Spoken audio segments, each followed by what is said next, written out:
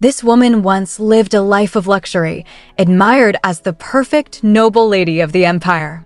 Her name was Idili Lancaster, the Duchess of the powerful Lancaster family. From childhood, she was taught that elegance, grace, and obedience were the essence of a noblewoman.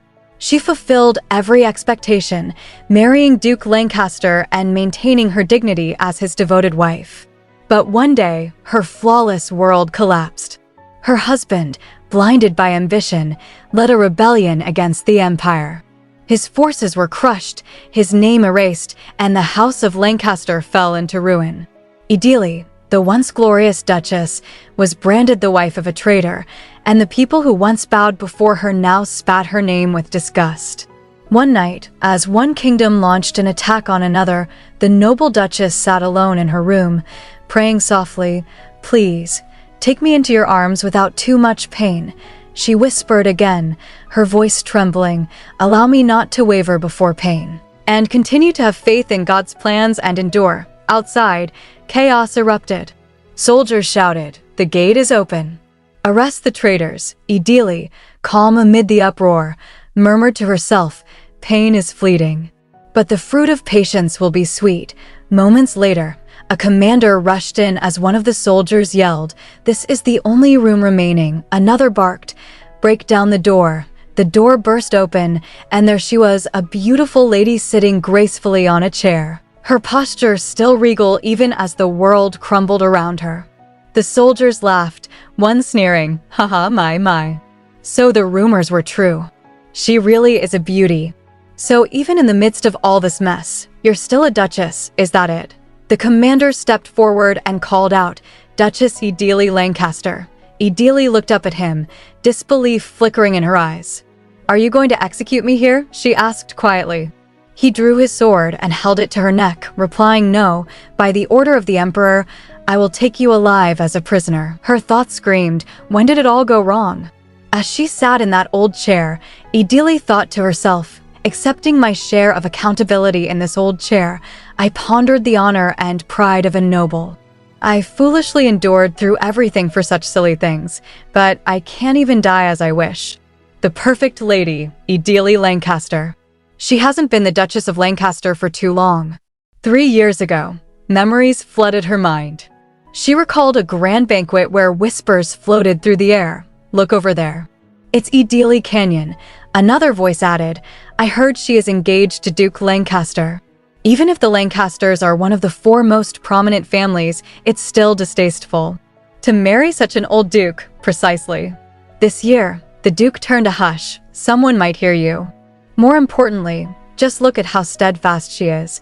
Another lady whispered, "My goodness, does this not bother her in the least?" I don't know what she's thinking. Count Canyon's only daughter, Idili Canyon, born to be perfect. There were 4 extraordinarily powerful families in the empire, and Idili, raised and groomed to be married into one of them, had finally fulfilled her purpose. She had lived a year and 8 months as the old duke's wife. Who could have guessed that this perfect lady was nothing more than a means to bind 2 powerful families together? Yet, because of the duke's treasonous plan to declare independence from the empire, she would become the wife of a traitor. The emperor chuckled upon hearing of her capture, his voice dripping with mockery, finally. The greatest spoils of this war. Duke Lancaster's second wife, Idili Lancaster. Idili's thoughts were bitter and cold.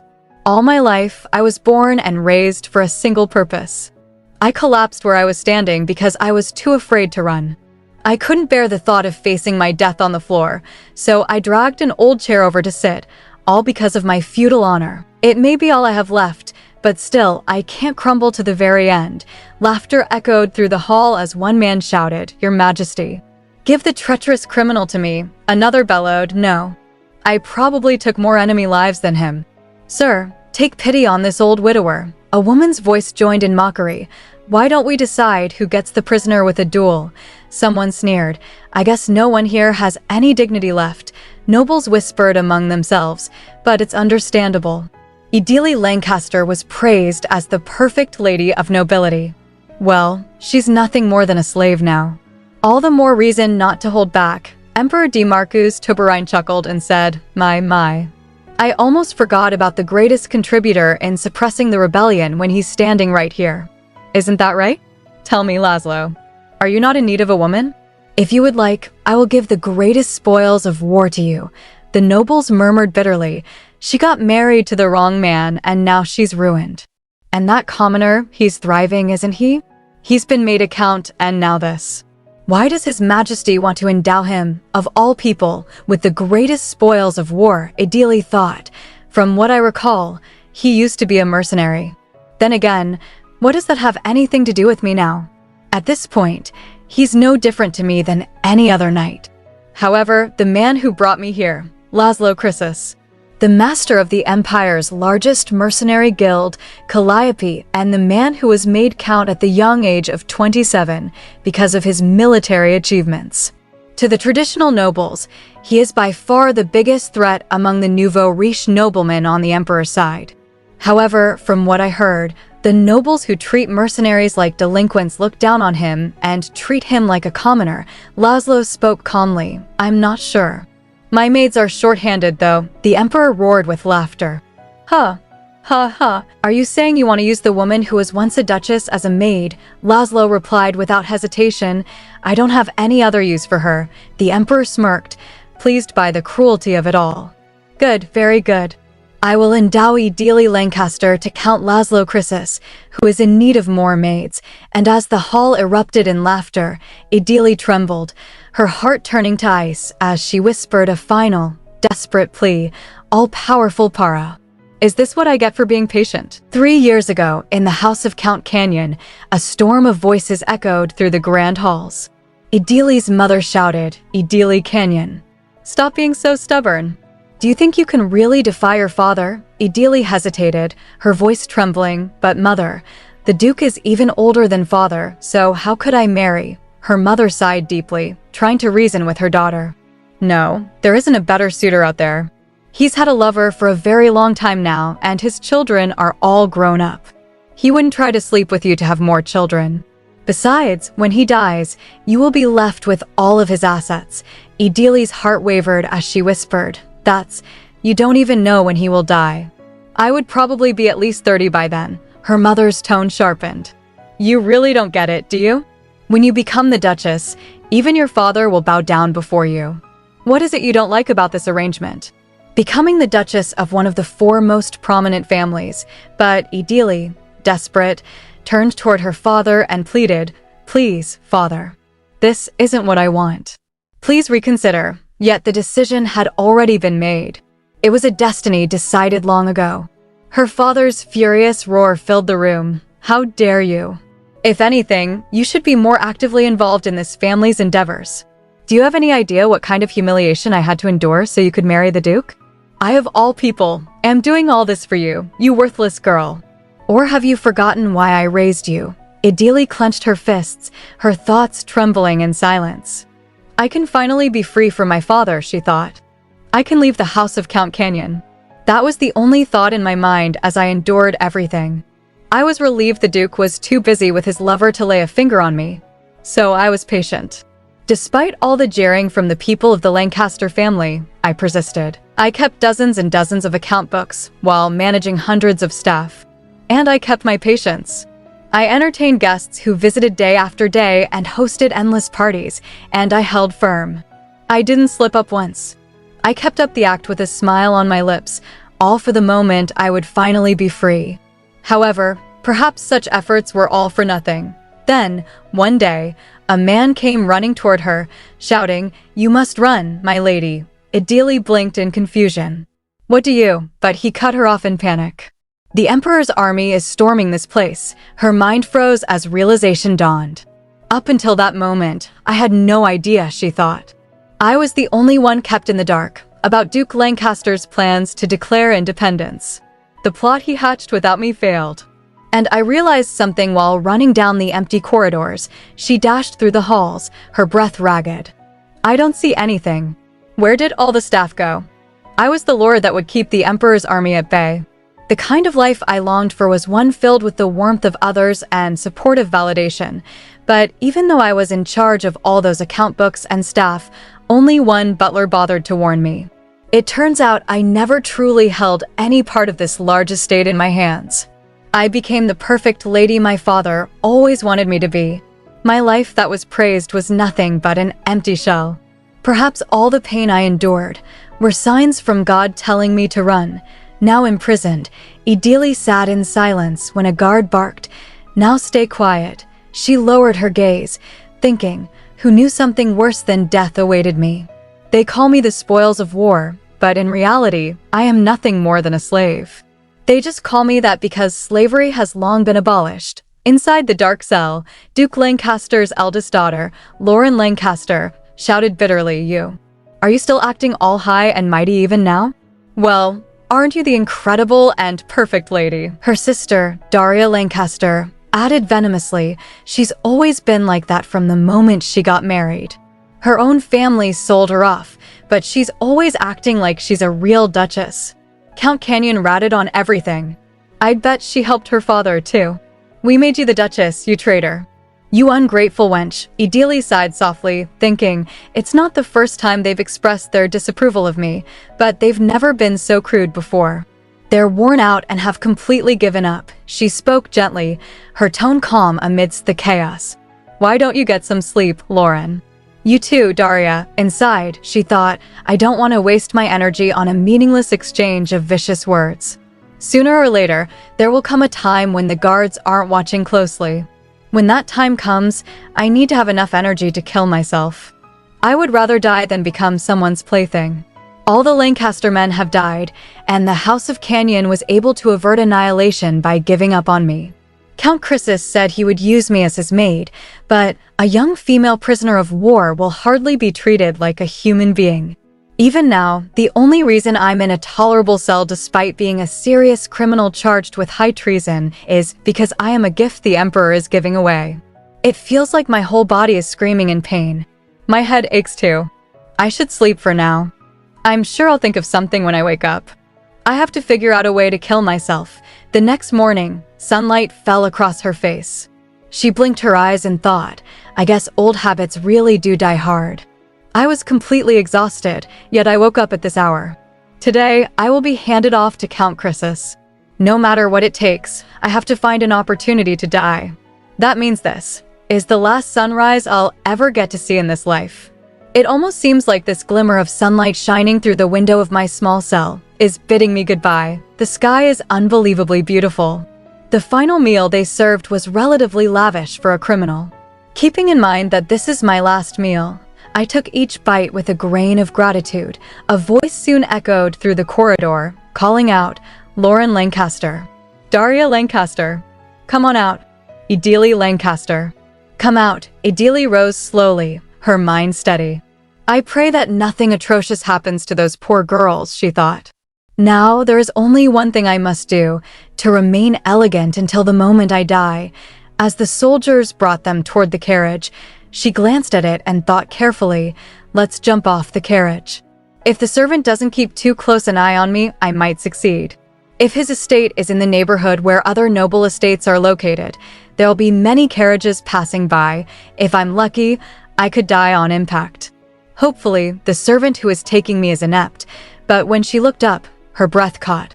Standing beside the carriage, waiting with quiet authority, was Laszlo. Idili rode silently in the carriage, her wrists bound by the weight of her thoughts rather than chains.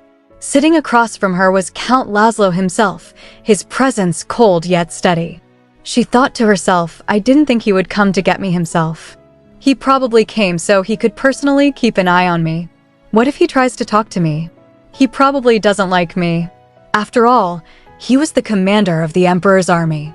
How could he look favorably upon me, the wife of a traitor? Laszlo reached into his cloak and pulled out his red jacket, his sharp eyes glancing toward her trembling hands. Why are you? She stammered, startled. His reply was short and quiet, then stopped shivering. Her eyes widened as she realized, oh, I guess my hands were trembling. That's why he gave me his cloak. She clutched the fabric, feeling the warmth, and a dark thought crossed her mind.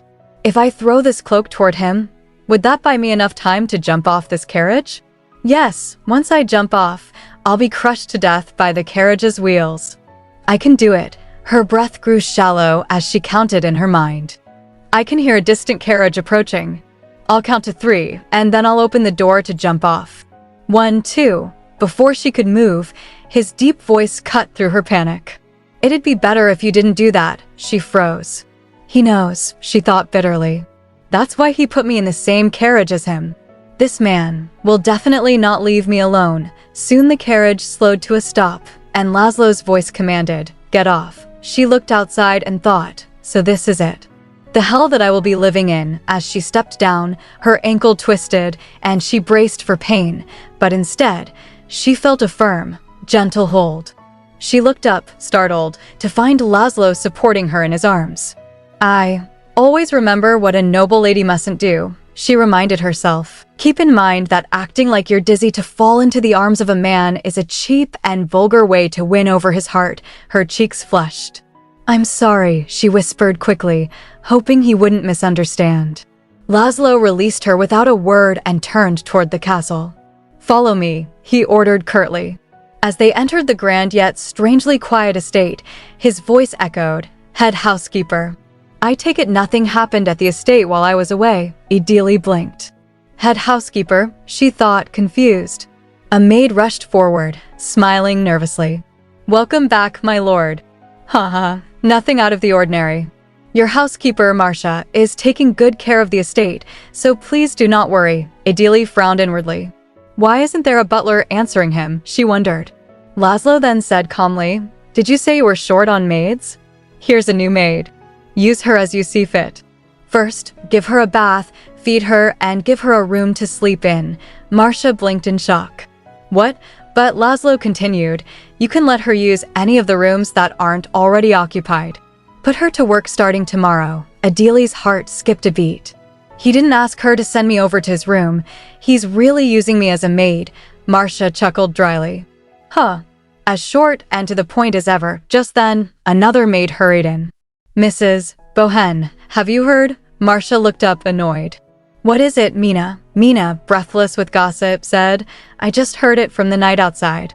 That's Duchess Lancaster, who was captured as a prisoner of war. Marcia's eyes widened, then curved into a smirk.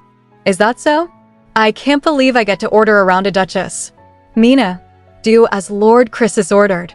Show her to the room at the end of the corridor. Mina nodded eagerly. Yes, ma'am. I'm gonna go mull over what to do with Miss Lady over there. Idili followed them quietly to her small room, her thoughts a mixture of disbelief and exhaustion. They're kinder than I expected, she thought. I got a change of clothes, and they even brought my food to my room. So I guess people live in rooms this small. It feels as though everything about this situation is telling me, you're not a noble anymore, she shivered. I'm so cold. I guess they don't let the staff use hot water in this house. From now on, I'll probably have to bathe in cold water even during the winter. How odd. It's not like they would have financial problems. But this house is so shabby considering it belongs to a count. She shook her head. No, let's not think about this anymore. Right now, I have to look at the reality in front of me. I'm more fascinated by the fact that I feel hungry after all that I've been through. She picked up a piece of fruit and took a small bite. It's delicious. Her eyes softened. I thought I would never take another bite of fruit ever again. I was going to give up on my life, but it's not like I thought death was my only option. I just didn't want to live as some plaything, to satisfy filthy desires just because I am a spoil of war. She pressed her hand gently to her chest, whispering to herself, I'm alive. Will I be able to taste fruit again tomorrow? Perhaps Count Chrysis won't try to lay with me tomorrow either. I want to taste the sweet nectar of fruit again and live quietly, fending for myself. Perhaps I could lead a simple life as a maid here. I'll survive and carry on, waiting for the day I can live in peace. While the torches burned low in the Emperor's castle, a servant entered the grand hall and bowed deeply before Emperor DeMarcus. Sir Chrysis came to pick up the prisoner himself this evening, he said nervously. DeMarcus smirked, swirling the wine in his goblet. I'm sure he did. Tell me, how did he seem to you? Did he look like a man who has been awarded the greatest spoil of war? The servant hesitated. What? I wouldn't know, sir. DeMarcus chuckled softly, leaning back on his throne. Everyone else might not know, but I do. I know the true nature of the mercenary king, Laszlo.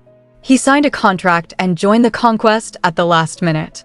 He only agreed to the contract for the reward money, yet he and his band of mercenaries achieved more than the knights could ever imagine.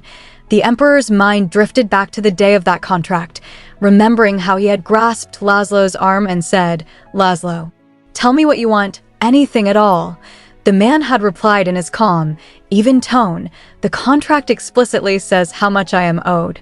I do not need anything more." DeMarcus remembered laughing at that arrogance or honesty. Despite having all that power, he murmured to his servant, he has no interest in social authority or status.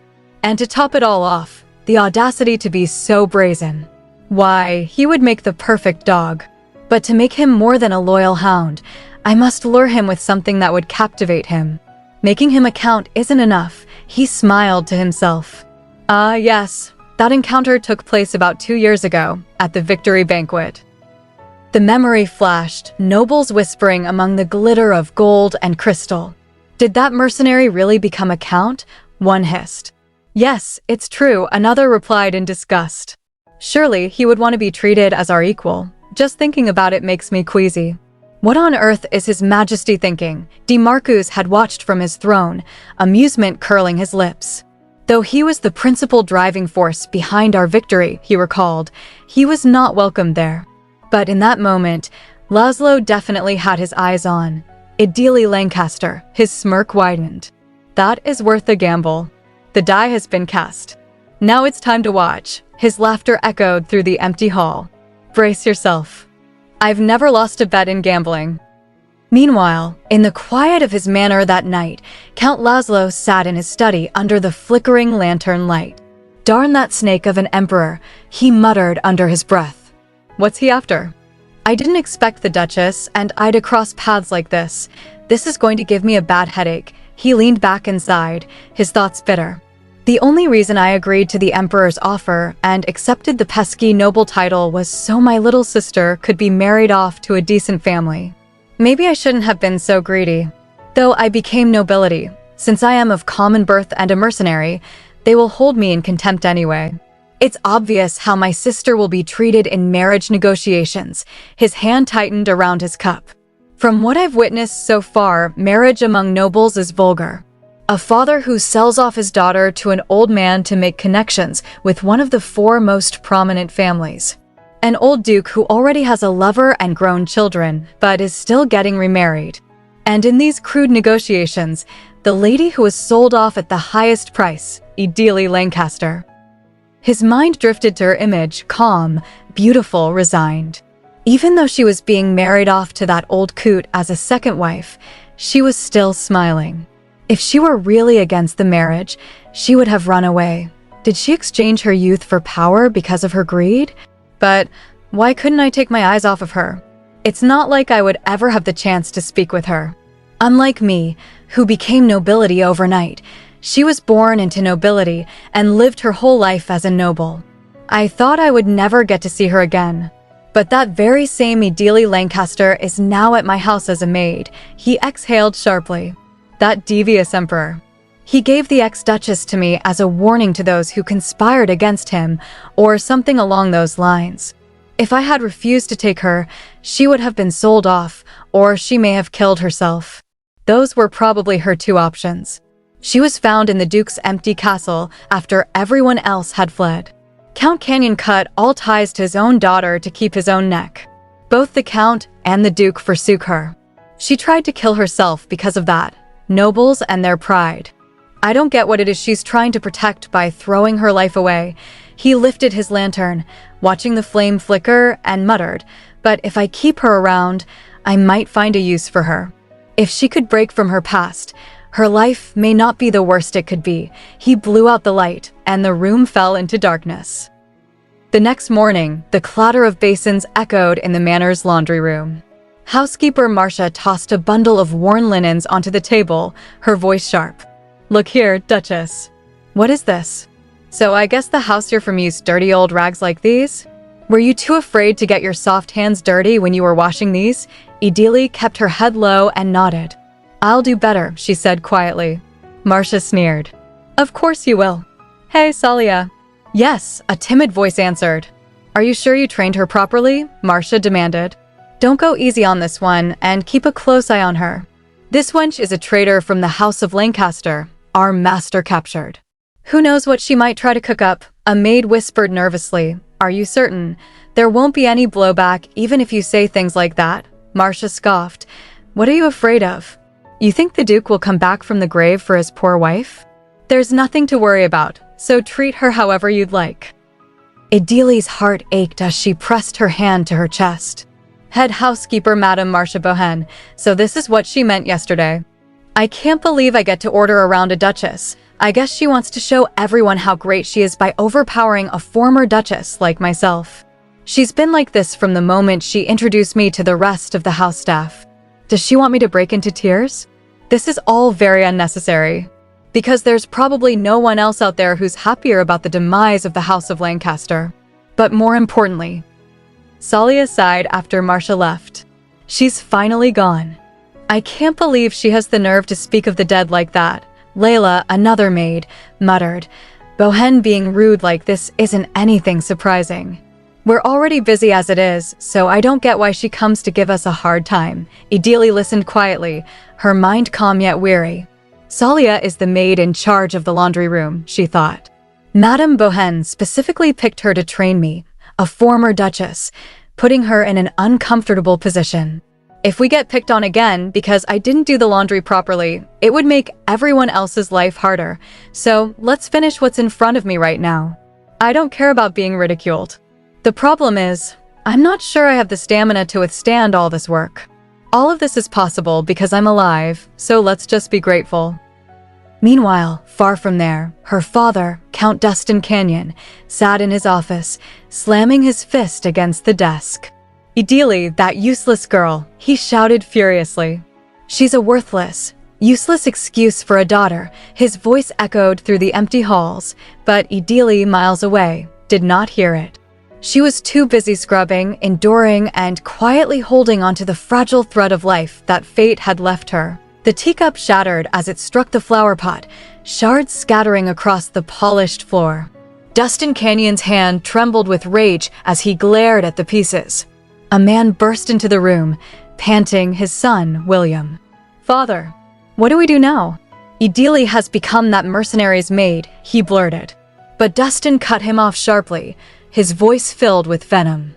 William, don't mention that worthless girl anymore.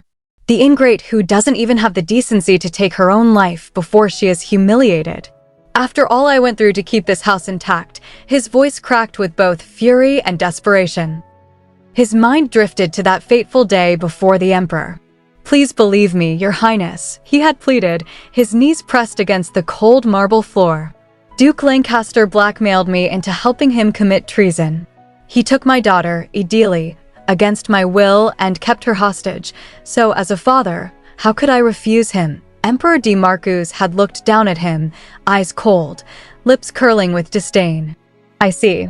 If you insist that the House of Canyon is innocent, then I'm sure you have nothing to say about what becomes of Duchess Idili Lancaster, he had said.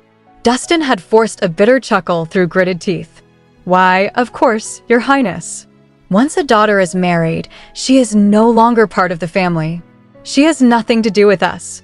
I got on my knees and begged for mercy, not to mention offering the Duke's family secrets on top of half of all my assets. I survived despite the ridicule and humiliation I had to suffer through. Now, in the present, Dustin's eyes gleamed with resentment as he thought of the Emperor. DeMarcus of the Tiberine imperial family, he mused darkly. He took the throne after his incompetent father and brought on a commoner to bolster the throne's power. He isn't afraid of sinister and malevolent ways so long as the ends justify the means. He's trying to make an example out of my house to keep the high nobles in line. He turned Idili, that incompetent fool, into that dirty mercenary's toy, to tarnish the reputation of the Canyon House and to warn the others. His lips twisted into a sneer. Yes, that is exactly what he was after all along, he muttered. His thoughts burned hotter. He dare ridicule me like this? You think you can get away with manipulating me, the great Dustin? He straightened and barked, William, Geoffrey. Keep a low profile for the time being. Since the emperor got himself a trusty hound, he has nothing to fear. Yes, father, William answered quietly. Dustin looked down at the shattered porcelain at his feet and crushed it beneath his heel. You just wait and see, he swore silently. I will build myself up again and make sure no one can ever look down on the House of Canyon, no matter what it takes. The next morning, the sun filtered gently through the manor windows as Idili walked through the courtyard, a wooden bucket full of damp clothes in her hands. Idili, wait for us, called a familiar voice. She turned to see Salia and Layla, both carrying baskets. Salia. And Layla, she said, blinking in surprise. Salia chuckled, brushing back her hair. You're on your way to hang the sheets to dry, right? It won't be easy to do on your own. Let's do it together since we're headed there too. Idili smiled faintly and nodded. Together, the three women worked quietly in the soft morning breeze, the sound of flapping sheets filling the air. As she worked, Idili's thoughts wandered. It's already been 10 days since I came to this house. If someone were to ask me what I've done, I could proudly tell them that although I am a mere spoil of war, I worked hard as a maid in the laundry room. Because of it, I've gotten rather good at doing the laundry. However, if I had to complain, her thought was abruptly interrupted by a sharp, piercing voice. Hey, Duchess. Your laundry is a complete mess today too. Are you intentionally ignoring me, or are you just that dull? It was Marcia Bohen again. It would be Madame Bohen, who keeps coming around to pick on me, Idili thought with a quiet sigh. Speak up if you've got something to say, Marcia snapped. Idili looked up calmly.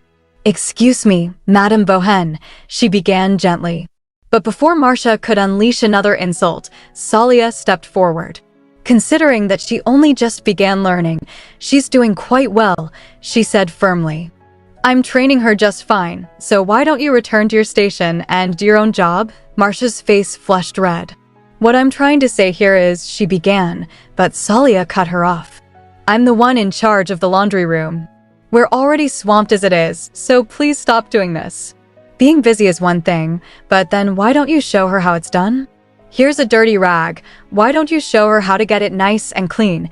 Marcia sputtered with indignation, but turned on her heel. I may be leaving you now, but I'll be watching. Do your job properly, she barked as she stormed off. Idili blinked, surprised by Salia's boldness. Is it okay for you to say that, Salia? She asked quietly. Salia shrugged. What's there not to be okay with? I didn't do this for you, so don't worry about it. If she keeps dropping by like that, it's a nuisance for us too. Still, thank you, Idili murmured sincerely. Salia waved it off. Well, it's not like she's gonna try to get back at us, so don't worry. Our meals might get a little skimpy out of nowhere, but even that should go away in a couple of days. She's just that kind of person. Okay, we have a lot of work to do, so let's get back to it. Idili's gaze softened as she watched Salia and Layla work beside her. The head housekeeper who is harassing me, the former Duchess. Salia, who helps me as if she doesn't care that I'm the spoil of war. And the other maids who are suffering because of me. I haven't even had the chance to speak to them or ask them what they think about all this. I hope I'm not causing them too much trouble. That night, as the moonlight poured through her small window, Idili sat on the edge of her narrow bed, rubbing her blistered hands gently. I wonder if they're all okay, she whispered. Maybe. They don't have the leisure to think about anyone else. There is just so much work that my hands are all blistered and chapped. I worry about the maids too, but Count Chrysis hasn't asked for me in the last 10 days. It's almost as if he's forgotten all about me. I'm just relieved I could live as a maid. Would it anger the dead for me to say this? But I'm just happy and grateful to be free of the Lancasters. I'll do my best tomorrow too. I pray that today ends peacefully. I pray that the night remains calm. I hope to take another bite of an apple tomorrow. As her voice faded, a sudden knock startled her. Her eyes widened, breath catching in her throat. Who could it be at this hour? She thought in alarm. It can't be, but what if Count Chrysis changed his mind? Is he here to sleep with me? Her heart pounded as she rose slowly from her bed, the wooden floor cold beneath her bare feet. She took a trembling breath and whispered, "Who is it?" A soft voice came from the other side of the door. It's Daisy from the next room. Could I come in to talk to you? Ideally blinked in surprise. Daisy? I heard Daisy is the youngest maid in this house. She hesitated for a moment, then opened the door. There stood Daisy, a small, cheerful girl with an earnest smile. I'm sorry to come by so late at night, she said politely. Ideally studied her face, thinking, I've passed her a couple of times in the hallways, but we barely said hi before. She stepped aside and said softly, Come on in. When Daisy entered, she fidgeted with her hands and blushed slightly. Oh, it's nothing really, she began, her voice barely above a whisper. There's just something I want to give you. It's ointment and cream for when you're hurt. Ideally stared at the small jars Daisy held out, eyes wide with confusion. What? But why are you giving me these? She asked. Daisy's smile turned shy. I heard you moaning in pain every night. The walls are terribly thin here, so you hear pretty much everything. You know, since I'm right next door, Ideally gasped. I'm sorry, I had no idea. Daisy shook her head quickly. It's fine with me. I can sleep through the noise. But I heard Madame Bohen is giving you a hard time. You probably haven't gotten used to your work yet, and if you're in pain all the time, that can't be easy. So I just wanted to give you these. Ideally felt her throat tighten. In the world I lived in, doing something just because was unheard of. I can't believe such a young girl is so thoughtful and caring about those around her. I didn't know there could be eyes of such sincerity without even a shadow of deceit. She reached out and gently took the ointment. Thank you, Miss Daisy, she said warmly. Daisy's eyes widened and she stammered. Did you call me Miss? You can just call me Daisy, Ideally smiled faintly. Then you can just call me Ideally, too, Daisy blushed, her cheeks turning red. I'm not sure I can do that. Then is it okay for me to call you Sister? Ideally's eyes softened, and she nodded, smiling gently. Should I help you put the ointment and cream on your shoulder and back? Daisy asked. I think I can handle it myself, Ideally said with a faint smile. Daisy chuckled. You won't be able to reach your back. We're both girls, so there's no need to be shy. Then, thank you, Ideally said softly. As Daisy helped her, Ideally thought, it's a shame I don't have a diary. If I had one, I would have written that I made a new friend today. The next morning, the breakfast spread was noticeably smaller, just as Salia had predicted. I told you so, Salia said with a wry smile. Ideally looked at the tray and thought, at least there's still fruit. Maybe it's because of the medicine Daisy gave me. My back feels a little better. I used to be forced to fast regularly to maintain my figure. This is fine. I'm sure today will be fine too. In his study, Count Laszlo Krisis held a letter and read it aloud, his deep voice echoing in the room. Dear Count Krisis, the loyal heart of a lion. He folded it slowly, eyes narrowing. Bring her to me. To the sitting room on the first floor. Now, he ordered. Ideally followed the servant through the corridor, her thoughts uneasy. He called for me out of the blue. There will be other people there, so I'm sure nothing will happen. But I wonder what he wants from me. Go on in, the servant said, holding the door open. Ideally took a breath. I was sure today would be a good day, too, she thought, then stepped inside. It's Ideally. I heard you asked for me, she said quietly. Count Krisis sat at the table, the morning light casting sharp lines across his face. Take a seat, he said. She obeyed, lowering her gaze. Count Laszlo Krisis, she thought nervously. I feel overwhelmed every time I see him. He leaned forward slightly. Let me ask you something. Are you familiar with Dowager Marchioness Barbara Celestine? Her eyes widened. What? Barbara, she began, then caught herself. Wait a second. Why is he mentioning the Dowager Marchioness Celestine? Do you not know her? Laszlo asked again. Ideally's pulse quickened. Is it okay for him to know that she and I are acquainted? She replied carefully, Dowager Marchioness Celestine. I do know her, but I've only had tea a few times with her. Then it must have been some tea, Laszlo said dryly. Why else would that rigid woman write to me, a bloodthirsty mercenary, begging for mercy? A letter from the Marchioness Dowager, Ideally exclaimed, eyes wide. Laszlo handed her the letter. She took it with trembling hands and read, her heart swelling with emotion. I can't believe my dearest friend Barbara wrote me a letter. The words blurred as tears gathered in her eyes. I couldn't help but write to you after hearing what happened. The entire Lancaster house kept her in the dark, so she doesn't know what happened behind closed doors. Please do not push Ms. Idili into an even greater dismay. So many people who used to know me as a duchess turned their backs on me. But I couldn't blame them. It made perfect sense. I was guilty of treason of all things. I assumed everyone had abandoned me, but she genuinely believes in my innocence and is worried for me. I thought if I just endured everything without complaints, I could protect myself. But I experience kindness and warm generosity from those who barely even know me. And now, a friend from my past comforts me so I can feel her sincere attempt to console me. But what will Count Chrysis think of this? What if he mistakes Barbara to be an ally to the Duke of Lancaster, who schemed against the Emperor? Idili lifted her eyes, voice trembling. Dowager Marchioness Celestine is a very sympathetic person.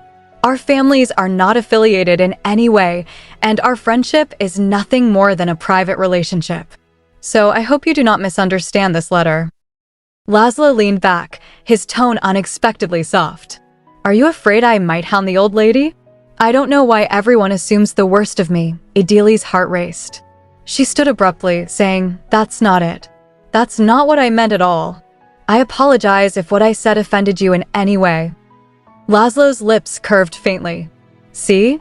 You're trembling like I'm about to cut someone's head off. His voice faltered, and he muttered, almost to himself, I shouldn't have said that to you just now. Idili blinked, startled.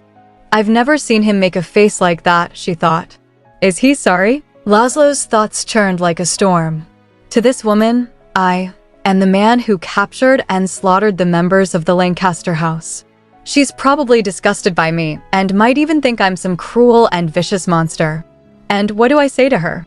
Hey, you're trembling like I'm about to cut someone's head off. I can't believe I said that. You insensitive fool. He sighed quietly, his gaze flickering toward her. I just wanted to know why Dowager Marchioness Celestine is going to such lengths for her. What is she thinking right now? Idili finally broke the silence. My lord, all you've done is follow His Majesty's orders and claim victory. It is an anomaly that I should even be alive. There is no reason you should feel uneasy talking about any of this. Laszlo's eyes lingered on her as she spoke with that calm, measured tone. How could she remain so composed while saying such things? He wondered. She may find it difficult to blame me right to my face, but I can't even see a faint shadow of resentment in her eyes. I guess I should say she is a true duchess. Flawless composure and careful choice of words, meticulously shaped through lessons. Her ability to repress her emotions. He clenched his fists slightly. I may be a count by title, but I remain the same man I used to be. I see. Is what I'm feeling right now shame? He cleared his throat and said, Anyway, I want you to reply to this letter. She wouldn't believe it if I wrote back defending myself. Idili blinked. Me? She asked. Laszlo nodded. She smiled faintly. What should I say? Whatever you'd like, he replied, still a little dazed. Then, almost as an afterthought, he added, Oh, I would like you to include this in your letter. Tell her I won't be treating you the way the public expects. The public's expectation? Idili asked, her brows rising. She tilted her head and, with an almost playful boldness, said, Oh, please don't call for me during the night and rough-handle me. Thank you. Laszlo froze. What are the nobles saying about me now? He thought furiously. I made it very clear I would use her as a maid. I have a little sister. How could they think I would do something so brutal? Those high and mighty nobles are the ones behaving like animals. How could they say such things when I haven't even held hands with a woman before? A small bird of a woman at that, too. That's it. She may appear strong, but she's so frail you almost feel sorry for her. She can't even stand to touch a lowly mercenary like me, therefore, I shall never lay a finger on this woman. Idili smiled with genuine gratitude. My lord, thank you so much. Laszlo stiffened. Never. He vowed silently. Later that night, Daisy shivered as she rubbed her arms. It's cold. But it's not like we could skip showering because of it. Idili chuckled. It's too bad. Good work today. She watched the steam rise from the basin and thought, I guess they've never had hot water in this house before. Daisy knew exactly where to put the ointment to feel better despite being so young. I wonder how long she's been working here. I should be nicer to Daisy. As they parted for the night, Daisy waved. Good night. Sweet dreams, Idili smiled. Good night. Entering her room, Idili's eyes fell upon a neat stack of paper on her desk. What's that? Count Chrysis sent over paper for me to write the letter on. He meant what he said earlier. She recalled her own hesitant request from before. I'm sorry to ask, but could you lend me some paper and a pen? I don't have any, and his calm response. Don't worry about that. Her heart warmed at the memory. She hurried to the table. What should I write about first? There's so much I want to tell her, but he'll probably read my letter before sending it out. I can't even write my beloved and esteemed Barbara like before. She dipped the pen into ink and began to write. Dear Dowager Marchioness Celestine, Barbara, you were always concerned for me and took such good care of me. I don't know how I could thank you for remembering me and showing sympathy to a sinner like me. I still remember the first time I met you, 7 years ago, at Countess Roderick's tea party. In her mind, the scene unfolded again. Nobles murmured all around. Dowager Marchioness Celestine has arrived. I can't believe she's really here, Idili whispered to a nearby woman. Is there something wrong with her coming here? The two ladies beside her exchanged uneasy glances. Oh dear, House of Canyons. One woman nearby grabbed Idili's hand. Idili, this is Countess Roderick's tea party. The two ladies don't get along very well. You'll see, they're as different as night and day. Then why would Countess Roderick invite her? Idili asked, puzzled. Obviously, the woman began, but her words were drowned out as a voice announced, Dowager Marchioness Celestine, Barbara M. Celestine, has arrived. Idili looked toward the entrance. That isn't the sound of her heels. She's limping on one leg. Does she have a prosthetic leg? The sound of her walking echoes louder here than it would in other halls. Is this why she was invited here? Her stomach twisted in discomfort. I don't know what conflict the two ladies have between them, but using another person's disability like this is unacceptable. Without hesitation, Idili rushed toward Barbara, smiling brightly. My goodness, my lady. What a coincidence. Do you remember me?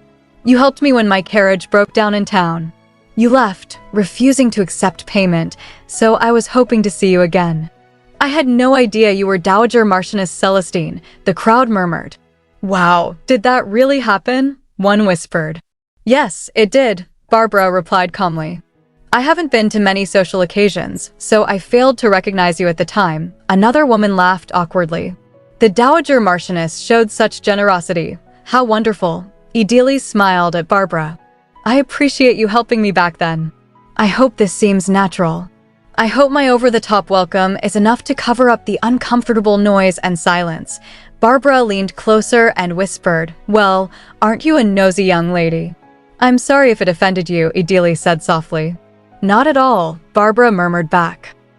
Idili thought back on that day. Back then, I was young.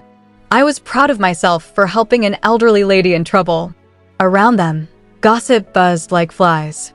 Have you heard? Viscountess Oberon decided to divorce her husband. Isn't the House of Oberon on the verge of bankruptcy after being scammed? I heard the Viscountess has been working as an interpreter outside of the house. Don't tell me she's asking for a divorce since she's making money, another sneered. How could she hurt her husband's authority like that by earning money outside like that? Oh my, after her husband was generous enough to withstand all that, she's still asking for a divorce. Perhaps she's taken a lover on the side. Idili's expression darkened. I had no idea how easily the social scene can damage a person's reputation. She has been neglecting her duties at home, and one lady began before Barbara interrupted sharply. It would seem that you are much more conservative than when I was young. Barbara's voice cut through the murmur of the crowd, steady and sharp. It would seem that you are much more conservative than when I was young. Why should she be criticized for becoming successful on her own merit?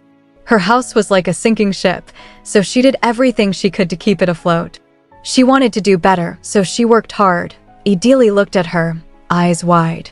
What's wrong with ambition like that? Does that mean it's okay to be ambitious?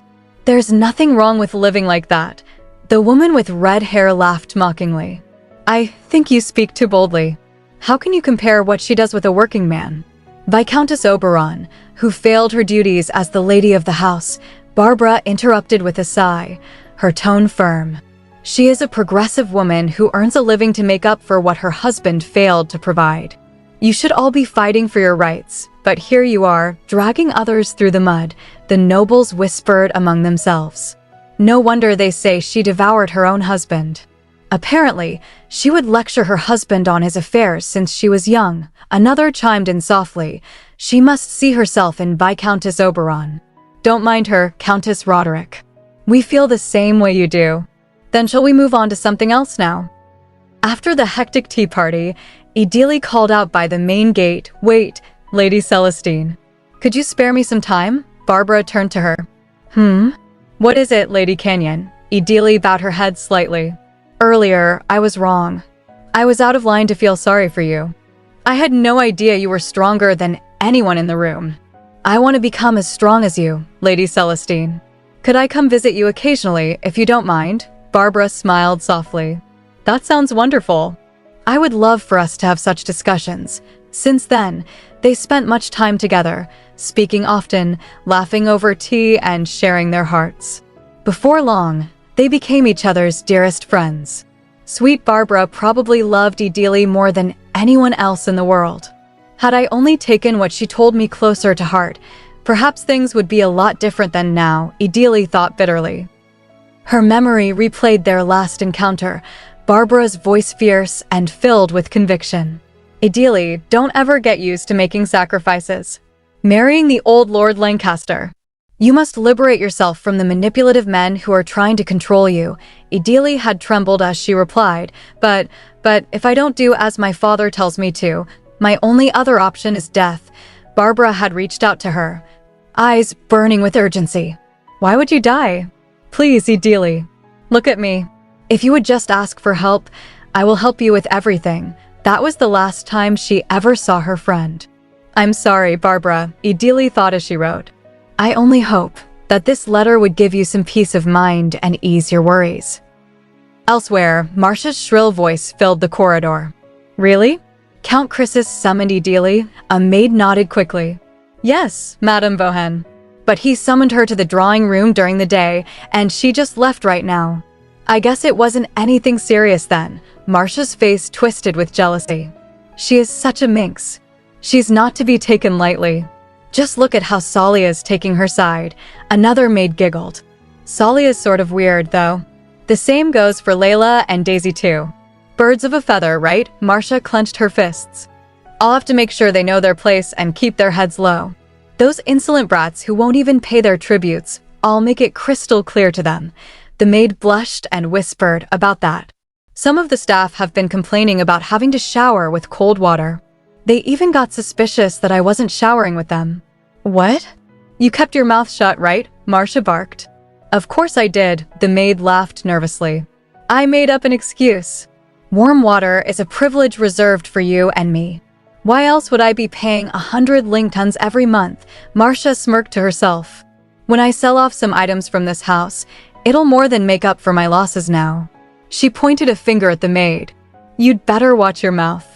If Lady Linnea finds out about this, you know what I mean, right? Of course.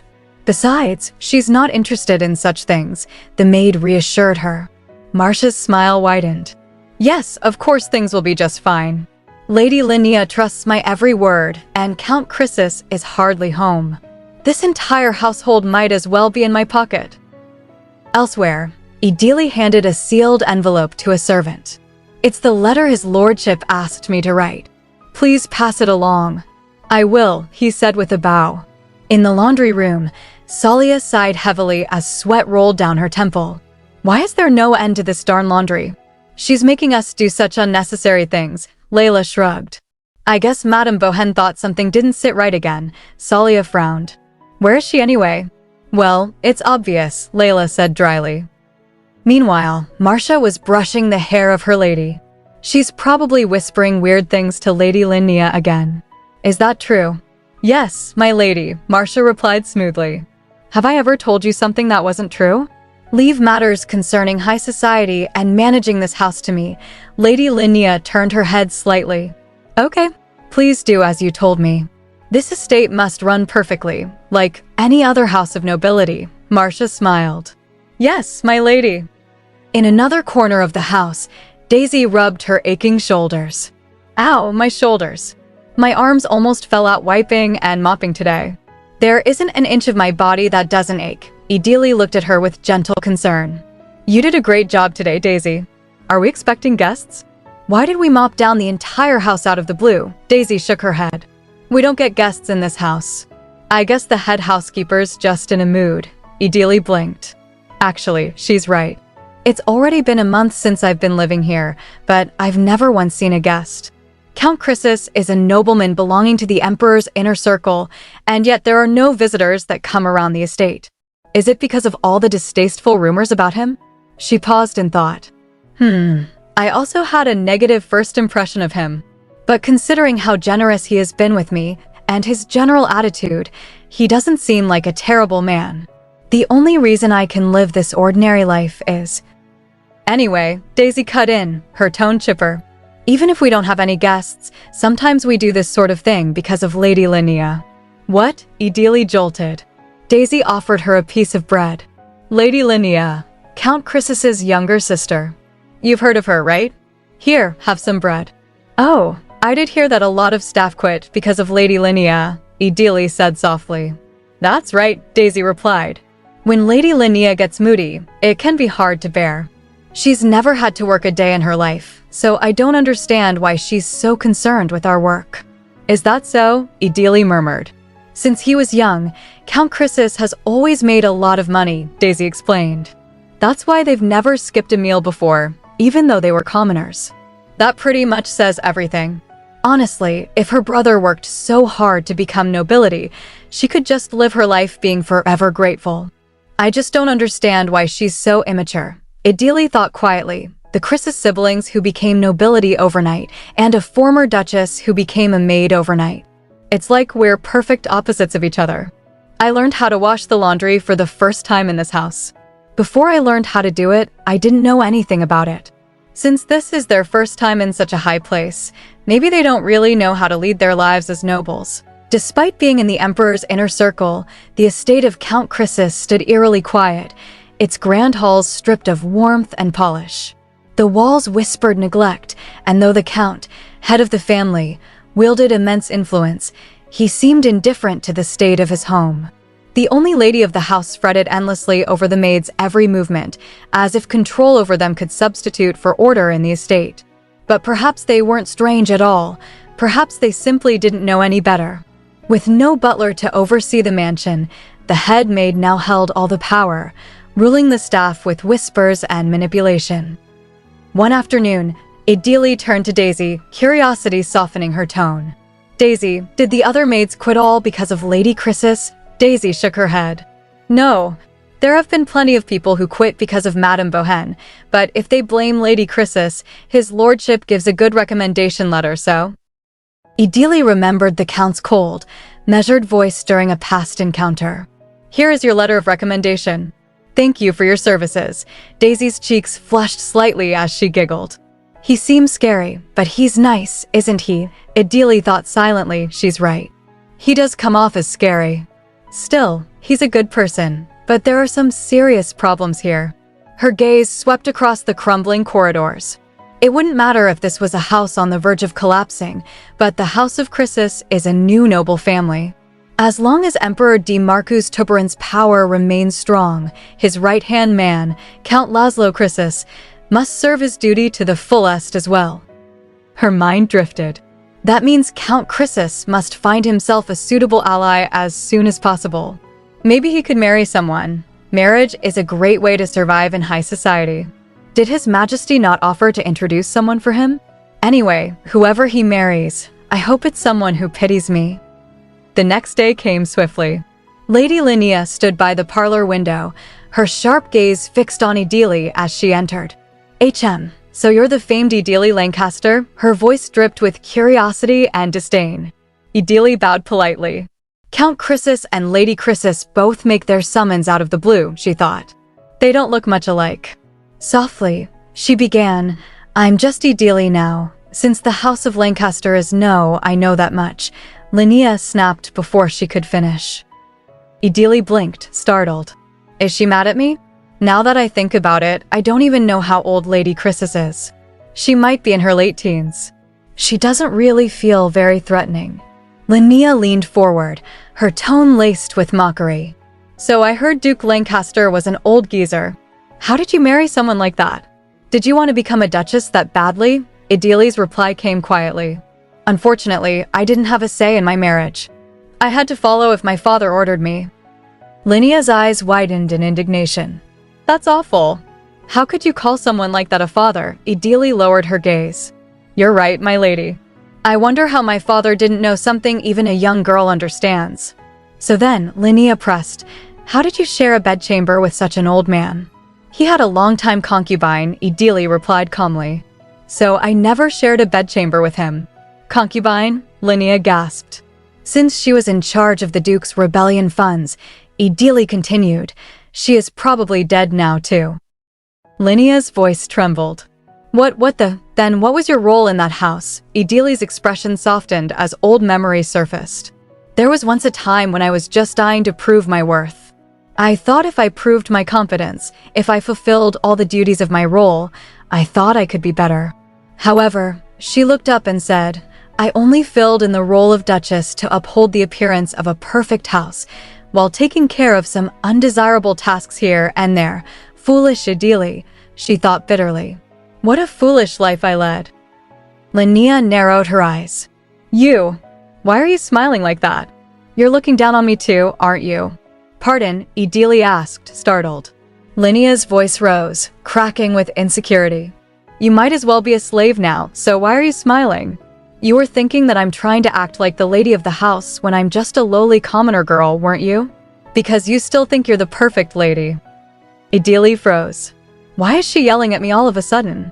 Did I say something to upset you? She asked softly. If you would tell me what I did wrong, I could you, Linnea shouted. You're looking down on me. Kneel this instant. How dare you look down on your employer? Without hesitation, Idili knelt and bowed her head. I am sorry. I suppose I should stand since you did not order me to sit. Linnea trembled. What are you doing? Have you no pride? You were a duchess. What are you doing in front of a mere count's sister? Idili's voice was calm, almost distant. I am no longer a duchess. Pride and honor of being a noble. Oh, what worthless value it has. What is the true pride and honor one must hold on to? My world has already turned upside down, she thought as she raised her head slowly. You are my employer, she said gently, and my knees aren't that expensive. Linnea's lip quivered. How dare you? How dare you talk back to me? Do you think I don't know what you nobles think? You mock and ridicule people after inviting them. You liars. Do you even know who you owe your lives to? My brother trained those mercenaries who ran like wild dogs and won the war for you. So then why? Idili watched her quietly. Just as I thought, Lady Linnea was seeing the other nobles through me. Get out of my room now, Linnea screamed. I don't want to see you. As Idili stepped out, her mind swirled. She's standing at the center of the high society I left behind. She could have remained free and lovely. Softly, she murmured to herself, somehow, she reminds me of you. Actually, her name is similar too. In the silence of her thoughts, a voice echoed from memory. Her sister's, fragile and trembling. I don't want any more of this, Idili. She saw the image of a young girl crying, hands trembling. I can't take it anymore. Idili had tried to comfort her then. Everything will be better once you're married. If you just hang on a little more. But her sister had shouted, slapping her hands away. No, Idili, you can't stand this because you and I are different. I've already endured as much as I possibly could. My life isn't worth living anymore. Idili closed her eyes, her heart aching. My little sister, who is no longer with me, Lynn Canyon. There wasn't much history to the House of Canyon. Idili's great-grandfather, once a reckless gambler, had won a parcel of land that happened to hold a sapphire mine. Overnight, his fortune changed. Newly rich, he offered an enormous amount of gold to the emperor, who was struggling with the royal family's financial troubles. In gratitude, The emperor granted him the title of count. Thus, the House of Canyon was born nobles of sudden wealth, but no lineage, dignity, or refinement. Dustin Canyon, Idili's father, raised his daughters under the shadow of that insecurity. "Have you memorized the 4 most prestigious families now?" he barked at young Lin one afternoon.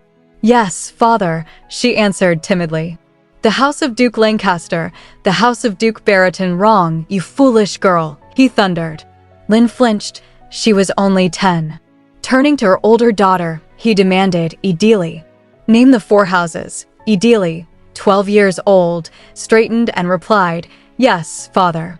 The other 3 are the House of Duke Barrington, the House of Marquis Tolaine, and the House of Marquis Winblair." "Yes, that's correct," Dustin said sharply. "Those 4 houses hold power and authority that even the royal family cannot take lightly. So never forget, you will have to marry into one of them so no one will ever look down on the Canyons. Do you understand?" "Yes, father," Idili responded firmly. After he left, Lin looked up at her sister. "Hey, Idili," she whispered. "Will I become more like you when I'm 12? I feel like such a fool." Idili's eyes softened. "What are you talking about, Lin? You're not a fool." "But that's what father said earlier," Lin murmured. Idili sighed gently. "Well, you know how harsh he can be with his words. He only meant to encourage you to do better." "It doesn't mean he really thinks you're a fool." Lin hesitated. "You think so?" "Of course," Idili said, grabbing her hand. "Should we go downstairs and have some cookies instead?" "I'll give you some of mine, too." Lin blushed faintly. "Idili, when we're finished with the cookies, let's study together. I'll help you out, so don't worry." Lin smiled shyly. "Yeah, sure. With you, I'm okay with anything." But their small joy was short-lived. The cook intercepted them at the door. "Return to your room," she said sternly. "Lady Lin is not allowed any snacks starting today." "What? Why?" Idili asked. "Lady Lin did terribly on her test yesterday," the cook explained. "Count Canyon has ordered us not to give her any snacks until she earns the right to them." "How could he?" Idili began, but the cook interrupted. "Lady Lin, have you even completed your homework for today?" Lin's voice dropped to a whisper. "No." Then, before Idili could stop her, she turned and dashed toward her room. "Then you enjoy your snack, Idili. I'll be in my room doing homework." "Lin," Idili called after her, but she didn't turn back. Idili's thoughts churned painfully. Father has always been strict, but lately, he's become cruel. Why only to us? Why is there nothing I can do? My heart aches, and I'm so angry. I wish I could grow up sooner for Lin's sake. Maybe everything will be better once we're married." She clenched her fists. "If I become a perfect lady, a graceful bride, beautiful, slim, always smiling, if I make father proud, maybe then he'll stop being cruel. Maybe then I'll be free." Years passed, but the cruelty only deepened.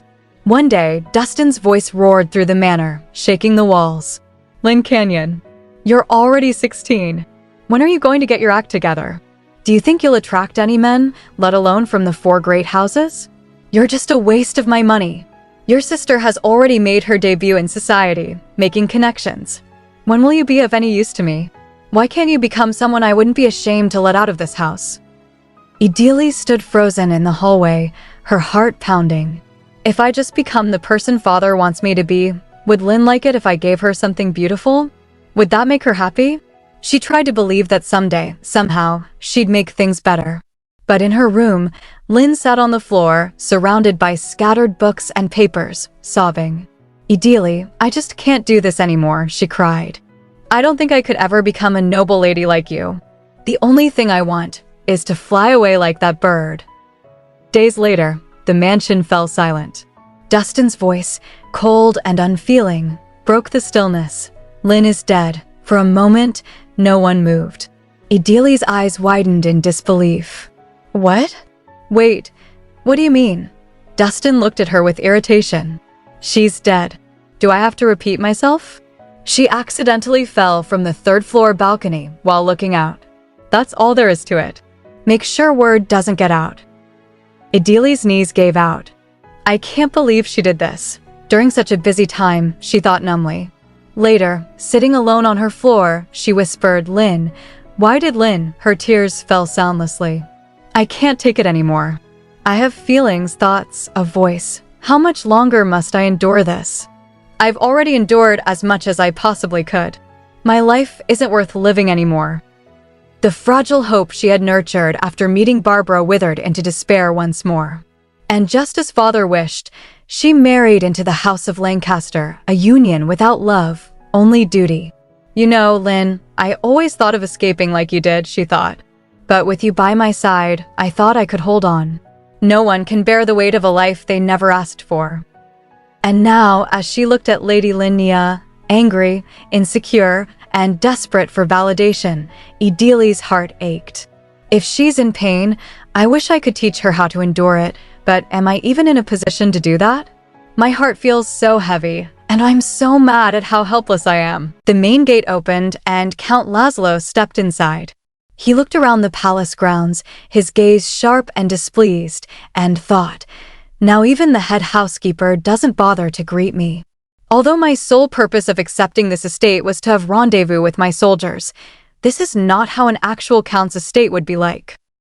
Before he could take another step, Linnea burst toward him, her voice bright as she called out, "Laszlo, you're home." She welcomed him warmly, saying, "Welcome back. Did you have a good day?" Laszlo replied simply, "Yeah." Linnea then rushed behind him, her curiosity bubbling over as she asked, "What did you do at the palace today?" Laszlo answered without much thought, "Same thing I always do." "Why do you ask?" Linnea followed closely and said, "HM. "No reason." Laszlo glanced at her, his expression turning serious as he asked, "Why did you follow me into my room?" "You have something to say?" Linnea flinched slightly and replied, "Huh? Oh, I mean, it's nothing big really." She cleared her throat and continued, "I was invited to attend this party. Viscountess Emerson is hosting it." "Do you know her?" Laszlo sighed and said, "I don't." Linnea mumbled, "Oh really? Okay, I see." Laszlo then responded calmly, "You don't have to go if you don't want to." Linnea immediately flailed her hands and said, "No. If I don't go to these social events, I wouldn't have a chance to wear all the beautiful gowns I have. But it's just..." Her hands tightened as she admitted, "I don't know what to say at parties."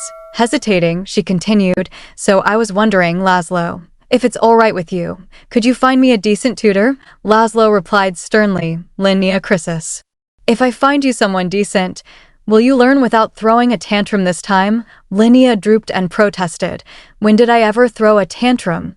Laszlo pressed her, saying, "Answer me, Linnea."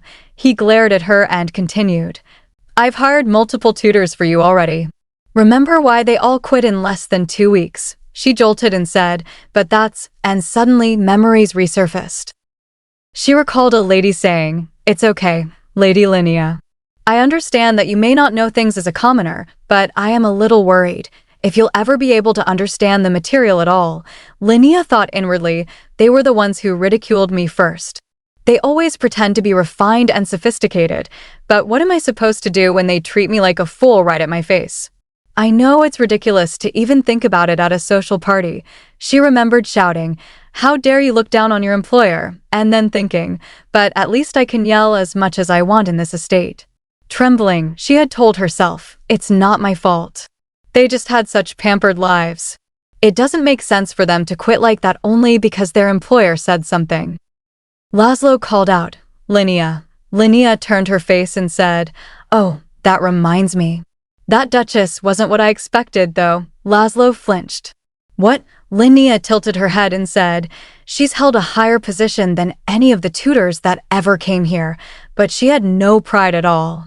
I told her to kneel in front of me, and she actually did. I called her in to see her for myself, but she was acting all high," and Laszlo suddenly yelled, "Linnea Crisis." Linnea startled and exclaimed, "What? You scared me." "Why would you yell like that?" Laszlo shouted back, "Do you not understand how ashamed you should be for what you did? How could you force someone who works for you to kneel?"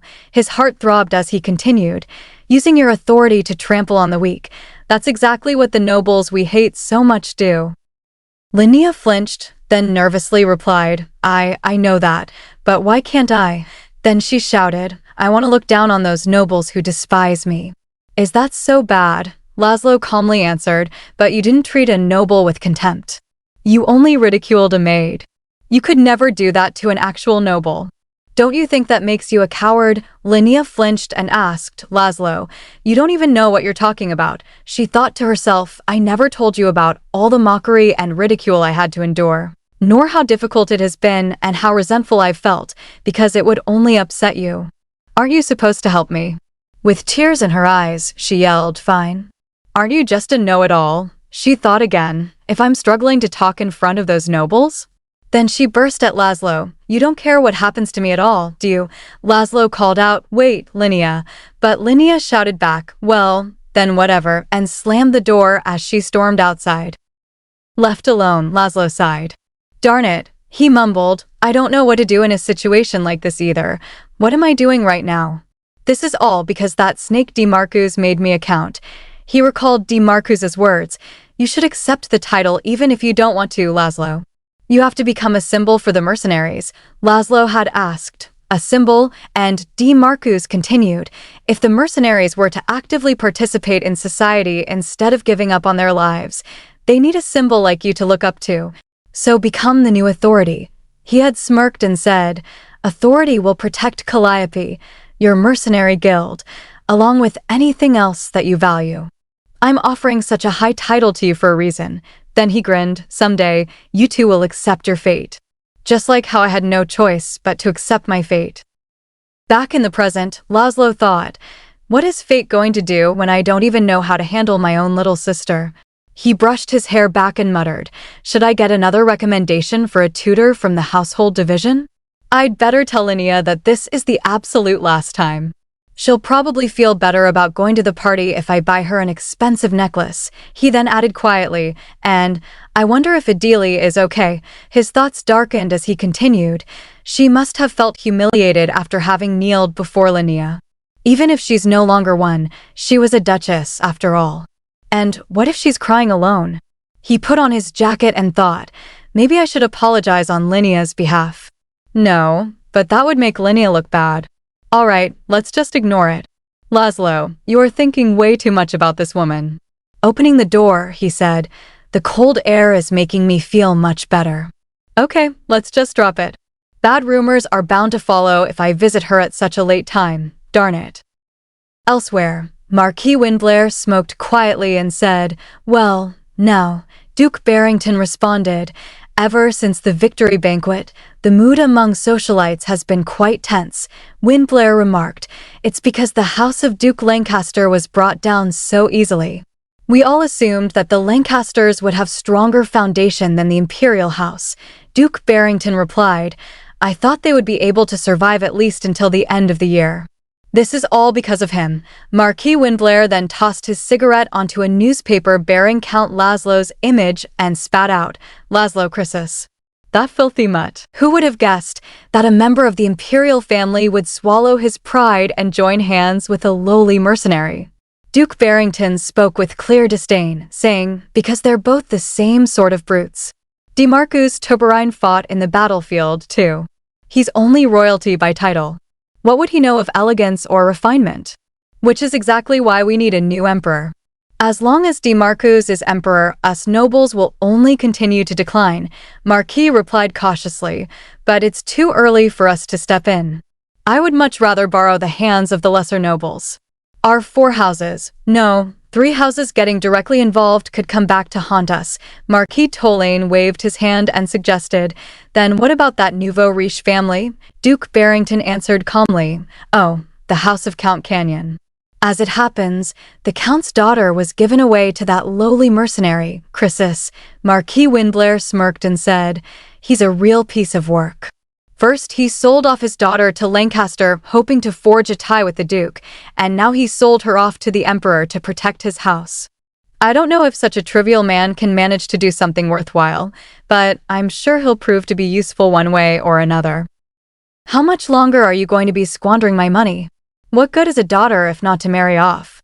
Now that Lynn is dead, you're the only daughter, so why are you acting out? Your marriage must succeed. Mark my words, Idili Canyon. Idili blinked as those words echoed in her mind. Then she woke up gasping for breath. "Oh, it was only a dream," she said as she steadied herself. She sighed and thought, I still wonder sometimes. Was being wealthy not good enough to satisfy father and the House of Canyon? Rising from her bed, she brushed the sheets and muttered to herself, if he wanted to become an honorable noble, he could have made donations to the orphanage or the civilian hospital, instead of marrying me off to one of the 4 most prestigious families. But it's all useless now. Clenching her fist, she said, let's get ready and go to work. The morning sun is shining gloriously. It's time to start my day again. The next morning, the maids were already busy with their work. 2 maids whispered among themselves, so, it isn't going to be easy. I don't care. Figure out a way. Keep in mind what happens when you don't meet the deadline. Yes, Idili tilted her head slightly and thought, they work in different stations. What could they be talking about? Actually, there could be work that I don't know about. Salia swallowed a bite of food and asked, Idili, if you're finished, shall we go? Idili replied, sure, Salia. When they stepped outside, Idili looked around and said, the estate feels emptier than usual for some reason. Layla let out a sigh of relief and explained, it's because Madame Bohen isn't here. Lady Linnea went out today, and she went along too, Idili thought. Isn't it a maid's job to attend to the lady when she goes out? Salia added, Madame Bohen's only going to make Lady Linnea buy useless things again. It's not my money, but it still feels so wasteful. They opened the door and saw that the room was empty. Layla muttered, Idili said, looks like no one has come yet. Is everyone taking their time today because Madame Bohen's not here? Salia asked, do you want to see for yourself? Idili was surprised. What? Salia chuckled and said, it's already been nearly 2 months since you joined the house, right? Then it's about time you got to take a look around the estate. Why don't you go pick up the laundry today? We'll wash all the laundry you couldn't finish yesterday. Idili hesitated and said, but there's a lot of it. And they were Madame Bohen's orders. Layla laughed lightly. It's okay. She won't be barging in on us today.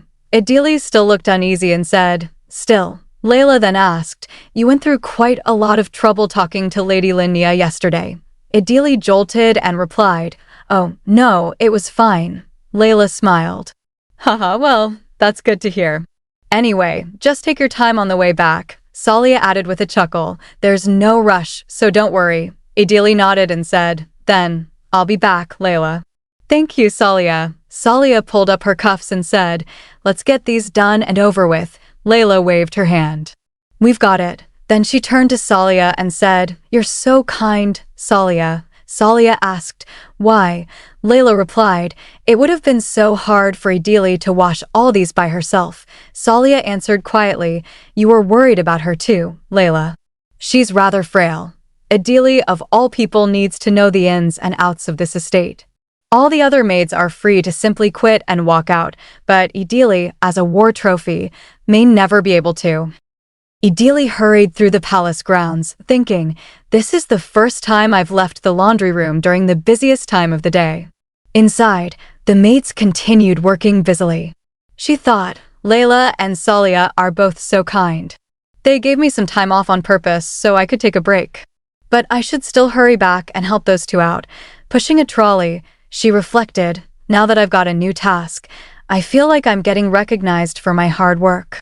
Suddenly, Idili noticed servants laughing and thought, it's that maid from before. And Madame Bohen's acquaintances. Why isn't she in her designated area, but taking a break here instead? Everyone else seemed busy. Where are all the maids stationed here? She was giving orders to another maid about something earlier. Was she pushing her tasks onto someone else? Lifting a bedsheet, Idili thought, I knew there was an inner circle of maids centering around Madame Bohen. But that doesn't mean she's allowed to slack off on her work and push it onto others. What's even worse is she passed on her work to younger maids. I wonder if Count Chrysis knows about all this. Then again, what will I be able to do about the issues around how this place is managed? As she worked, Idili suddenly flinched when she heard voices from outside the door. Then, Commander, wouldn't this only benefit the yellow fox? The crimson rat is brimming with venom, which means they'll be much more cautious. However, Idili gasped and thought, it's Count Chrysis. Let's leave before they catch me here." A man suddenly turned and shouted, "Who's there?" He rushed to the door, threw it open, and yelled, "I've told the kitchen maid to let no one in here. How dare you sneak in here like a little rat?" Then he demanded, "Who are you? What were you doing here? Who are you? What were you doing here?" The man demanded sharply. Idili immediately bowed her head and answered, "I'm a maid from the laundry room. I was just picking up his lordship's laundry. If my presence has interrupted you, then I can come back at a later time." Laszlo responded without hesitation, "There's no need for that. You can go now." The man looked shocked and protested, "Wait, Commander, I've never seen this maid before." "Have you verified her identity?" Laszlo replied calmly, "Yes, almost to an excessive degree." Idili lowered her gaze and said, "Then I'll be on my way, my lord." The man frowned and muttered, "What's that supposed to mean? But I feel like I've seen her somewhere before." Suddenly, his eyes widened as realization struck him, and he shouted, "That woman, is she the former Duchess of Lancaster? You really brought her in as your maid? What happened while I was away? I thought it was just a rumor. More importantly, what if she overheard our conversation?" Laszlo replied coldly, "It's none of your business. And if she figured out what we were talking about just by briefly eavesdropping, we should invite her to join our guild." The man grew even more suspicious and said, "She seems suspicious. A woman who used to be the Duchess is working in the laundry room? She probably has never even gotten her hands wet before." Laszlo snapped back, "You fool. Did you not see the condition of her hands?" The man asked, confused. "Why would I have seen her hands?" Laszlo answered, "Those were the rough hands of a hard-working woman. Don't be so prejudiced. Besides, Idili's never even gotten a discreet message from Count Canyon." The man was startled. "What?" Laszlo thought to himself. Even Dowager Marchioness wrote to her. How could they even call themselves family? Then he continued aloud, "That probably means Idili," but the man interrupted him sharply. "Did you just call her by her name?" Laszlo froze for a moment, then said, "Let's get back to what we were discussing earlier. Keep a close eye on the Crimson Rat. If the Yellow Fox makes a move, they'll surely react." The man nodded. "Okay then, I'll trust your intuition." Inwardly, however, he thought, "But sir, I have a pretty good intuition about certain things too." Laszlo turned away and said, "Then I'll be heading to the palace to work." The man stared after him and called out, "Hold on, Commander." "Sir?" Meanwhile, Idili returned, pushing her trolley as she thought, "Although the Count doesn't seem to suspect me of anything, it does put me in a tricky situation. I'm not in a position to speak up, but even if I did get a chance to speak, it seems like the Count's people wouldn't believe me. For now, I should do what I can." Elsewhere, the Grand Master of the Royal Chivalry stepped forward and called out, "Hey, Sir Milton. Are you just finishing up your training?" Edmund Milton, the second in command of the Royal Chivalry, greeted him respectfully. "Good afternoon, sir," the Grand Master asked. "Did you train to match the household division again? You don't need to overdo yourself. You already have a lot of responsibilities as it is." Edmund chuckled and replied, "I'm not necessarily trying to match our drills to the household division, sir. Although the House of Duke Lancaster's uprising has been suppressed, we never know who else might attempt to challenge the Emperor. I just thought we should always be prepared." The Grand Master nodded quietly. A knight standing beside Edmund clapped and said enthusiastically, "That was a model answer, sir." "Wow." Then he added, "What a shame. If it hadn't been for Count Chrysis, you wouldn't be just second in command of the Royal Chivalry, but the commander of the Household Division by now." Edmund smiled and replied, "Nonsense. There is a suitable position for everyone." Patting his shoulder, he continued, "I'm more than honored to be the second in command of the Royal Chivalry." The knight grumbled, "Seriously, you are just too nice, sir." It was then explained that there were two armed forces in service to the imperial household. One was the household division that protected the emperor in close quarters. The other was the Royal Chivalry, which protected the palace and fought in war. The Grand Master smiled softly and said, "Well, the public does consider the household division as the higher order since they guard and protect His Majesty very closely. But that doesn't mean we're competing with them. There's no need for you to become like that workaholic. Edmund replied, "I'm just doing the best I can to fulfill my duties." Another knight smiled gently and said, "That's right. Rapport with the knights is important, too. Considering that, you are by far the best." Edmund smiled faintly as he thought, every move His Majesty makes carries significance because that's how thorough he is. So I'm sure he has his reasons for putting that mercenary Chrysis in an important position. But still, it is a bit much. I can tell by the reactions among the knights in the chivalry too, I don't like it. Elsewhere in the palace, Laszlo was adjusting his shirt when he suddenly noticed movement near the door. "Who's out there?" he called. A voice answered from outside, "Hello, sir. We're from the chivalry." "We are here to see you, Commander," Laszlo replied after a pause. "Come in." The door burst open, and several knights entered, greeting him formally. "Terry Bogarden, Angelo Vallon, and Joseph Oz of the Royal Chivalry, sir." Laszlo looked at them and said, "I don't think I've ever seen you around before." One of them replied awkwardly, "Oh, we haven't exactly achieved anything significant, so it's only natural that you wouldn't recognize us." Laszlo adjusted his cuffs and said, "That's enough sweet talk. What do you want?" One knight hesitated. This may be, we know this is a very sudden request," but another added, "Either way, we realize that the Royal Chivalry and the Household Division are in cooperation with each other, sir." Laszlo sighed. "Get to the point." Gathering their courage, the knight blurted out, "Please give us the honor of training with you at your estate, sir." Laszlo remained silent for a moment, then turned his face and said, "That certainly is a random request." The knights laughed nervously. "Oh, haha, this sounds ridiculous when I say it out loud. But we do understand that you are a busy man, so please feel free to decline." Laszlo stared at them and asked, "Then why are you here, asking me for a favor?" The knight was startled. "What?" Another hesitated and said, You see, we want to become strong like you, sir. But all we're doing at the palace are the same drills that everyone else does, which makes it easy for us to get lazy. So we've come to the conclusion that we need to be trained by someone strong and capable of judging us objectively." The knights grew animated and continued, "And that's why we thought of you, Sir Chrysis. Not only are you the youngest commander of the Household Division, you never let personal feelings get in the way of training. We also wanted to know how other corps train as well. I've heard from a household guard that your door is always open to anyone who is willing to improve themselves." Laszlo listened carefully and thought, "They're not entirely wrong. I've never pushed people away from approaching me. It was simply that the noble guards had no interest in seeking out a commander who had once been a mere mercenary."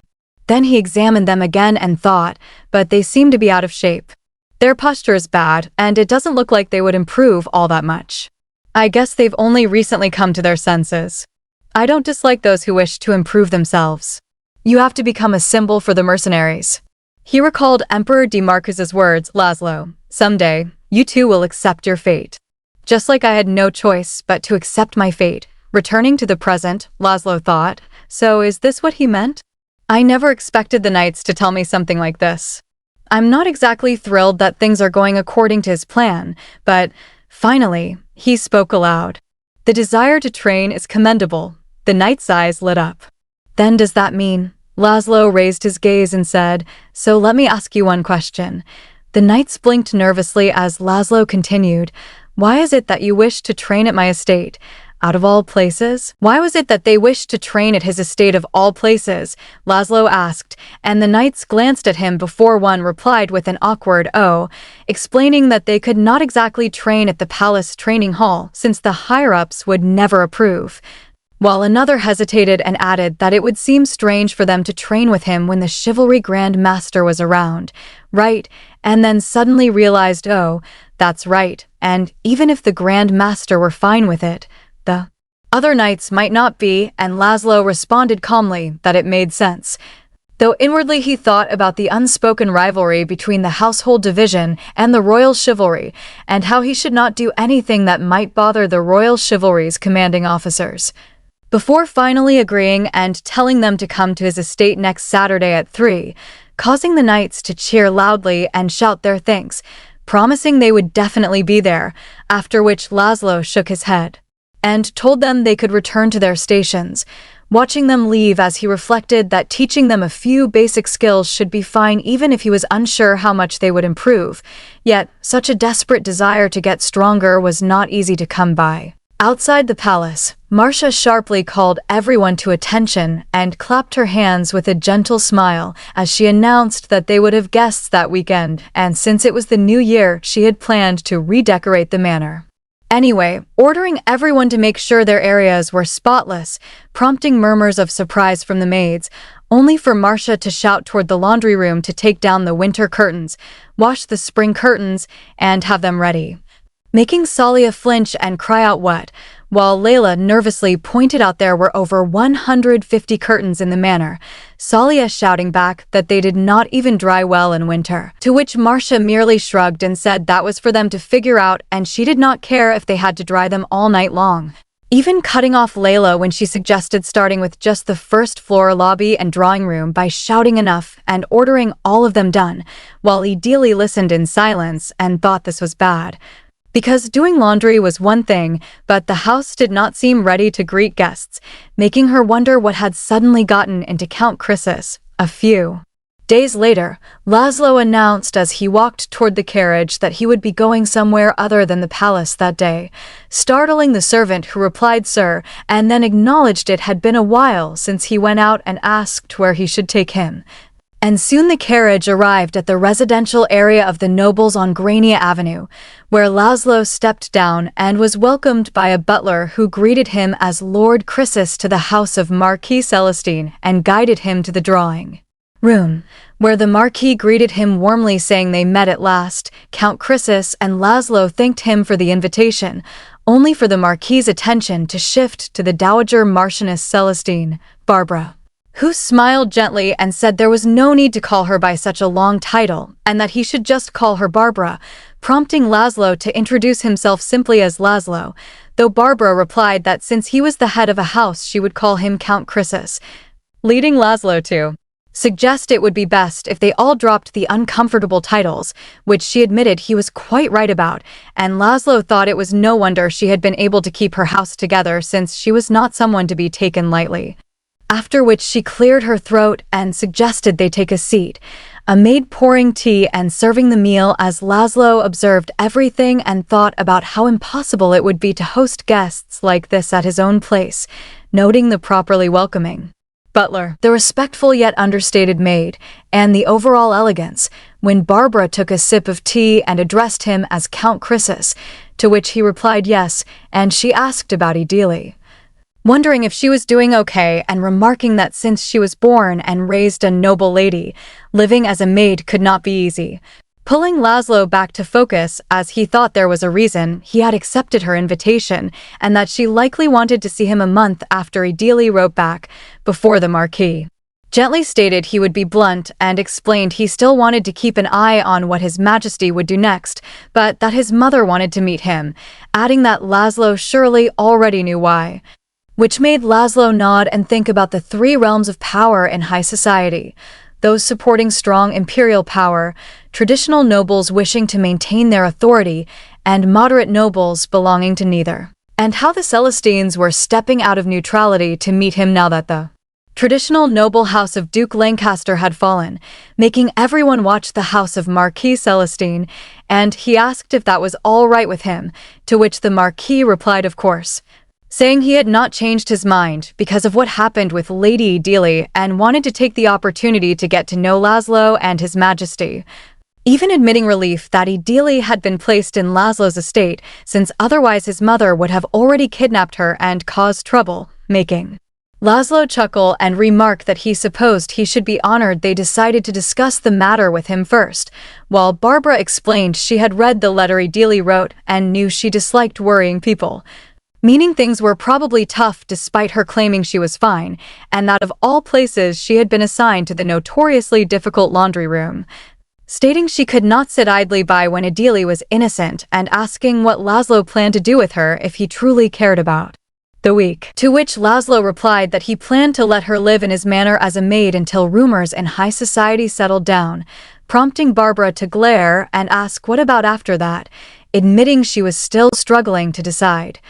leading Laszlo to ask how far she was willing to go for Idili, making Barbara pause before answering that if necessary she would do anything and everything and telling him to let go of her so she could take care of the rest, which made Laszlo comment that it sounded like she would really kidnap her if he did not, smirking as he said he thought they would get along quite well, Barbara smiling softly and teasing that they said age was but a number when it came to love, but that he should give it up and find someone his own age, causing Laszlo to laugh loudly and think that the house of Marquis Celestine was not a bad place to send Idili to, since neither the house of Count Canyon nor the three prominent houses could easily reach her there, and the emperor would welcome the Celestines with open arms if they joined the nobles who supported imperial power, believing that Idili would likely live a much more comfortable and happier life there. Yes, he was sure she would. Next day at the Chris's estate, Idili was wiping the windows when Linnea suddenly froze in shock and exclaimed, "What did you just say?" "Say it again," the servant nervously replied. "Yes, ma'am. It's a message from Sir Chrysis. He said he will be a little late because His Majesty called for him, so when the guests arrive, he said to serve them tea and dessert first and show them around the house." Hearing this, Linnea's mind spiraled as she thought, how could this be? The knights coming today were Laszlo's guests, but he wasn't here. She had never hosted a tea party on her own before. These were the first guests visiting the Chrysis estate without Laszlo Chrysis attending, and she panicked, wondering if she had copied what she had seen before correctly, wishing Laszlo were here to tell her what to do, and fearing she would make a fool of herself again.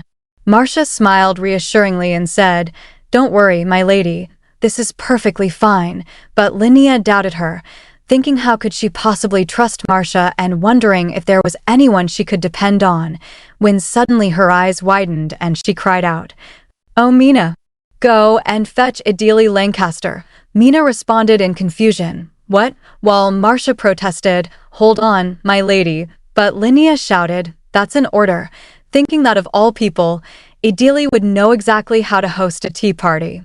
Soon Idili arrived and asked, "You asked for me, my lady?" Linnea hesitated before replying, "Yes, come on in." "You see, the reason I asked you here," as Marcia leaned in and whispered, "My lady, you should just have her serve the guests and let her handle everything. That way, the guests will get to see how you're making a former Duchess work as a maid."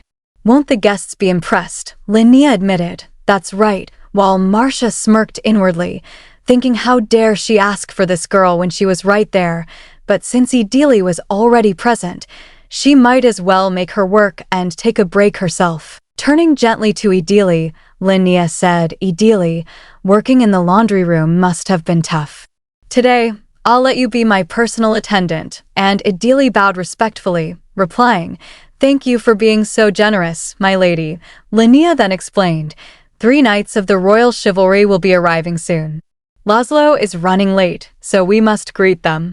When we do," she hesitated and asked, "Should I be at the doors to greet them?" Idili glanced at her and answered, "That's usually the job of a butler, but since there is no butler, what if Madame Bohen greets them at the door?"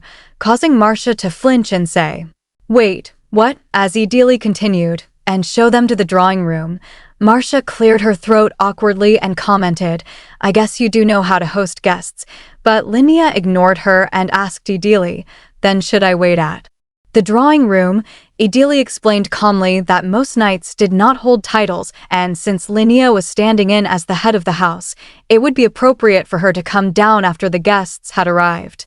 Linnea agreed, saying, "Yeah, that's probably better," and chuckled as she added, "Then, once the guests arrive, bring out some tea and dessert at a proper time," thinking to herself that it sounded perfect. Idili answered, "Yes, my lady. I'll go to the kitchen to check on the tea and dessert," while Linnea felt relieved and excited, thinking everything would be set up nicely and the problem was solved. Walking alone, Idili sighed and stumbled slightly, panting, "I don't feel too well, but let's maintain composure until the guests leave." After some time, Linnea sat in front of the mirror, thinking it was almost time for the guests to arrive and reassuring herself that she could do this, reminding herself she was the mercenary king's little sister after all. When someone knocked on the door, she called out, "Come in," and Idili entered, saying, "My lady, the guests have arrived." Linnea smiled politely and asked, "They have? Then should I head downstairs now, before leaving?" Idili brushed her hair back and said, "Before we do, if you don't mind, could I have your handkerchief for a moment?" Startling Linnea, who replied, "HM?" "Hold on," as Idili asked, "Where is the powder?" Linnea pointed it out, saying, "Here, AN. This is the flower extract powder that's fashionable these days." Idili examined it and replied, "HM, then please excuse me," as she began wiping Linnea's face with the handkerchief, making Linnea think in confusion about what she was doing since her makeup had already been finished and Marcia had taken good care of her. When Idili said, "It is done," Linnea looked into the mirror in surprise and exclaimed, "Oh, what is this? I look much more plain than before." "Put on some more flower extract powder." Idili refused politely, saying, "I cannot." "With all due respect, my lady, I must say that such a powder is not fitting for an unmarried young lady of a noble house." Linnea jolted and asked, "How is it unfitting? Would people make fun of me for it?" And Idili explained that it was enough for young ladies to show their natural skin, and that using cosmetics to make one's cheeks appear more pink could lead some people to say a lady of such young age was already trying to seduce men. Shocked, Linnea realized why people had been looking at her strangely and admitted she had used it every day because Marcia told her it was popular in high society, then anxiously asked, "What do I do? What if there's an awful rumor going around about me?" Idili grasped her shoulders firmly and reassured her, "It's all right, my lady. All you have to do is not wear it anymore. Right now, you have to host the guests and stand in as the head of the house." Snapping back to reality, Linnea replied, "Oh right." Guests then said, "Okay, let's go." Idili, standing before the door, she confessed, "I've never done anything like this before."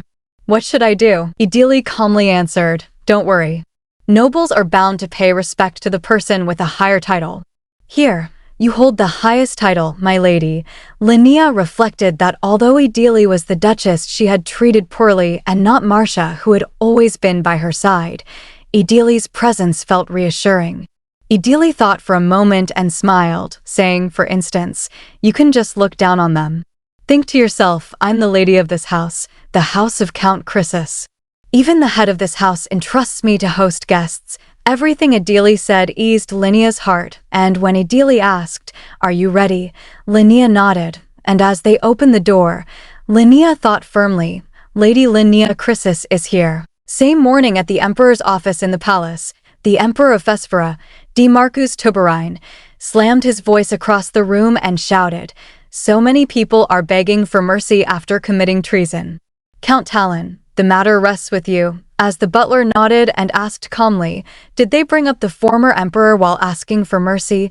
D. Marcus replied coldly, "Yes, the nobles loved my father like no other emperor before him. They just missed those days so much, those bastards." Yet inwardly he seethed, thinking that the former emperor, his father whom they missed so dearly, had been an incompetent ruler who cared little for governing, turned a blind eye to corrupt nobles, and lived only for his own pleasures, nothing more than a puppet ruler. And when his father died, D. Marcus had sworn he would never be an emperor like him and would save the empire from its rotten gutter and bring justice back once again. The butler responded firmly, "Those who committed treason should not be forgiven just because they are nobles. There are laws that govern this empire, and there are more than a few people who would welcome a firmer verdict," prompting the emperor to grin and say, "We need more people like that." The butler added that many competent people had gone into hiding during the former emperor's reign, making it difficult to find talented individuals, and expressed hope that Count Croesus would come bearing good news, to which D. Marcus exhaled and said, "Indeed. I can't believe he went to see Dowager Marchioness Celestine at her estate without even telling me," while thinking that Dowager Marchioness Celestine and Idili Lancaster were far more than friends, their bond as close as mother and daughter, a truth known only to a handful in high society. Glancing up, he asked, How did Laszlo get to see her? And the butler replied while flipping through papers. According to our sources, Dowager Marchioness Celestine invited him. Perhaps Count Croesus went over to find out what the moderates are thinking. The emperor then pondered that it had been 2 months since Edele Lancaster became a maid at the Croesus manor, neither too long nor too short a time to fall for someone, and decided he would simply have to hear what Laszlo had to say, wondering how he would make his report and whether he would mention the miserable situation the poor maid was in. Meanwhile, an announcement rang out, presenting Lady Linnea Croesus, as Linnea entered the drawing room at the Croesus estate, smiling gently and saying, "Have you been waiting long? I'm Linnea Croesus. Thank you for making the trip to be here," causing the knights to blush and respond eagerly. "It's no trouble at all, and please let us introduce ourselves." "Hello, my lady." Linnea laughed softly and explained, "Laszlo will be running a little late because he has been summoned by His Majesty," prompting the knights to react with admiration, saying, "Now that's Sir Croesus, and it's incredible that he gets to speak to His Majesty privately, and of course, Sir Croesus is part of His Majesty's inner circle." Slightly startled, Linnea suggested, "Why don't we take a seat then?" And the knight smiled and replied, "Yes, my lady." As she commented, "It's gotten a little warmer today," and a knight agreed with a laugh. Sitting down, Linnea thought with relief that the conversation was flowing more smoothly than she had expected, all thanks to Edele, but then she noticed Edele was not present, only to feel reassured when Edele soon appeared with tea and desserts. Smiling, Linnea said, "I've prepared some tea and dessert. I hope you'll like them," while thinking what a relief it was that Edele hadn't left her alone. As Edele poured tea into Linnea's cup, Linnea reflected that this was the first tea party at their manor and the first dessert, but upon looking closely, she thought in shock, what the heck, this was it, as it differed from what she had imagined. Yet, she hesitated and wondered if Edele was right and how the guests were taking it. When Edele served the knights, they stared in stunned silence, and as Edele turned to leave the drawing room, Linnea noticed all of them staring at her and quickly tried to change the subject, beginning with, I, only to be interrupted when a knight cleared his throat and said, "I apologize for bringing this up in front of tea and dessert, but could I perhaps be shown to a place where I could wash my hands?" Linnea thought nervously that this was noble talk for asking where the bathroom was, and panicked at the timing, replying, "Okay, then let me call someone too," but he interrupted, "No, that's fine. There's really no need to call for someone who is far away. That maid over there could show us," shocking Linnea as he added politely, "Then please excuse me," while another knight followed, saying he would tag along as well. Confused and flustered, Linnea wondered what was wrong with them, whether it was normal for guests to leave so soon, and feared they were making a fool of her, silently pleading for Edele's help. Edele calmly said, "Please come this way," as the knights followed behind her, one snickering and saying, "Well, you're as beautiful as they say, Duchess. Who knew I'd get to see you so up close and personal," making Edele realize this was exactly why they had asked her to guide them. Pointing ahead, she said firmly, "The men's room is that way. When you return, I will show you back to the drawing room," but a knight scoffed, "Huh? How am I supposed to find my way with just that? It's our first time visiting this manor," while another added that she should show them all the way, even tapping her cheek and sneering that a mere maid wouldn't dare defy a knight. Edele clenched her teeth, thinking that though she was no longer a duchess, but a commoner and a maid, even a maid did not deserve such treatment, and when the knight boasted about the royal chivalry being the most respected order in Fesphora, she cut in sharply, saying that despite their honored status, here they were harassing a maid in the house of a commanding officer, questioning whether they were truly gentlemen of chivalry and honor when behaving like rogues. When they shouted in outrage, Edele continued coolly, asking their names and houses, remarking she would love to know which house raised such boys, reminding them this was the home of Count Croesus, commander of the household division, and that harassing staff here was insubordinate behavior, hoping it would be enough to keep them at bay. Instead, a knight trembled with rage and roared that she still thought she was a duchess and didn't understand her situation, threatening that no one would take her side, But Idili raised her hand and declared firmly that they were sorely mistaken, that she would not stay silent, that she was a maid who could not be dismissed from this house, and that she would ensure Count Chrysis heard of this, warning them to stop if they did not wish to be discharged from the chivalry. Meanwhile, back in the drawing room, Linnea sipped her tea awkwardly, thinking that they were taking quite long and silently praying, "Please come back, Idili." Idili said firmly, "If you do not want to be discharged from the chivalry, you should stop right now." But the knight trembled and suddenly shouted, "Why, how dare you speak to me that way?" as he violently snatched Idili's hand and dragged her along, yelling, "I was offering you a golden opportunity, you ingrate. Apparently words won't work on you." Stumbling, Idili screamed, "Let go of me. Someone help. Pipe down. And you call yourselves knights. Have you no shame?" While another knight cursed under his breath, and the first barked at his companion, "Hey, Joseph. Don't just stand there. Shut her up." To which he replied nervously, yeah, okay. "Stay still, Duchess, Idili." "Stay still, Idili," as Idili's mind flashed back in terror and she thought, "Please don't hit me, father." Suddenly, a knife flew through the air with a sharp whish, narrowly missing the knight as he dodged and shouted, "Who's there?" Count Laszlo stormed in, rage burning in his eyes as he declared, "Joseph Oz, Angelo Vallon. Is this why you wanted to train at my estate?" The knight's hands shook as they released Idili and stammered, "Count," while Idili pulled herself free and said steadily, "Welcome home, my lord." Laszlo stepped forward and began, "You," only to be interrupted as one knight hurriedly protested, "No, sir. Whatever you're thinking, you're mistaken," while another shouted, "She's the one who seduced us first. She begged us to take her away from here, grabbing hold of us.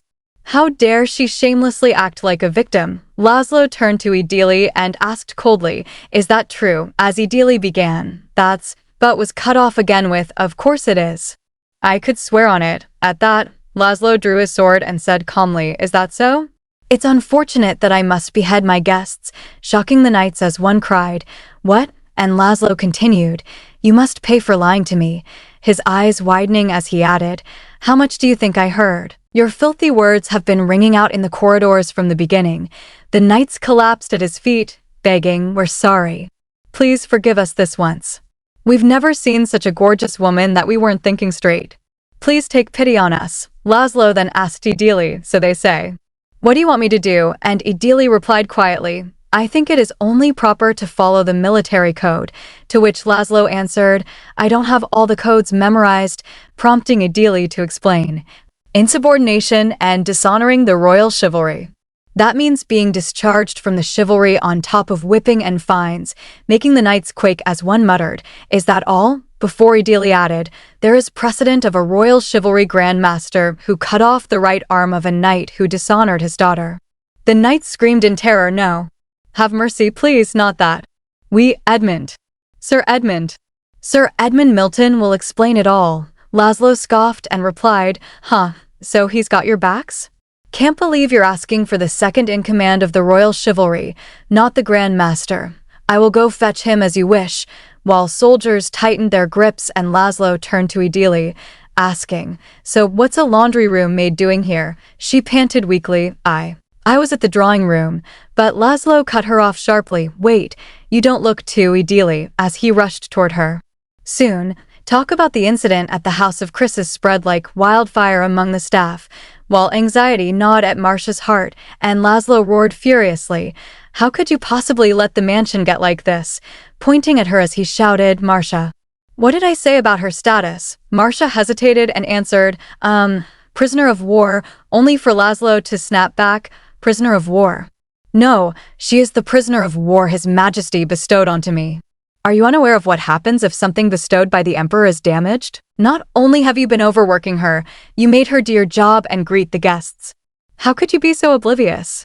What have you been doing all this time?" Trembling, Marcia tried to deflect the blame, saying it was Lady Linnea who ordered it, but Laszlo cut her off harshly, "And it's your job to properly serve that very same Lady Linnea."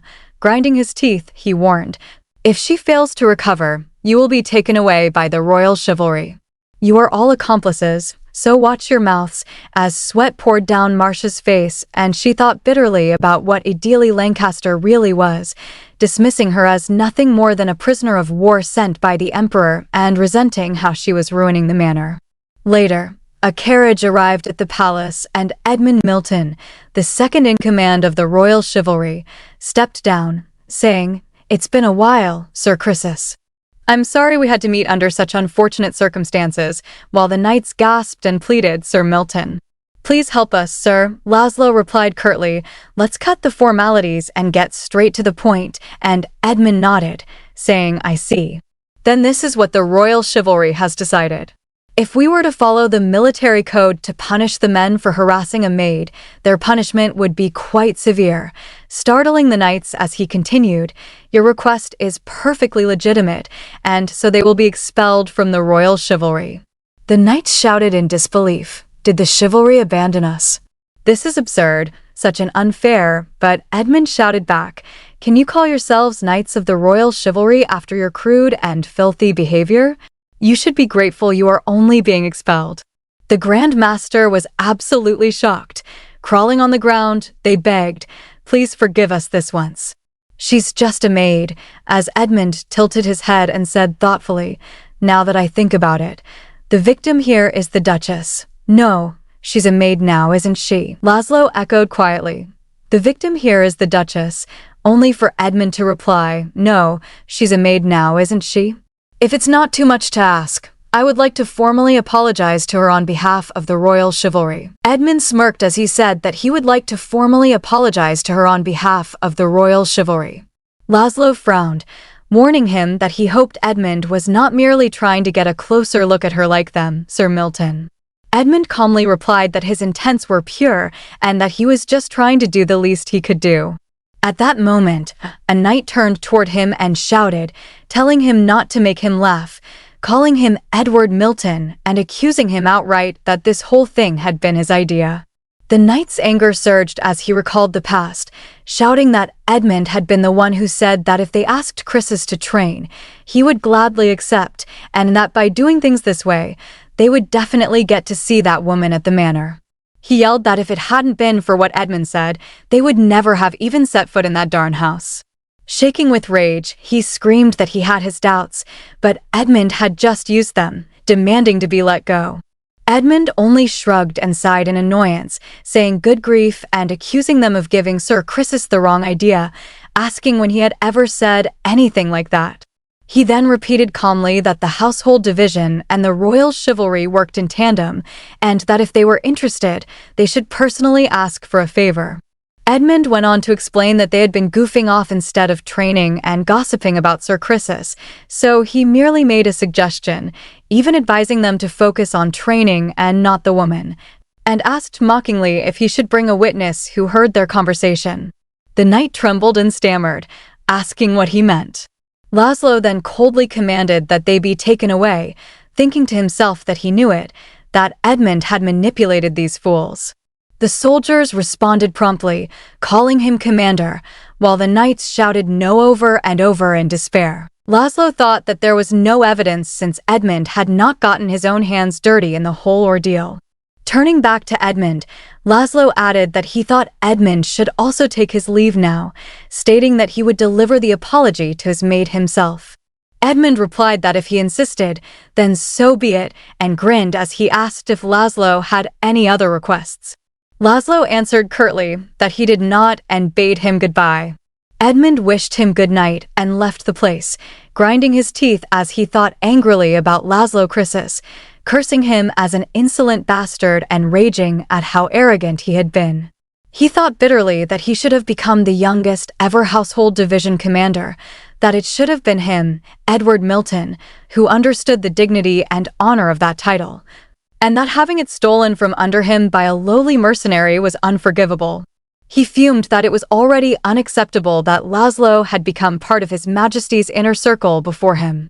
As he approached the carriage, his thoughts continued, scoffing that to make such a low-born bastard account was far too generous of His Majesty, and that he could not believe that gaudy manner was what Laszlo had gotten out of it. Then his mind turned to the prisoner of war, Ideally Lancaster, who was Laszlo's captive, thinking that he had never given her much thought before, but now he was intrigued. Meanwhile, Idili lay on the bed and blinked her eyes, weakly asking where she was. Salia responded with relief, telling her she was up. Idili murmured Salia's name and asked what had happened and when she had gotten back to her room. Salia replied that Idili had collapsed and asked if she remembered. Idili answered that she did, then asked what had happened to those guests.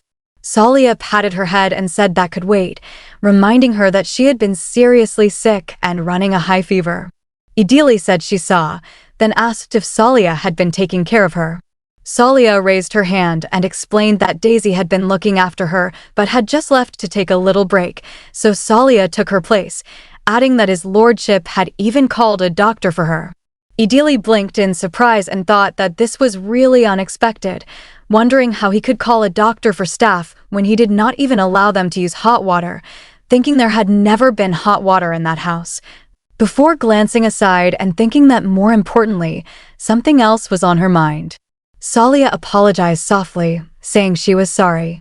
Idili asked why she was apologizing.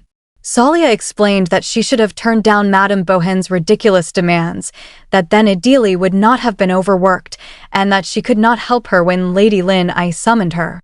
Wiping her face, Salia added that she thought it would be better for Idili to attend to the guests rather than being worked to the bones doing laundry.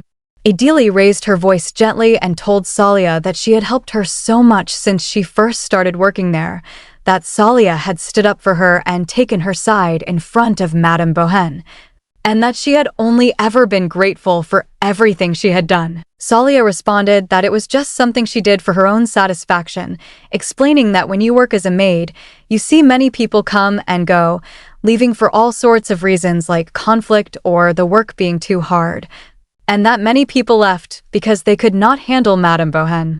She said Idili was just one more person who had to hang on and survive the day, no different from any of them, and that she wanted to help her adjust, but at some point she thought Idili would be fine with just about anything. Salia admitted she had assumed Idili would somehow be better than her since she was once a duchess, and that besides, Idili would never be leaving the manor, telling herself it was better for her to get used to it now. Idili told her not to say that, saying she had met Salia and Layla, who had been nothing but kind, and had found a good friend in Daisy, and that was what kept her above water, and that it still applied now. Tears appeared in Salia's eyes as she thanked Idili for saying that and suggested they keep it up together. Idili nodded her head. A while later, Layla and Daisy came to see Idili after they heard she was awake. Idili wondered if it was because she had not eaten the whole time she was unconscious, or because of the warm scent of the food, thinking that the food she ate with her friends that night tasted better than ever. She smiled as she picked up a piece and thought that if you could taste happiness, it would taste sweet just like this. 3 days later, at Chris's manor, Daisy told Idili that the 2 knights who had harassed her were going to be tried in a military trial, that they had been kicked out of the chivalry and would be fined as well. Idili said that was how it turned out. Daisy explained that as for Madame Bohen, she had been docked 2 weeks' salary for overlooking the disturbance, and that Lady Lin I was grounded for 2 weeks. Idili thought she understood, then added that she had been gone for 3 whole days, and asked if the laundry room was doing okay. Daisy replied that she had been assigned to help for a while, telling her not to worry. Idili thought that Count Chrysis was probably furious. Daisy encouraged her to be confident and said she would see her when she got back. Idili thanked her, and Daisy said she would see her later. Idili sighed, knocked on the door, and asked if he had called for her, my lord. Laszlo looked at her and remained silent. Idili entered the room, thinking about why he was not saying anything. Laszlo finally asked if she had heard what happened to them. Idili replied that she just had and said she thought the consequence fit the crime. Laszlo clenched his fist and said that maybe it was because he had been living without a leash for so long, but he could not help feeling enraged. Idili thought that his anger was only natural, that he had been dishonored and shamed all because of some maid. She bowed and apologized, saying she should have handled the situation better, thinking to herself that she knew how much nobles hated scandal among their staff. Laszlo looked surprised and repeated her words, asking what she was talking about right now as his voice rose in disbelief. Laszlo's voice rose sharply as he repeated her words, asking what she was talking about right now and what more she could possibly have done in that situation, stating firmly that it was the head housekeeper and Lin Aye who were at fault for being irresponsible. Idili answered carefully, saying that Lady Lin Aye probably did not have any other options, that even for a lady of nobility she was too young to be hosting guests on her own, and that anyone would be anxious and frightened when put in an unexpected and new situation, adding quietly that Lady Lin Aye was not like him, my lord. Laszlo asked bluntly if she was defending Lin Aye. Idili hesitated in her thoughts, hoping, then spoke again, saying that at the risk of sounding presumptuous, she prayed that he would be more lenient with Lady Lin Aye, who was still inexperienced, so that he would not lose his poor sister.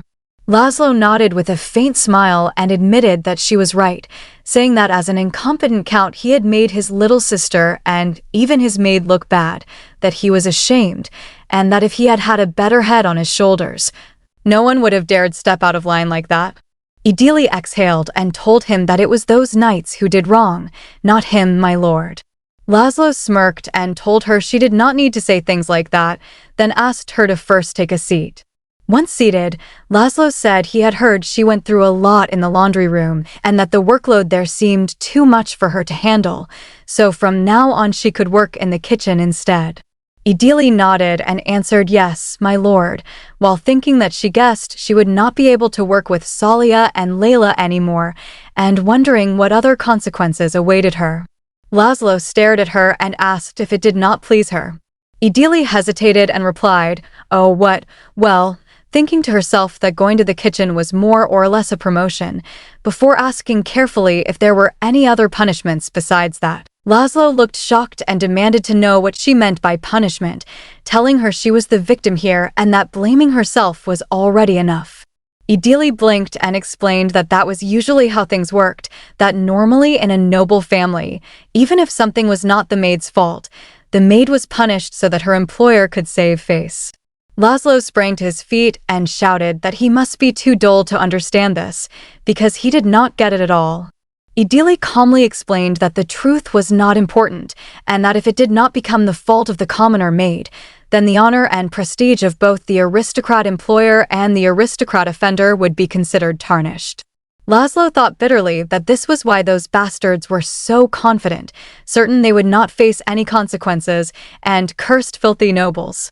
Grinding his teeth, he turned his face away and said that unfortunately he used to be a lowly mercenary and was not familiar with such aristocratic conventions, so there was nothing for her to be concerned about, and she could return to her quarters now.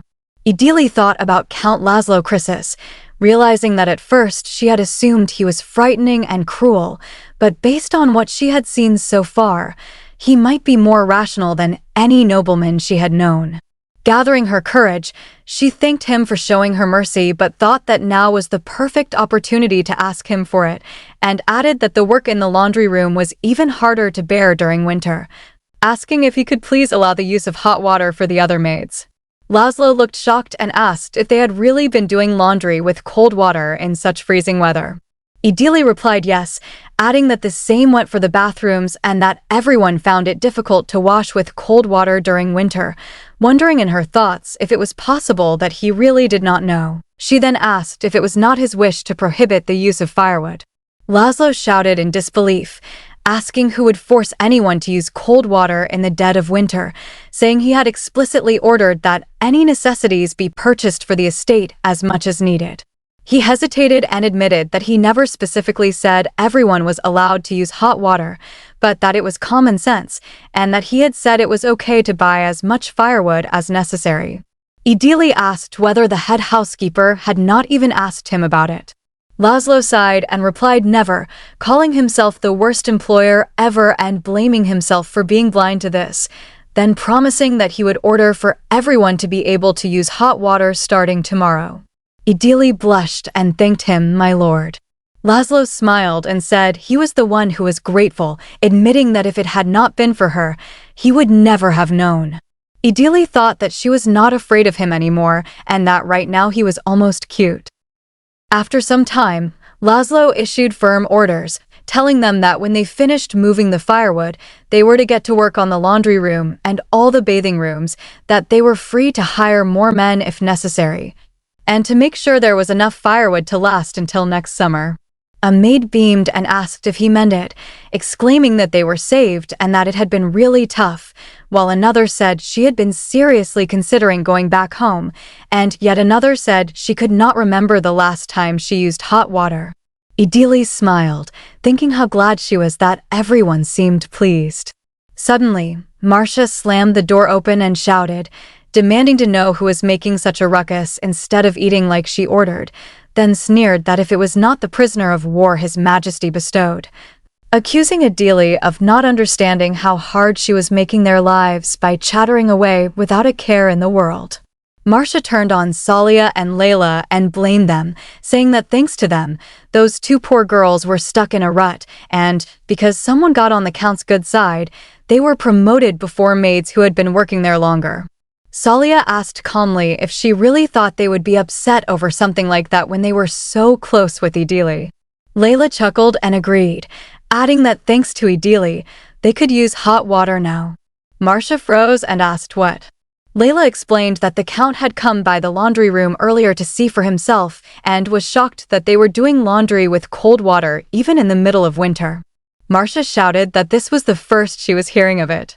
Daisy added that now they were allowed to use as much firewood as they wanted. Marcia turned on Daisy and shouted for her to wait so she could check that with his lordship first. Daisy remarked that Madame Bohen did not seem too pleased and suggested perhaps she quite enjoyed bathing in cold water. Marcia flinched and denied it, saying it was just that since she had not heard this yet, there might be a misunderstanding. Another maid scoffed and said misunderstanding was not a chance, pointing out that Idili heard it directly from the Count himself and that they should just enjoy it. Marcia trembled inwardly, thinking of Idili Lancaster and accusing her in her mind of snitching to tear down her authority, wondering if she still thought she was some high and mighty duchess. Out loud, she assigned Idili to be in charge of the dishes, washing vegetables, and prepping ingredients. Idili replied politely, "Yes, ma'am." Marcia snapped at her to be more sincere when answering and warned her not to ruin any vegetables. Idili turned her face and replied again, "Yes, ma'am," adding that she looked forward to working with her, chef. The chef responded awkwardly, and Marcia thought bitterly about that darn girl. Idili chuckled softly and told the chef she hoped she could learn a lot from her. Marcia's thoughts darkened as she realized that all this time, Idili had been manipulating not only the owner of the house, but all of its staff as well, believing herself to be the only staff member who never had to fear being fired, and vowing that from now on, if Idili crossed the line, she would not remain quiet about it. Meanwhile, at sunset, Linai sat on her bed sniffing softly, mumbling that she bet Idili was disappointed in her too, regretting that when they wanted to go to the bathroom she should have called another servant, and wondering why she did not say anything. She threw her powder bottle at the mirror, shattering it, and cried out that maybe it was because she was not a real noble, then clenched her dress and muttered that whatever it was all ruined. Meanwhile in the kitchen, Idili was chopping vegetables when a maid named Lola approached her sharply and said hey, she needed a word with her, complaining that she got into trouble because Idili did not wash the cauldron yesterday. Idili looked up and asked what she meant, calmly pointing out that washing the cauldron was Lola's job. Lola raged back that she forgot because she was tired, insisting that when that happened, as the newest addition to the kitchen, Idili should have taken care of it. Idili interrupted her firmly, calling her name and telling her that she should not be slacking off, reminding her that was exactly what Lola always told her, then grinned and told her to try to remember that today. In her thoughts, Idili resolved that she was not going to be a nice, pushover maid anymore. After the work was finally done, Idili sat on the stairs and tapped her thigh, letting out a tired sigh as she said phew, it was finally all done, reflecting that preparing 3 meals a day was no easy task and wondering if she should take a little break until dinner. In her thoughts, she reflected that for each meal they had to do everything from preparing the ingredients to doing the dishes, realizing that kitchen duties were just as busy and tough as the laundry room.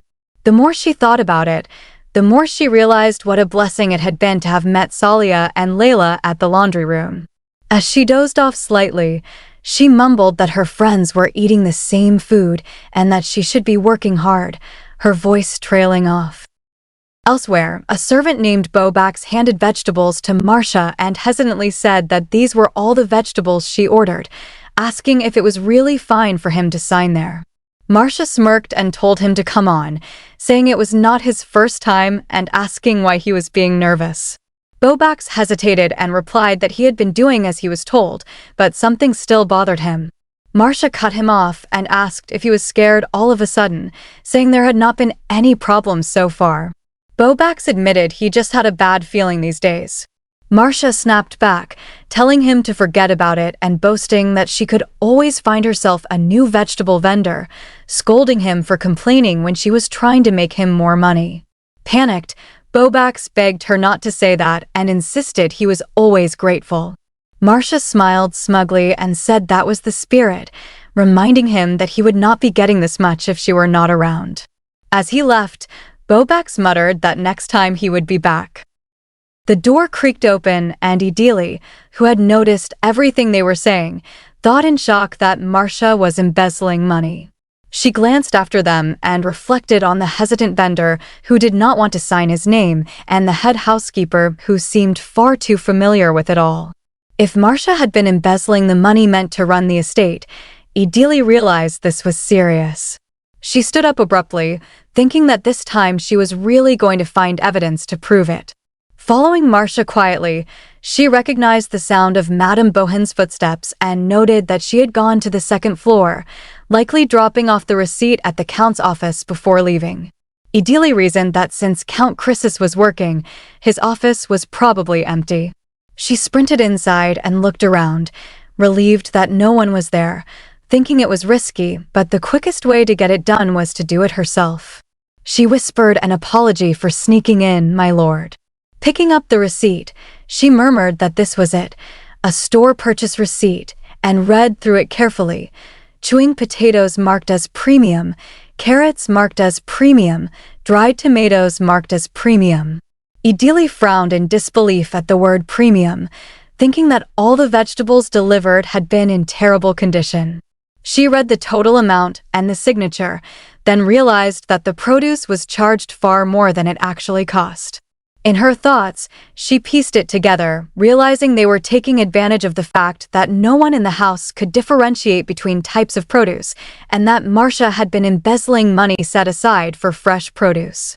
She wondered where Marcia kept the books that contained her illicit earnings.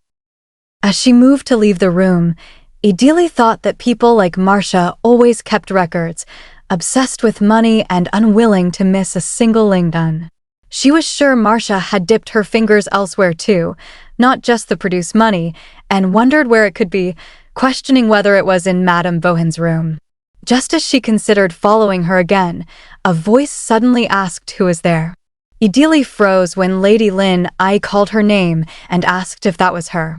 Startled, Idili flinched as Lin Ai explained she heard Idili was reassigned to the kitchen and demanded to know what she was doing on the second floor. Idili's heart raced as she wondered what she should do, realizing she had to say something before it was too late. Turning to face her, she greeted her politely, my lady. Lin Ai raised her voice and demanded an answer, asking again what Idili was doing up there. Idili hesitated and began to explain, thinking she should only tell facts that were relevant, then said she was worried about her, my lady. Lin Ai looked surprised and questioned why Idili would be worried about her.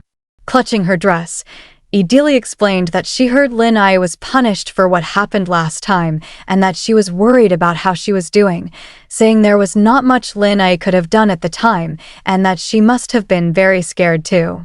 In her thoughts, Idili remembered how much Lin Ai's hands had been trembling and felt that if she did not say this now, she might never get the chance. Lin Ai exhaled and said she was fine, then mentioned that she heard Idili asked her brother to shorten the period she was grounded for. Idili admitted that she asked just in case he would grant it and guessed that he had. Linai exclaimed that Idili really was bold, saying no one had ever asked something like that of her brother.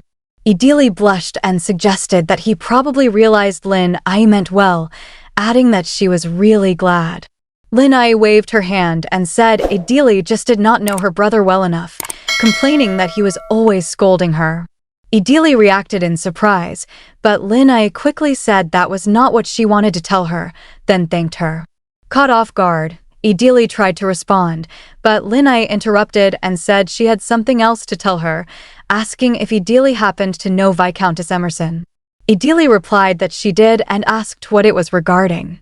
Linai excitedly explained that she was recently invited to a party the Viscountess was hosting and that she even got a second invitation, wondering if that meant the Viscountess liked her, and asked Idili what she thought.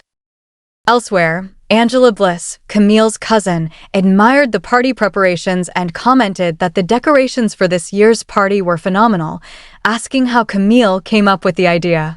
Viscountess Camille Emerson thanked her and said she had something even more amazing prepared, telling her to brace herself, then smirked as she mentioned that she invited Linai Chrysis.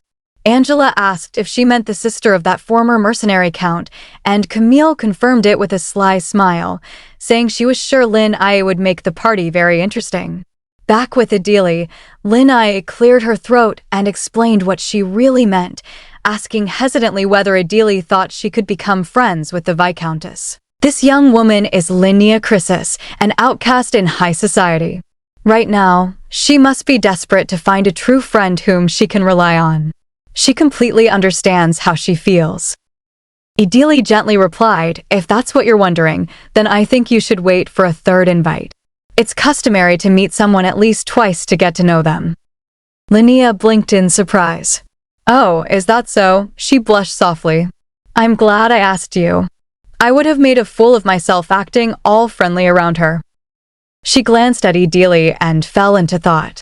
If what she says is true, this is only my third encounter with Idili. I wonder what she thinks of me. Idili smiled warmly. Lady Linai. True friendship takes plenty of time and effort to develop, she continued gently. When you come across the right person, you will naturally know it. Linai repeated quietly time. Then she wondered, and the right person? Will those things come to me too? She clenched her fist as if trying to steady her fragile heart. Okay. I see. After a pause, she dismissed her maid. Okay, you may go now, Idili. The next morning, Idili bowed slightly and whispered, then have a pleasant time, Lady Linai. Have a safe trip. Linai rode off in her carriage. As soon as it left, the maids began whispering among themselves. Phew, she's finally gone. Let's go back inside now. Since both Lady Linai and Madame Bohen are out, we should relax and take it easy today. Ugh, I wish I never had to work. Another maid laughed bitterly. Once they get back, Lady Linai will lash out at us again. I wish she wouldn't go to those parties in the first place so that she won't keep doing that to us. Idili watched them quietly and thought they should really watch what they're saying. I wonder if she got dressed appropriately today. Since the previous tea party, she's learned how to fix her makeup, but I'm a little concerned that I didn't see what she was wearing today. Maybe next time, I should make some suggestions about her attire too. I hope she didn't wear the same type of clothing as before. Suddenly, she froze.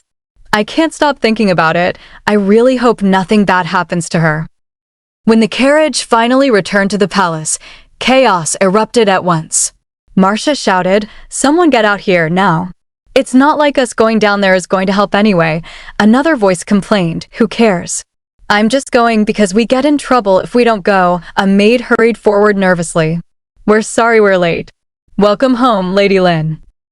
Linai's voice cut through the air like a blade. "Who left this here? It's already March, so why are the winter decor still out? If anyone saw this, what would they say? And when on earth are we getting a gardener? There are flowers blooming in the other manors." Marcia panicked. "We're looking for someone as we speak. If you would please calm." "Do you not work if I'm not around?" Linai shouted. As she stormed away, the maids mumbled bitterly. She's lashing out at us because she felt like her house wasn't as good as the other houses. I'm so sick of this. Linnea slammed the door to her room. Goodness gracious, one maid muttered.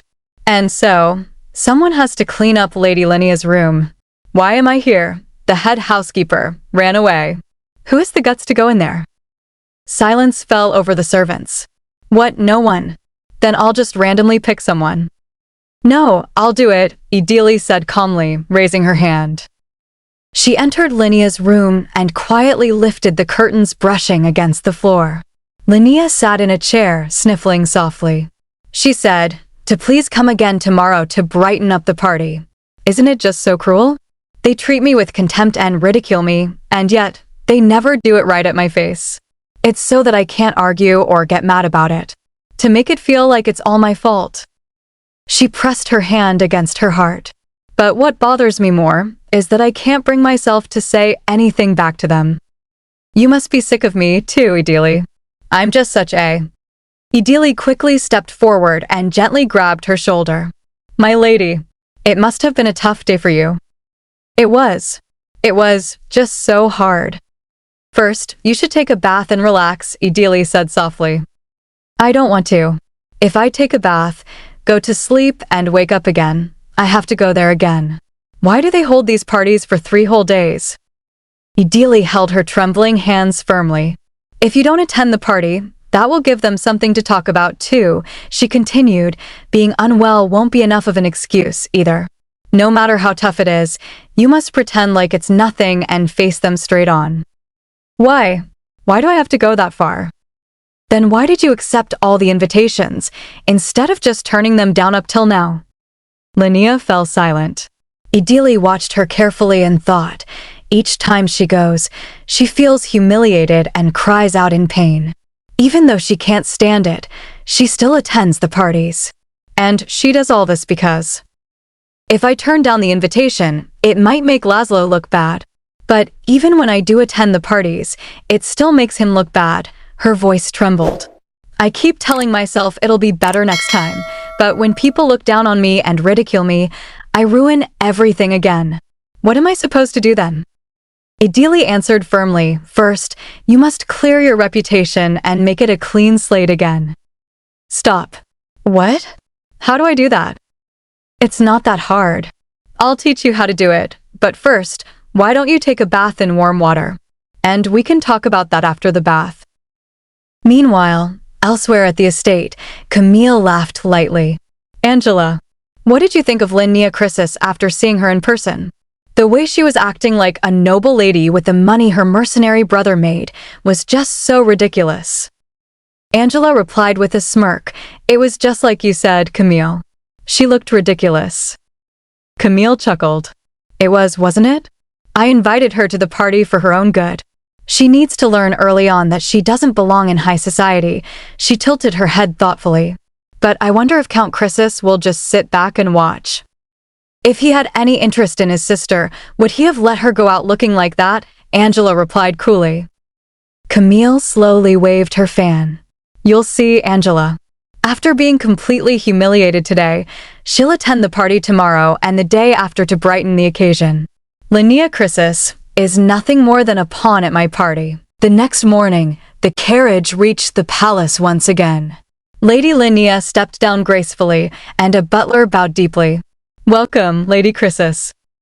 Linnea inhaled slowly and told herself, it's okay, Linnea. Pretend you're fine. Just breathe and walk in. I've definitely improved since yesterday. Inside the party hall, nobles murmured among themselves. Linnea carefully took a seat and thought, phew. I sat down without any incidents. Let's not look around like I usually do. It doesn't matter if someone's sneering at me or starts to talk to me. The most elegant person I know gave me advice. Her mind replayed Idili's calm voice. When you go to the party, concentrate only on yourself. Don't let anyone see that what happened today still bothers you. Just listen to people and nod gently. You're going to become a little nonchalant about how other people see you. Oh, and don't speak too much. Linnea smiled faintly to herself. Haha, oh Idili. Then shall I have some tea now? She slowly lifted her teacup while watching the nobles dance across the hall. This is fine. I sort of get it now that I'm drinking it slowly. I didn't even realize how flavorful the tea was until now. I can't say it's easy to ignore all the looks of contempt, but I can handle this much. I guess I wasn't a complete fool after all. She giggled softly. I'll stick around until it gets too late and go. A noblewoman noticed her smile. Why is she smiling like that? She approached and addressed her politely. Lady Chrysis. Linnea froze. Yes, she wondered nervously. I wonder what these noble ladies want from me. Did I do something to offend them? The noblewoman examined her dress. The dress you're wearing today suits you quite well. Linnea flinched in surprise. Oh, thank you. Another noble lady smiled warmly. That necklace is quite beautiful too. A third added thoughtfully, young ladies these days assume wearing a lot of jewelry is the best way to accessorize, but really, what really looks good is letting yourself shine, just like this. The first noble nodded. That's right. You should keep whoever helped you get dressed today close by. Then they invited her kindly. We were on our way out too. Why don't you come with us to say goodbye? Linnea's heart skipped. I got complimented. Okay, she replied eagerly. Near the exit, Angela beamed brightly. Oh, my Madame Riccio. And Dowager Lady Bringhen, too. I hope you enjoyed the party. Yes, we did. We best be on our way now. Us old ladies shouldn't take up too much space. Oh no, don't say that. Please, stay a while. We're about to bring out the champagne. Angela stopped abruptly. Lady Chrysis? Linnea smiled calmly. I think I will be getting back now as well. I wouldn't want to worry my brother too much by staying out late. Angela murmured with faint disbelief. Did you not enjoy the party? Linnea gleamed brightly. Nonsense. I've had a lot of fun since yesterday. Then I'll see you tomorrow. The surrounding nobles laughed softly. One of them lightly slapped Linnea's shoulder. That was a nice one, Lady Chrysis. That was a good serve you gave to Viscountess Emerson. A good serve, Linnea asked in confusion. She is simply obsessed with making a fool of anyone that seems naive. It always made us feel so uncomfortable at every party, but we couldn't bring ourselves to say anything about it. Keep doing what you did tonight and give her firm warning. Linnea blinked in astonishment. I just said whatever came to mind, but I guess it sounded like it had some other meaning to the nobles. Then see you around, Lady Chrysis. Oh, goodbye, she replied cheerfully. Later, her heart pounded as she asked quietly, Lady Chrysis, who picked out your dress and necklace? Then she answered honestly, I picked those out. Is it weird? Idili shook her head gently. Not at all. It's simple yet elegant, so it suits you well. Linnea gasped. Elegant? You mean it's not some tacky little girl being stubborn? What? Not at all. If you attend the party wearing this with confidence, you will be more elegant than anyone else there. Linnea fidgeted nervously. No one's ever told me that before. Marcia always told me I was too young and didn't have an eye for things. She told me they would look down on me if I dressed like this in high society. She said since everything I like are all commoner-like, if I leave it all up to her, she would dress me up like a real noble lady. Idili replied firmly, she was wrong. You have superior taste than her. Your taste would better highlight your strengths.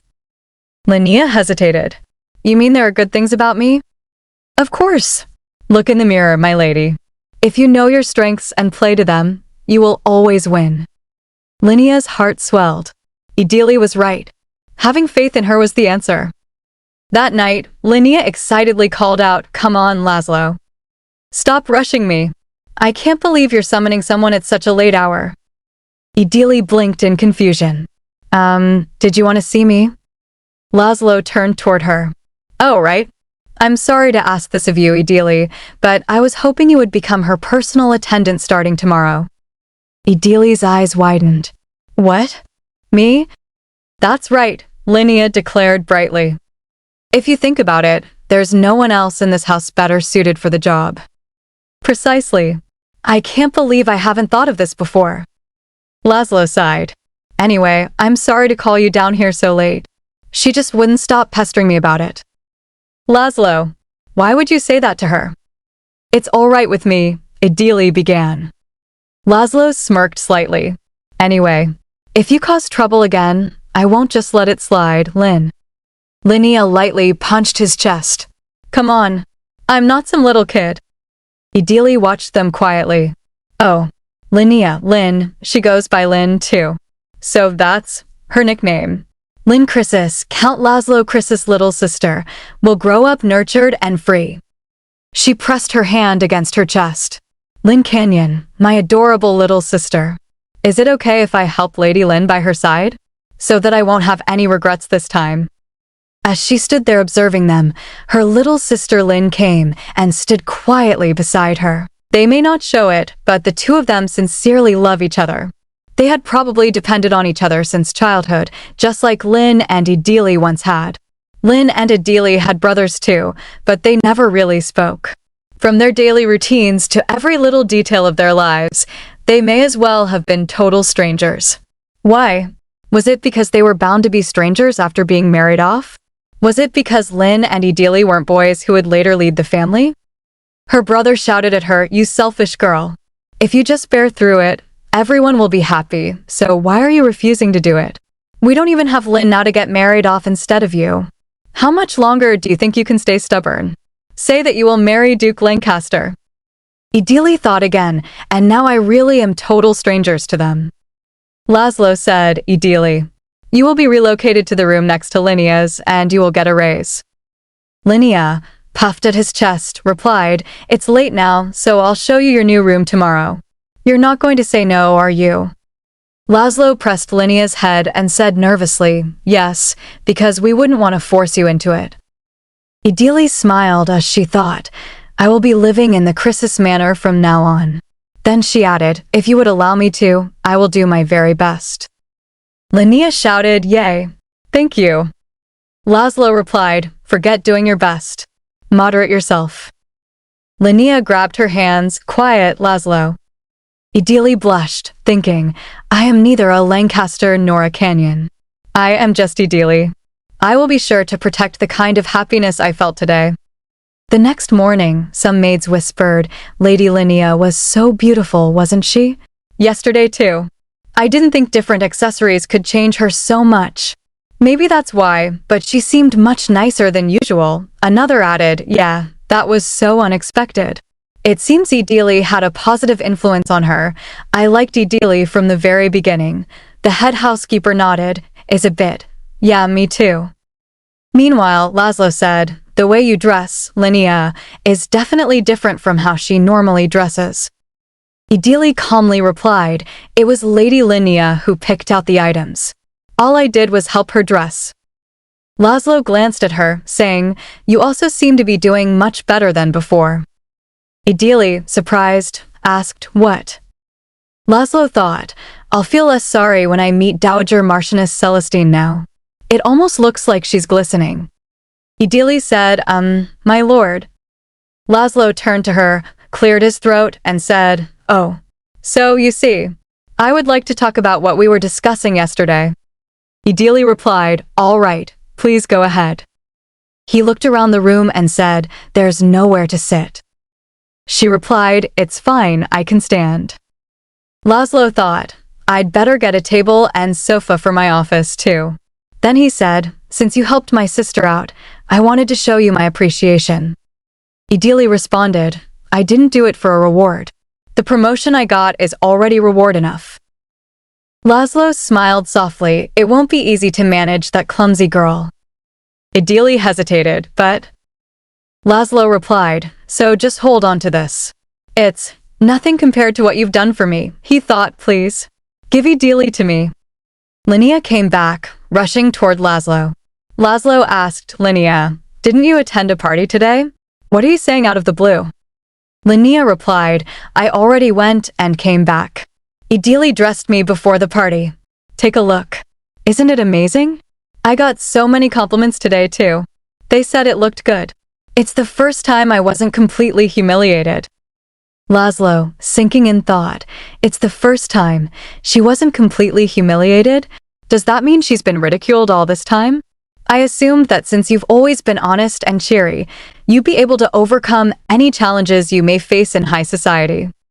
Then he turned back to Idili, saying, by believing that and leaving her alone instead of helping, we could have drifted too far to ever come back.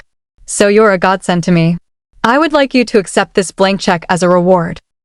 Idili, surprised, blank check. Laszlo proudly said, I figured you would not like a gift of my choosing, so I thought this would be better. Idili shimmered and replied calmly, I cannot accept something like this. I have no use for it either. Laszlo asked, Why not? You can go out and buy clothes or jewelry or anything else you'd like. She replied, I'm not allowed outside the estate anyway, so how would I? Laszlo froze, What? What do you mean you can't leave? Idili turned her face. Laszlo gasped and shouted, Did you think you were under house arrest because you are a prisoner of war? You're not a slave of this house. Idili nervously said, But... Laszlo shook his head. What did I say when I brought you to my estate? Idili said, That you will use me as your maid. Laszlo replied, So you are aware. I've been paying you salary just like the other maids. Have you not been getting them by chance? Idili replied, No, I've been getting them each month. Laszlo exhaled, then, won't it mean that you don't need to confine yourself to this manner? Idili blushed, You're right. Laszlo smiled, I thought you were very clever, but I guess you aren't perfect.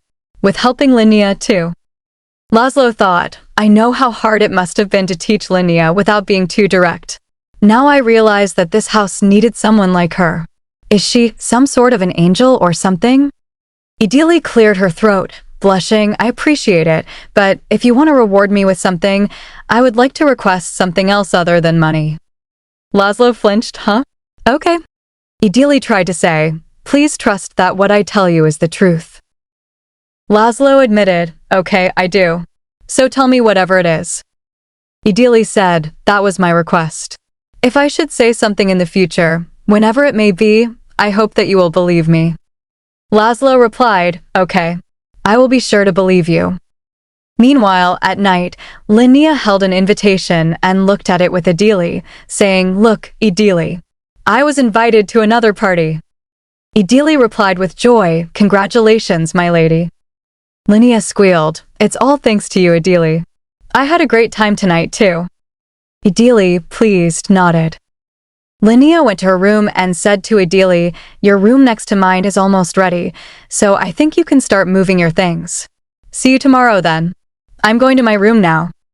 Idili bowed and replied, Okay, see you tomorrow. As Linnea reached near the door, she heard a sound. Marcia grabbed the door and opened it. Linnea flinched, What? Who is it? Marcia replied, My lady, you must have been awfully nervous without me today. It's my job to dress you. She stepped inside and said with a smile, Don't you worry now. I got you a new flower powder. With this, I could dress you up to be even more beautiful than Idili. Linnea dropped the bottle and shouted, What? I don't need that. Do you take me for a fool just because I was nice about letting you go? Now I know what kind of cosmetic products you've been using on me. A young lady who uses such products becomes a target of mockery. Marcia flinched, What? I had no idea. The other maids recommended it, saying the ladies they serve use the powder. Linnea shouted, I don't want to hear it. Get out of my room before I get really upset with you. Marcia went outside the room and said to herself, Idili, this is all her fault. Like, I'm gonna give up this easily. Like, I, Marcia Bohen, would sit here and just let this happen. You'll see, Idili Lancaster. I will survive this no matter what. A quiet corner of the manor witnessed Daisy standing with teary eyes as she cried, You're going so far away, as if Idili were leaving forever. But Idili only smiled gently and replied, Oh, dear. If anyone hears you, they might think I'm going away for good. Daisy could not hold back her frustration and shouted, The main building is too far. I can't even brush your hair anymore. I can't talk with you either. Still, this is the end of our midnight snacks together. Hearing her, Idili felt a complicated warmth rise in her chest and thought, I feel bad for thinking this, but I'm sort of happy she's sad about me moving. Daisy, blushing despite her sorrow, added, But I'm glad you get to stay in a nicer room. Ideally leaned closer and said softly, "Thank you, Daisy." "I'm sorry, I'm the only one that gets to stay in such a nice room." Daisy quickly turned and protested, "Sorry? Of course you should stay in that room. You've been promoted as Lady Linnea's personal attendant. Even Mina gets to use a nice room even though she wasn't assigned any special tasks." Surprised, Ideally asked, "She does?" And Daisy explained, "Madame Bohan assigned the rooms in order of favoritism." Salia said Madame Bohan's establishing a clear hierarchy among the maids. Ideally murmured, "Our rooms were almost at the very end," and quietly thought, "It's no wonder people keep bribing her. She blatantly plays favorites. I'll have to use this as evidence, too." Suddenly Daisy brightened and said, "Anyway, MS, Ideally, I have something to ask you." "What is it, Daisy?" Ideally asked. Squealing with excitement, Daisy said, "How are you going to decorate your room? Hanging a small portrait is popular these days. That's why the Avenue of Artists is very popular." The word decorate lingered in Ideally's mind as she thought, decorate the room? Looking back, I've never really done anything like that before, because I've always accepted what was given to me as is. Then, with a soft smile, she suggested, "Then should we go to that avenue together next weekend? We could go shopping and maybe eat something delicious, too." Startled with joy, Daisy exclaimed, "Yay." Ideally continued shyly, "Obviously, you'll have to be okay with it," but yet Daisy interrupted her eagerly, "Yes. I'd be delighted. I want to go." "Thank you, Daisy," Ideally said, and Daisy replied, "No, I'm even more grateful." Warmth filled Ideally's heart as she thought, "I'm looking forward to the weekend." I'm grateful for Daisy being so happy for me. It's been so long since I made plans with a friend. I've grown much closer to Lady Linnea, too. Oh, how I would love to spend every day like this. But peace in the Duchess in Ruins Manor never lasted long. Later, Lady Linnea rummaged through her belongings in frustration, muttering, "Come on." "Where did it go?" Ideally approached and asked, "Are you looking for something?" Linnea replied, "The pearl hairpin. I wanted to wear it today, but I don't see it." Tilting her head, Ideally said, "If that's what you're looking for, it should probably be in the black jewelry box with the other pearls." Linnea frowned. "That's what I thought, too, but it's not here." "Maybe I misplaced it somewhere," Ideally offered. "May. I'll check the other jewelry boxes to see if it got mixed in somewhere else." "Let's look together, thank you," Linnea answered calmly. Yet when Ideally opened another box, she froze. "Huh? Why are there a few pieces missing?" Disbelief clouded Linnea's face. "I'm not the only one who feels that way, right? I'm sure there were other earrings and a gold necklaces, too." Clenching her teeth, she continued, "If it's just one hair clip, I may have accidentally misplaced it, but this is definitely someone stealing my jewelry." Anger flared as she ordered, "Call everyone in right now." The maids gathered in the lobby, tension spreading like wildfire. "This way, my lady," Ideally guided her. Marcia stepped forward and declared loudly, "My lady. I have gathered all the maids here just as you ordered, my lady." "Someone's been stealing from your room?" "Everyone, cooperate in finding the thief," Linnea asked coldly. "Which maids come to my room?" Marcia pointed. "These 3 maids take turns to clean your room.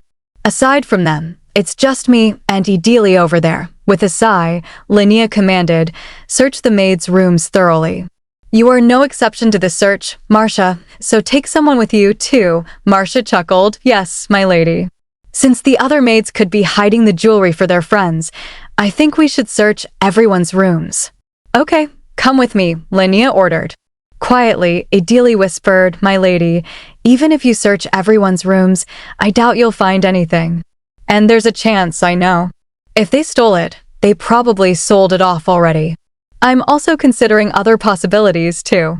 It's not all that expensive, nor are they my favorite jewelry, but don't you think the truth should be uncovered for the guilty party to be punished appropriately?" Linnea replied with a grin. "You're right," Ideally said, thinking, "Just as I thought. She has a good sense for things. She sometimes gets overly angry, but it isn't easy to change your habits overnight. If I teach her right, I think she could really change for the better. If Lady Linnea becomes an elegant noble lady, surely the future of this house will." Her thoughts were cut short when Marcia shouted, "I found it, my lady." Murmurs erupted. "What? Where did she find it? Really? Who would dare? Marcia smirked and pointed. Actually, the one's over there. I found it in their room. What are you all waiting for? Take away Daisy, Salia, and Layla, who stole Lady Linea's jewelry. Shock spread across Salia's face. What? Impossible. Hold on. There must have been some sort of mistake. Kneeling with the others, she pleaded, I don't even know what Lady Linea's room looks like. Quiet, Marcia snapped. My daughter wouldn't dare, Madame Bohen, Salia cried. Idili's eyes darkened as she thought, Madame Bohen, so you finally decided to go this far, Salia insisted. These are false accusations. Low-ranking maids like us do not even have permission to enter your room. How could we steal something when we don't know what is in your room? Linnea nodded slowly. Yes, you are right. That is very odd, but Marcia said sweetly, oh my lady, you are too naive. That's not important at all. Then she whispered, those three are all very close with Idili. Like she said, she's a low-ranking maid, which means she is struggling financially. So that means Linnea flinched. So what? You think Idili stole my jewelry and gave it to them or something? What? But there's no other way, right? Marcia replied. Confidence returned to Linnea's gaze. I see, so that's what you think. I have something to take care of, so everyone please go back to work. That includes the three of you there. Yes, my lady, Daisy answered hesitantly. Marcia protested, you can't just leave things like this, my lady, but Linnea replied firmly, don't worry. I'll give this plenty of thought before I bring closure to this matter. Marcia, you go back to work, too. As everyone dispersed, Marcia thought bitterly, what are you going to do when you leave this room? It's not like you have evidence to prove they're innocent. Even if she does get away with this, it will show everyone that Idili is getting special treatment. That'll make life hard enough for you in this manner. The next morning, Idili asked quietly, my lady. You don't think I stole from you, do you? Obviously. But I am curious, Linnea replied. How did you manage to stay so quiet when the table was turning against you like that? It must have been awful for your friends to be accused because of you like that. Or is it also a quality of elegant ladies to not be crass and scream? Idili answered calmly, I'm not sure. Since I am no longer a noble lady, I'm not sure this will be a sufficient answer, but I wasn't really hurt by the fact that things were turning against me. Rather, I thought the time has finally come. Are you sure you can prove your innocence? You're going to need definitive proof to convince everyone, Linnea said. Of course. I won't let your faith in me go in vain, Idili replied. Okay, time passed, and when Laszlo returned, he asked gravely, I heard something serious happened while I was away. Are these papers related to that incident? Idili bowed her head and answered, Yes, my lord. I will explain to you everything that I know, and with that, the quiet storm within the Duchess in ruins had only just begun. In the quiet study of the manor, Idili stood before Laszlo and said carefully, First, may I share my thoughts on the theft incident? Laszlo nodded without hesitation. Go on. Taking a steady breath, Idili continued, The head housekeeper's accusation against me is weak. The fact that the stolen items were found in my friend's room isn't enough to prove that I stole them. Although the head housekeeper is also a suspect, she did not prove her innocence at all. Do you recall when I asked you to trust that what I am telling you is the truth? Laszlo answered firmly, Of course I do. I trust your innocence, but Idili shook her head slightly. I am not talking of the theft incident. It's obvious I didn't steal it. Why would I steal Lady Linnai's possessions? You're right, he replied. Then Idili handed him a file. The real problem is with the files here. For the past 3 months, I kept a record of what I witnessed and heard based only on facts. The details need to be checked with your books, my lord. As Laszlo opened the documents, his expression darkened while reading, embezzled the money left over after purchasing produce, charged royalties and introduction fees while purchasing goods for Lady Chrysis, collected tribute from the staff, and formed a division based on the collected amount. Other various crimes have also been. Idili spoke again. I couldn't collect physical evidence on my own, but if I could have the trust you promised me before to make up for what I lack, I would like to request that you launch an official investigation into these matters in the name of yours and Calliope. Laszlo looked up sharply. Does this have something to do with Marcia framing you as the thief? Idili replied calmly. I suspect it is because she blames me for losing control over Lady Linai and the staff like she used to. The reason Daisy, Salia, and Layla got sucked into this mess is because Madame Bohen was trying to get rid of the maids who are close to me. I grew close to them because they offered to lend a hand when I was struggling with the tasks I was given. And the reason I was assigned the most brutal tasks was because I'm not in a situation where I could offer tribute, and I'm a low-ranking maid who has failed to join her clique. Silence filled the room. Idili thought, I made that request purely for this moment. To ask him to fully trust my words, at least for once. The Laszlo Krisis I've seen so far would have already noticed that something strange was going on at the manor. It would be nice if my testimony could arouse those suspicions and reveal the truth, but would he really believe me? Me, who was abandoned by my own family and the House of Duke Lancaster, Laszlo finally sighed. So everything was connected to one another. It's probably my fault for neglecting and putting off everything related to the manor. I can't believe she's been embezzling this much from me. Idili looked at him in shock. Do you really believe me? I promised that I would. I'm also well aware that you're not the type of person to make something up or get greedy over nothing, he replied. Inwardly, Laszlo admitted, I had neither the time nor the mind to oversee the estate, but it's my fault for blindly trusting the head maid just because she's experienced. And Idili helped me realize these mistakes. Idili blushed softly. My lord, Laszlo cleared his throat, and Idili wondered nervously, does he want something in return? But he only smiled. Idili, I'm sure you knew what you were getting into when you came to me, right? Not long after, the truth shook the entire estate. Marcia's screams echoed through the halls. Let go of me. I didn't do anything wrong. Noah 00. Please spare me, my lord.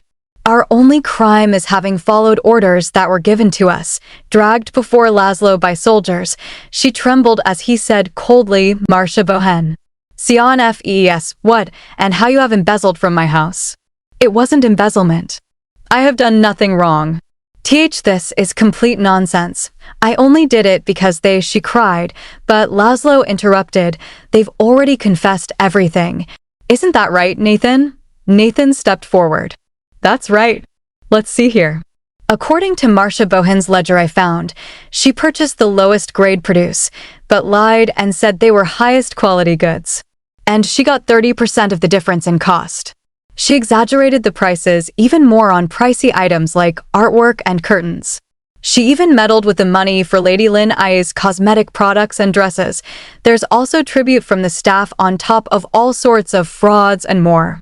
Based on the book we confiscated, the total amount she embezzled adds up to about 250,000 ling-un, don't you know? Don't you know how hard I worked to manage the estate? Marcia shrieked. I worked tirelessly for the past 3 years. So please just forgive. Whispers spread among the servants. Who would forgive someone who stole enough money to buy a house? My goodness. What's wrong with her? Laszlo's voice cut through the noise. You have 2 options. You can go to the police, get 30 lashings, and pay a fine. Or you can sign a loan agreement and repay me 400,000 ling-tons. Marcia's eyes widened. 400,000. But you just said it was 250,000. The rest is compensation and the cost of your life. The choice is yours to make, he answered coldly. As Marcia's downfall became certain, Daisy whispered anxiously, Salia. This means our names have been cleared, right? We're okay now, right? That's right, Daisy. We don't have to worry anymore, Salia assured her. Yet Laszlo was not finished. And that brings us to another problem. The position of head housekeeper has become vacant. Lin Ai frowned. How did we ever live in this house with someone like her as our head housekeeper? Laszlo smirked slightly. You're absolutely right. I owe you an apology too. Anyway, we need someone to fill the position now. For instance, someone who uncovered Marcia's crimes. All eyes turned to Idili. Then Laszlo declared, from now on, Idili will be the new head housekeeper. Lin Ai smiled softly, and Daisy gasped in disbelief. Laszlo added, if anyone plans on disobeying her orders or has a problem with her, speak up now. I will at least write you a recommendation. In the aftermath of the turmoil, a heavy silence filled the estate. But the shock only lasted briefly. The guilty rushed to leave the manor while the innocent filled their vacancies. Daisy's father exclaimed, "You mean the rooms we've been using were meant for storage?" "That's right, father." When the Count heard about it, he was shocked too, Daisy replied. Salia fumed. She left the nicer rooms empty just because she didn't want to give them to us. "We never should have let Marcia walk out of here like that." Layla, carrying boxes, said gently, "Once we're done moving, we should go help Adili." "She'll have to divide the tasks again. Hire new staff," Salia murmured. "She must be extremely busy right now." "I don't know how much help we will be to her." Meanwhile, two maids whispered, "So Adili is the new head housekeeper." "It's not so bad," another replied. "Hiring someone from the outside won't guarantee they'll be any good anyway. The manor will be sort of chaotic for a while, but I'm just glad that Marcia's gone. We should thank Adili for now." And yet, long after the manor had fallen silent, Adili remained awake in her room, reading by candlelight. A sudden knock echoed at her door. "Who is it?" she asked. When she opened it, she found Laszlo standing there. "I'm sorry to drop by so late." Adili blinked. A faint blush colored Laszlo's face as he asked quietly, "May I come in?" Once it was decided that Marcia Bohen would be fired, the mercenaries from Calliope ransacked all the vendors she was affiliated with and found the double ledger that was hidden away. What they discovered after endless comparison and analysis was that Marcia Bohen had failed to keep a straight account of anything anywhere. Meanwhile, Adili sat with a book in her hands, grabbing her head as she muttered, "I'm getting a headache. At this point, I might as well start everything from scratch. Since I know my way around it, it's a lot easier than my previous task, but in a house without a butler, I'm not sure how much I can get involved as the head housekeeper." Thinking carefully, she resolved, "I'll have to discuss this further with the Count. I need him to sign off on all the paperwork, and I also have things to report to him." Just then, a knock echoed through the room. Startled, she looked toward the door and wondered, who could that be at this hour? A small smile curved on her lips as she thought, "I can't believe I've grown close with so many people already." Adili from 3 years ago would be shocked. Rising from her seat, she approached the door and asked cautiously, "Who is it?" Standing outside was Laszlo, who replied firmly, "You should open your door after you hear who's on the other side." "You should be more cautious." Adili hesitated. Clearing his throat, he added, "I'm sorry to drop by so late. May I come in for a minute?" When she remained silent, he panicked inwardly, thinking, "Oh, she might get the wrong idea," and quickly said, "It's okay if you want to leave the door open." "Don't get me wrong," shaking her head, Adili answered, "I didn't." "Oh, okay. Come in, my lord." "Thanks," Laszlo replied. Once inside, she apologized. "I'm sorry I have nothing to offer you." "No, it's okay. I'm sorry to barge in on you like this," he said. Then she asked, "Do you have something urgent you need to take care of?" "It's nothing like that." "Well," he clenched his fist before continuing, "I feel like I'm repeating myself, but Linnea is so much happier thanks to you. And the party invites keep on coming, as if that's just how it's supposed to be." Adili smiled gently. "It's because she's naturally bright and cheerful." "She is. That's who she's always been, but I was completely clueless. All the things I failed to do in the past 3 years, you did for her in just a couple of months." Deep down, he admitted to himself, "I've longed for peace like this for so long." Aloud, he continued, "I could thank you 100 times, and it still wouldn't be enough. Anyway, I just wanted to tell you that I'm looking forward to working with you. Not as a Count, but personally too. Linnea and I are just so different. And it's not like she had a choice in having me as her brother." Surprised, Adili answered, "Sure." Scratching his head awkwardly, he went on, "I understand you might not like me, but please help Linnea." "What?" she interrupted. He blinked. "I don't hate or resent you, my lord. I don't understand why you would think that. You probably never wanted someone like me as a spoils of war. It would have been better for you to receive precious jewels or a piece of art like other soldiers." "It was unfair of His Majesty." Startled, Laszlo asked, "HM? What do you mean?" "He gave me the most precious person I could ask for." "Excuse me?" "The most precious person," she echoed. In his heart, he thought, "It's true, though. She held the highest title of all the prisoners. She wouldn't get the wrong idea, right? Smiling faintly, Idili said, "Thank you for saying that. No one would have thought the wife of a traitor would survive. If you hadn't accepted me as your maid, I would probably, Idili." He cut in gently. "I know things are still tough right now, but one day, things will surely get better. So from now on, don't ever think about taking your life. All right, if you live your life like you do now, one day," she repeated with teary eyes. Inside, he pleaded, "Don't cry, Idili. Hide your true self and your feelings, like you've always done. If you let your weakness show," but she could not hold back anymore. Tears streamed down as she confessed, "All I want is a normal life. I'm sorry." "I don't really know why I'm crying." Taking a handkerchief from his pocket, he handed it to her and said softly, "It's okay if you want to cry some more." Being normal must have been the most difficult thing for you, she thought. He's already seen me at my lowest countless times. What difference does it make if I cry again? Warmth seeped from the handkerchief he offered. After he left, she lay on her bed, sniffling. I really wanted to live a normal life. An average family. Typical romance and friendship. That was the hardest thing for me to get, and the most out of reach. Suddenly, her eyes widened. Handkerchief. I'll wash it and return it to him tomorrow.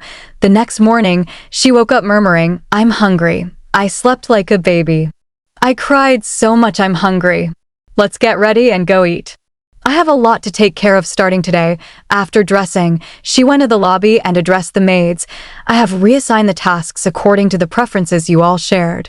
Things will be tough until we employ new staff, but please think of this as a new beginning and do your best."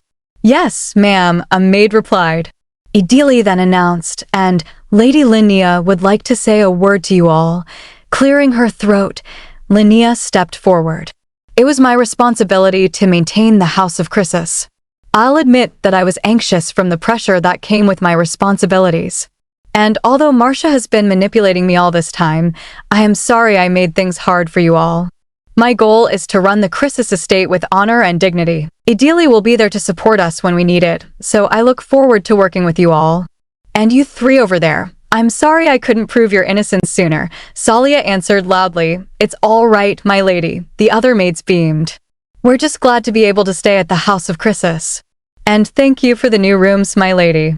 The fruits from the new vendors are delicious." Smiling brightly, Linnea replied, "Really? That's great. Once again, I look forward to working with you all." Thus, the House of Count Chrysis began anew. After a series of busy days, the day Idili had promised Daisy finally arrived. They had so much to take care of that they were not able to get a day off sooner, but she was glad she kept their promise. Salia had even lent her clothes. "Let's go, Ms. Idili," Daisy chirped excitedly. It seemed nobles came here too. She had said this place was very popular. There shouldn't be anything to worry about, right? Noticing Idili pause, Daisy turned and asked, "What is it, Ms. Idili? Is there somewhere you want to stop by? I thought I'd get some clothes to wear when I'm off duty." "I saw a dress shop over there," Daisy squealed. "Then let's go there first." As Daisy walked ahead enthusiastically, Idili reminded herself, "I should focus on having fun with Daisy for now. Let's not get preoccupied." But suddenly, a familiar voice echoed behind her, "Oh my, Idili Canyon? Is that really you, Idili? Is that really you, Idili?" The voice rang out again. Idili turned her head and answered calmly, "Lady Lucille Arton." Lucille's eyes widened in exaggerated delight. "My goodness. It is you. Who knew I would run into you at a place like this?" Then she beckoned loudly, "Everyone, come this way. Idili is here." Daisy leaned closer and whispered nervously, "Idili, do you know these people?" "I have a bad feeling about this." Idili reassured her in a low voice, "It's okay, Daisy. We'll just briefly say hello and leave." But the murmurs had already begun. "But should a criminal be allowed to walk around like that? I thought she became a maid as punishment for her crimes. Where did she get those clothes? Did she steal them?" Idili froze as another lady scoffed. "She even got the Knights of the Royal Chivalry fired. But look at her smiling like nothing happened." Whispers spread like wildfire. "She is a criminal." "Oh my, how frightening," a man snickered cruelly. "If she had any shame, she would have been buried along with the traitors." Someone else smirked. "Hey, that's a bit harsh. I mean, You make a good point, but still, if it were me, I would have chosen to die with honor. Lifting her chin despite the weight in her chest, Idili spoke clearly. I received permission from Count Chrysis to come outside. I'm afraid I can't explain any further, so I ask that you respect my privacy.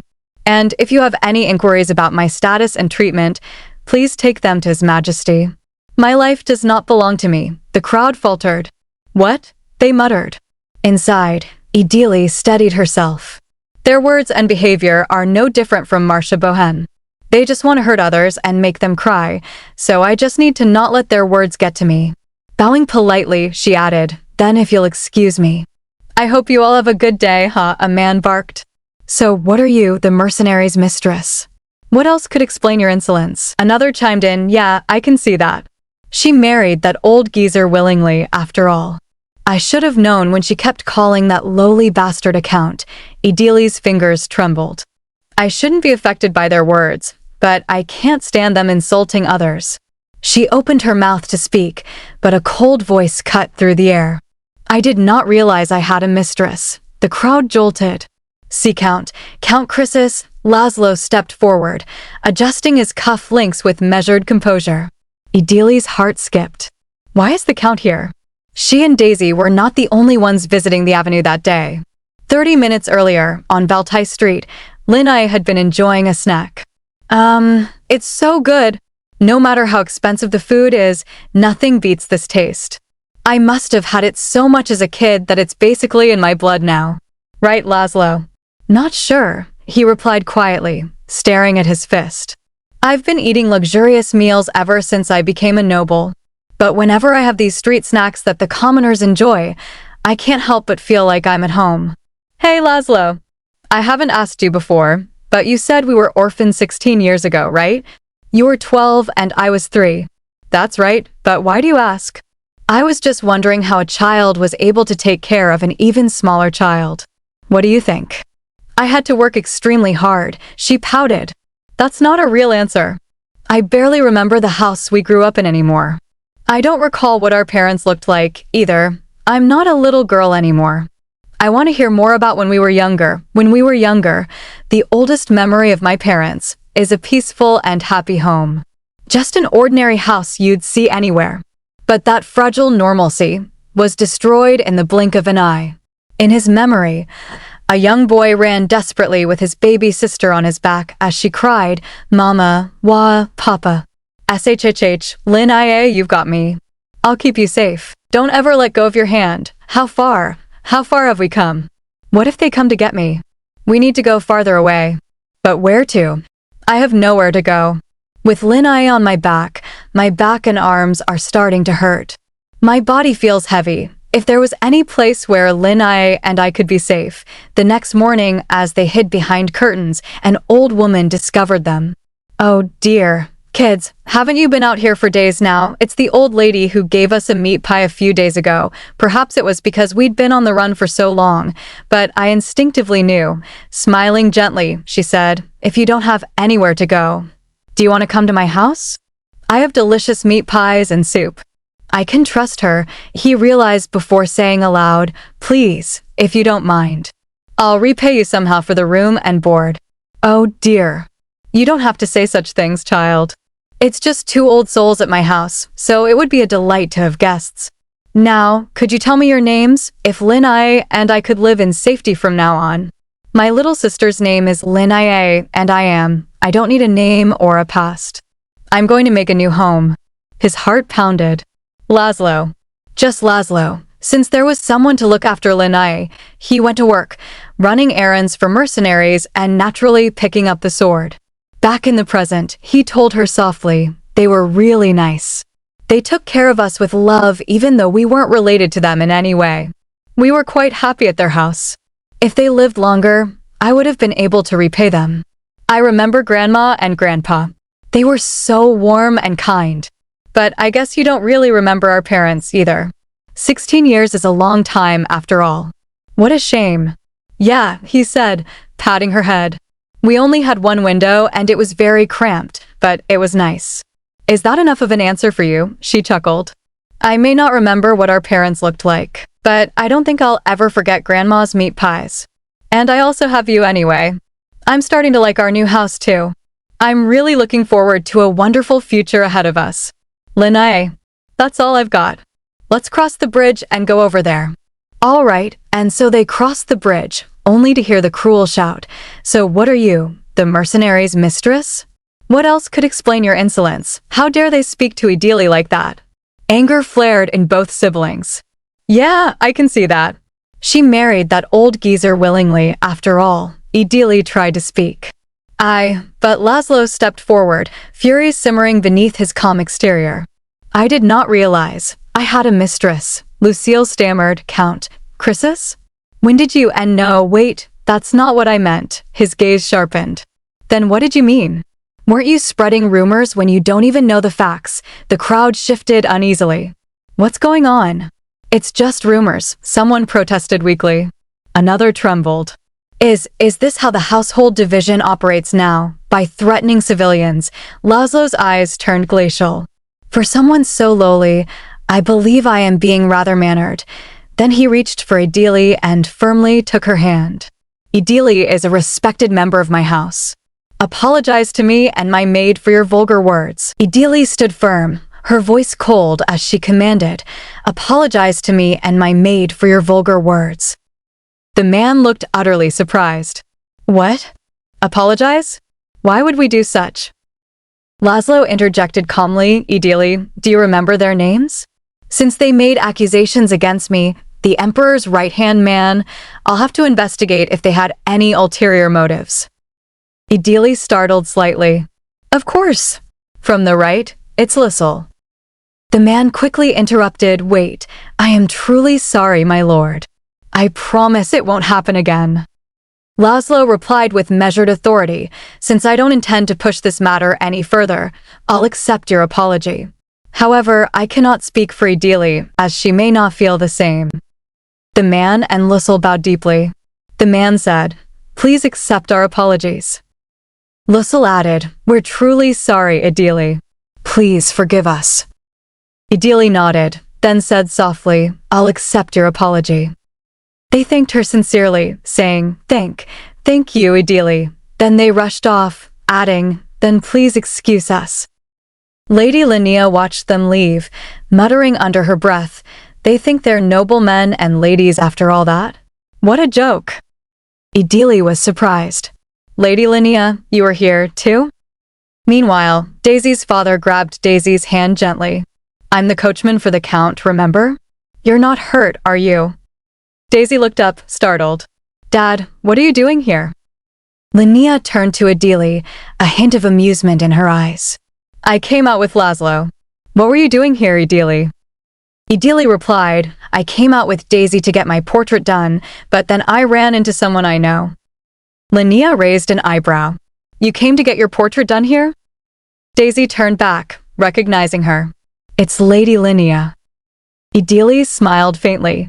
I heard there's an avenue of artists around here who can draw quick portraits for a cheap price. Laszlo and Linnea spoke almost in unison, Idili continued, Then if you'll excuse us, my lady. Linnea grabbed the edge of her dress. Wait, Idili. I want a portrait of me and Laszlo, too. Laszlo hesitated. What? All of a sudden. Linnea drooped slightly, her voice softening. I'm not just saying it for no reason. You're always out in battles. Who knows when you'll end up leaving me? I want a portrait with you so I can at least remember you. Laszlo flinched slightly. She continued, I don't want to forget any more loved ones. Laszlo thought quietly to himself, it's natural for a family member to have such concerns. But if this is what Linnea thought every time I left her at home alone, once again, I'm reminded of my own shortcomings. He glanced away. I may be pathetic, but I might have one thing in common with Idili. Leading an ordinary life is the most difficult thing for us. He exhaled and nodded his head. You're right, Linnea. Let's go. You too, Idili. Linnea squealed with delight. Really? Let's go, Idili. Daisy's father added, We should go too, Daisy. Daisy was shocked. She thought she was too far away to hear the beginning of this conversation. But what about my fun day off with Idili? I can't believe I have to spend it with my employers. Idili thought to herself, I feel bad for Daisy. Next time we have time off, I should spend it with her again. The shopman welcomed them warmly. Welcome. We can finish your portrait in 30 minutes. Linnea beamed. You know a place like this? It's so nice. Laszlo tapped her head lightly. Quiet down. Normally, it takes more than a month to get a proper portrait for nobles, but I heard this place gets it done more quickly since they use pastels. Daisy thought to herself, nobles these days, the source of this information, Nathan, blah blah blah blah. Idili stepped forward, intrigued. Interesting. When commoners started painting portraits, it was just a trend mimicking noble culture. But now, it seems like nobles prefer to have quick and affordable portraits done. Daisy looked around in awe. Wow! Linnea echoed, really? Interesting. Idili thought, except this place seems sort of pricey since they accept nobles as clients too. Linnea exhaled. There's nothing special about nobles at all. I get it. Who would want to sit for a portrait for hours? She glanced around. Anyway, I'm glad we came to get our portraits done, but I can't allow you to sit for a portrait looking like this. Laszlo asked, curious, She shouted, so what if you're dressed like a count? Shave your beard and do your hair, too. Laszlo replied calmly, it wouldn't make a difference. Just accept it. Linnea bowed at his chest, shouting, come on. Idili turned to Daisy, smiling softly.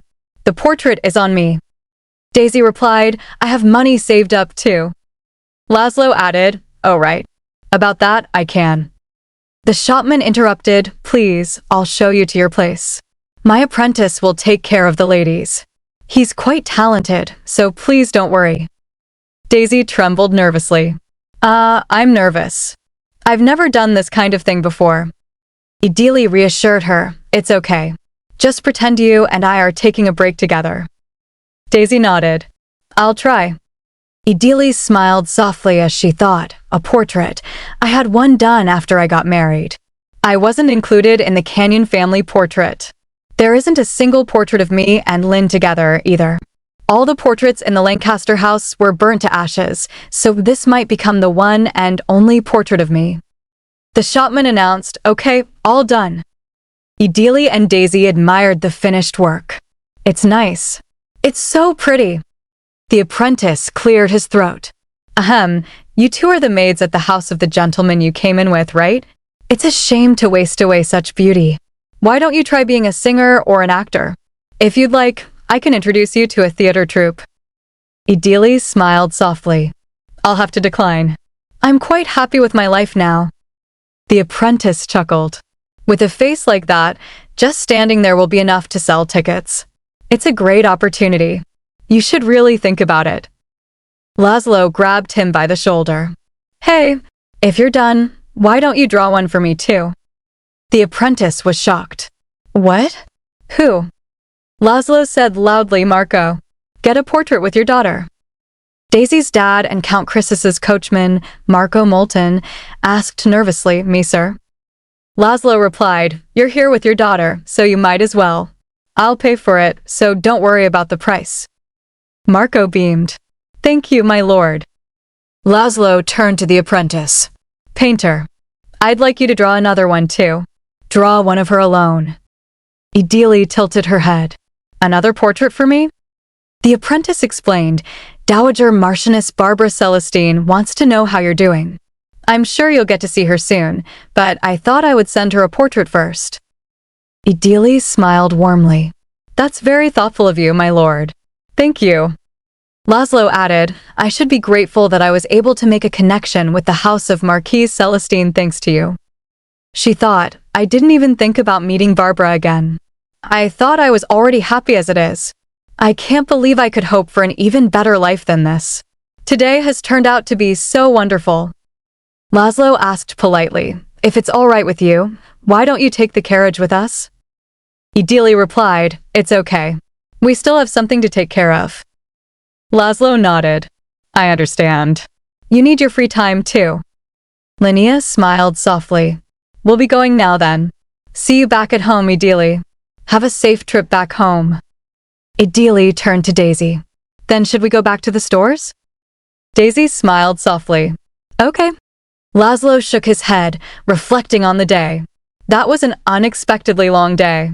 I'm glad I got a portrait with Linnea. Not to mention a gift for Marco, who's always been so loyal. And Idili's portrait should be sent to Dowager Marchioness Barbara Celestine.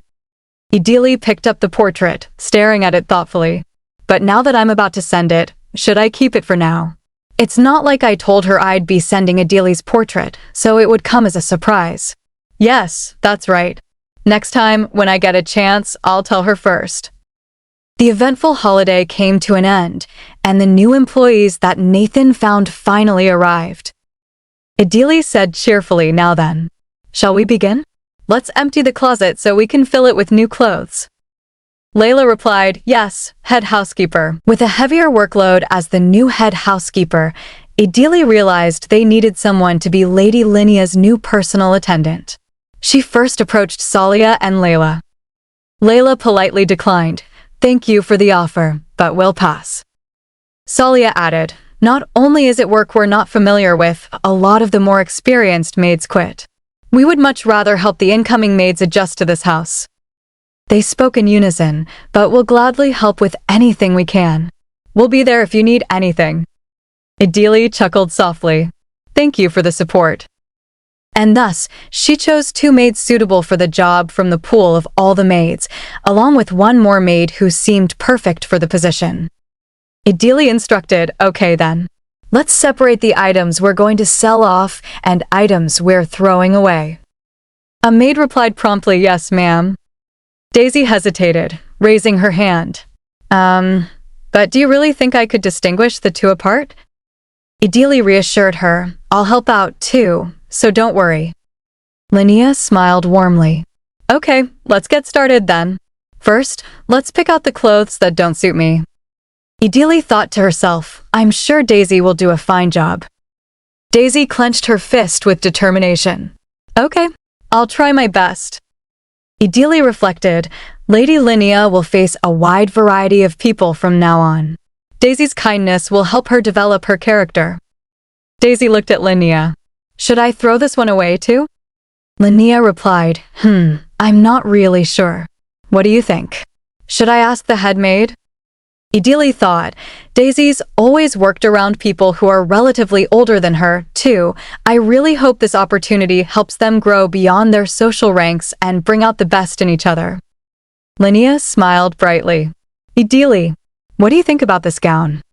Idili replied thoughtfully, I think you could get this one altered. Linnea grinned. You think so too, right? Idili nodded. Okay. We'll finish up before lunch, and since the tailor is coming this afternoon, we'll order some new clothes then. Linnea nodded eagerly. Okay, thank you, head housekeeper Idili. After some time, a lady entered the palace and bowed politely. It's a pleasure to meet you. I'm the tailor of Dunamis. Linnea responded, I would like to order an outfit to wear out, a field outfit and an evening gown. The tailor replied, oh my. If you would please choose the designs from the catalog, I will measure you right away.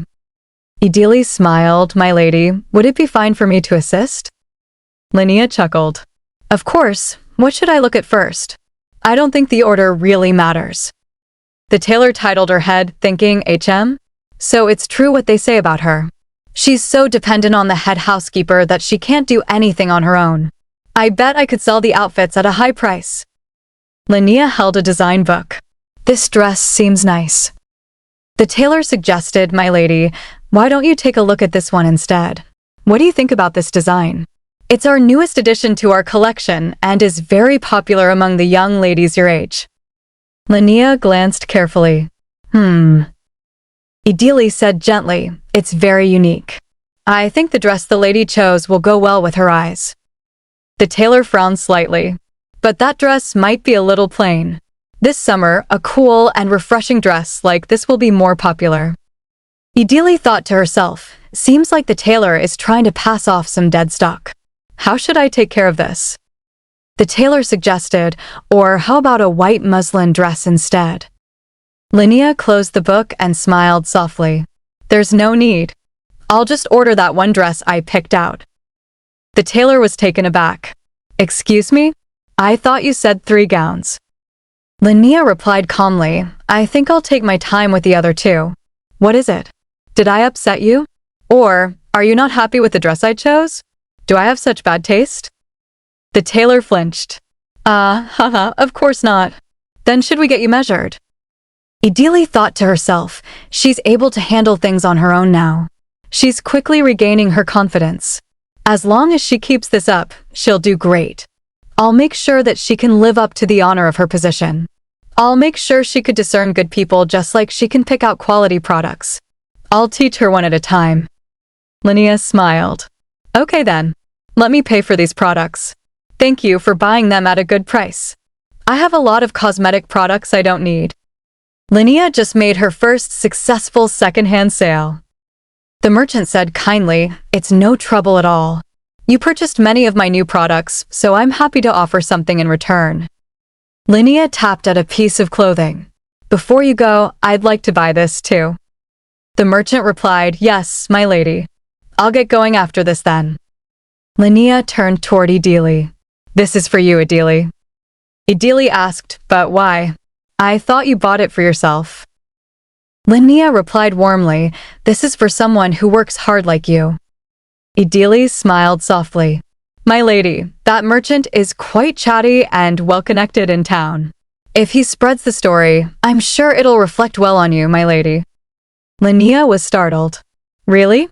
I wasn't exactly doing it on purpose, though. The merchant thought, Lady Linnea takes good care of her staff and treats merchants well, too. I found myself a very nice client. Ideally smiled again. Then shall I return this to you, my lady? Linnea shrugged. Of course not. Do I seem like the kind of person to be that stingy? It's a gift. Ideally accepted it graciously.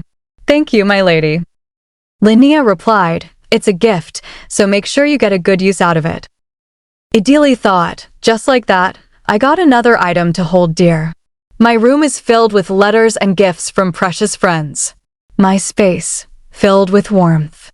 She rubbed her hands and said aloud, I think my scars have gotten much better, thanks to the ointment from Daisy and the cream Lady Linnea got me. She flipped the page.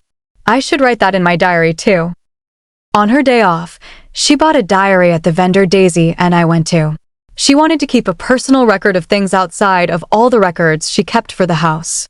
She wanted to keep a record of all the memories she'll be making at this house. Linnea rushed toward her, calling loudly, Ideally, are you in there? I need a word with you. Sorry, I was in such a hurry that I forgot to knock.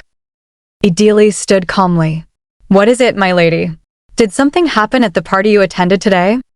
Linnea grabbed her hands, eyes serious. Please take care of my brother. Ideally was surprised. I beg your pardon. Linnea squealed, okay. Let me explain.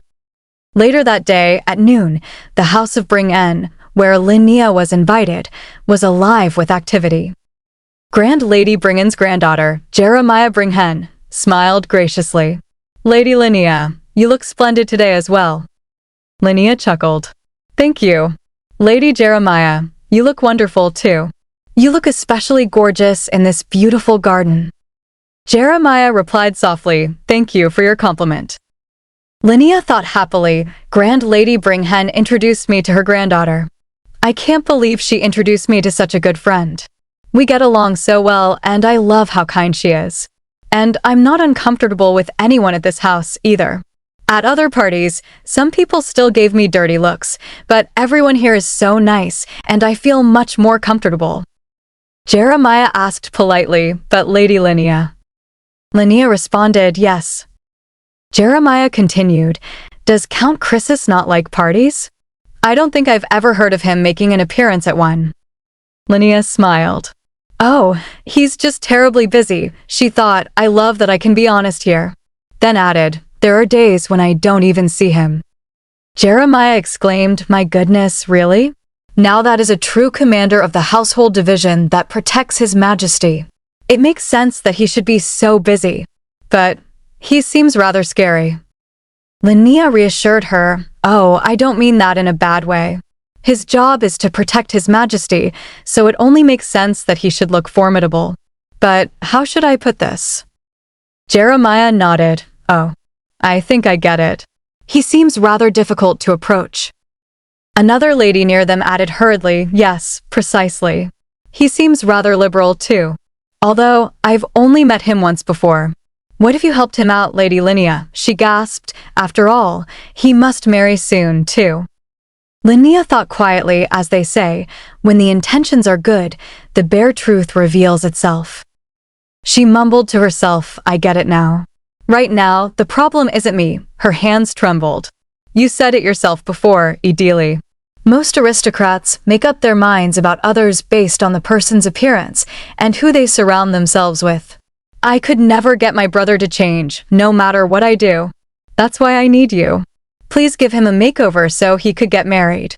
You think so too, right? At this rate, he won't even be able to make any friends. The next morning, Linnea opened Laszlo's room door and called out, Laszlo. Are you inside? I need a word with you. Laszlo groaned. What do you need so early in the morning, Linnea? And you're here with Idili. Did something happen? Linnea flinched slightly. See, Idili? This is serious. It's hard to tell whether he's a crook or a count, right? Laszlo asked, why are you picking a fight with me out of nowhere? Idili thought, oh dear, he seems awfully tired. What should we do? Linnea asked urgently, do you know what people told me at the party? Laszlo raised an eyebrow. Did someone look down on you again? Linnea shouted, everyone thinks you look like a country nobleman who just arrived at the city. No one thinks you'll be able to get a date, not to mention get married. And they're so right. Laszlo replied calmly, at least they think I look like a nobleman. That's fine by me. Linnea slammed her hand on the table. Fine. Are you not going to set me up to be married? Laszlo said, how can you say that? Of course I want you to find a spouse as soon as you can. Linnea shouted again, how can I get married when you look like that? Laszlo flinched. Linnea pointed at him. Who on earth would court me? Nobles care a lot about appearances, too. You look like a crook right now, so who would even want to get close to you? Just look at yourself. Laszlo's desperate gaze found its way to Idili. He thought, is it really that bad? Idili replied softly, of course. You have no reason to care about what anyone thinks, except for His Majesty. But if you wish to join high society, I think changing a few things may help.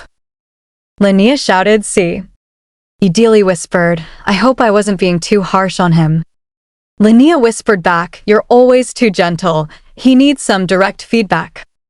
Laszlo asked hesitantly, be honest. What do you think I should change then? I thought I was fine the way I am. Idili was surprised. What? Linnea interjected, you see? This is what I mean. Idili rumbled with authority, you must cut your hair and shave, and start a skincare regimen. You must always wear clothes that fit you well, and, depending on the season, people, location, or the occasion, you must wear different attire. Laszlo poked, hold on. Idili continued, before we get to your outfits, my lord, you don't even wear accessories that are more or less required for noblemen, not to mention how you wear training boots with your formal attire. That simply makes no sense at all. Laszlo interrupted, wait, Idili. Idili gasped. Linnea applauded. She's right. Laszlo sighed. Okay, I get it. Idili said apologetically, I am so sorry, I spoke out of place. Laszlo replied calmly, it's okay. I really just didn't know. Idili explained gently, it's only natural for you not to be familiar with such rules of high society. Whether you will abide by these rules is up to you. No one can force it on you, but you may want to reconsider if you care about the honor and prestige as a nobleman. Linnea asked, my lord Count Chrysis? Idili flinched slightly, thinking, I don't think I've ever heard. Linnea sounds so angry. Laszlo flinched. Linnea smiled and said firmly, my lord. If you don't intend to give up your title as count, shave that beard and join high society. She glared, don't you get time off in a few days? Let's give you a complete makeover from head to toe. Laszlo mumbled, a complete make, what? Linnea roared, be more sweet when you respond. You see what I mean, Idili? I know he's a handful, but please take him on and transform him. Laszlo replied, okay, I got it, so stop. Idili thought determinedly, it's not going to be easy to give Count Chrysis a makeover. But I have to stay strong. Helping Count Chrysis get married is one of my duties as the head housekeeper. Afternoon. A few days later, at the Chrysis Manor, Laszlo scratched his head nervously. I've never had someone else shave me or give me a haircut before. Idili smiled reassuringly. It'll be okay, my lord. It will be done as carefully as possible. Isn't that right? Barber replied, of course. We'll get started once you're ready. Laszlo thought, I'm not a kid anymore, so why does it feel like I'm being mothered? He raised his hand toward his tools. My lord, do you intend to continue growing out your hair? Laszlo admitted, I didn't exactly mean to grow it out. Barber asked, then shall I cut it short? Laszlo hesitated. I'm not sure, I've never had short hair before, either. Idili instructed Barber, he'll cut it short. Please leave his bangs to be about this long and cut the back of his hair short. And please trim the sideburns as well so they're neat. Laszlo's heart pounded. Barber asked, what about his beard? Idili replied firmly, please shave it off clean. Barber began shaving. Okay, finished. You must be quite sore from sitting still for so long, my lord. Laszlo looked at himself. You're the one who did all the work. Idili smiled. To think you've been hiding such a handsome face all this time. I think you'll be receiving some love letters soon, my lord. Laszlo chuckled nervously. Well, do you like it? He looked at himself in the mirror. This is me. Idili's heart raced as she thought, I knew he would look charming, but I didn't expect him to look this good after just a shave and a haircut. Linnea squealed, I knew we could trust the barber Idili recommended. Laszlo asked, are you that pleased? Linnea giggled, now it's a matter of time before people start making marriage proposals to you. Laszlo replied, don't get ahead of yourself. Idili was dazzled, and Laszlo blushed. Idili cleared her throat. You've always been handsome, my lord, but you look much better now. Laszlo thought in shock, me, handsome? Idili said, I will continue to assist you to the best of my abilities. Laszlo awkwardly said, oh yeah, please do. Idili added, now then. Shall we move on to your skincare? Laszlo was surprised. Huh? Linnea squealed, yes, let's go. Let's make you lovely. Beautiful. Meanwhile, a man entered and laughed. Who made you look like this? Is there someone you want to impress? I can't even breathe. Laszlo slammed the table. Why is that the first thing you jump to? He explained, that's usually the reason someone is stubborn as you would change like this. Laszlo turned to Linnea. It was Linnea. So quiet down already. The man shrugged, and since when did you do everything Lady Linnea tells you to do? Laszlo admitted, you're right. Thus far, I've lived my life doing whatever I wanted, making it difficult for Linnea. I only did what I should have done ages ago. The man looked shocked. Someone knocked at the door. The man asked, who is it, Dash? Laszlo said, come in. The man was surprised. How could you let them in without even asking who it is, huh? Idili entered holding a paper. I was unaware you were still attending business. I will return later, my lord. Laszlo replied, don't mind him. What did you need from me? Idili approached. I'm planning on purchasing formal men's attire and accessories. Laszlo nodded. I'm sure you're very well prepared. Proceed as you see fit. Idili smiled softly. Yes, my lord. Then I will be taking my leave. Laszlo thanked her, okay. Thank you. The man looked at them and thought, look, Commander. This is the first time I've seen you smile like that. Now I get it.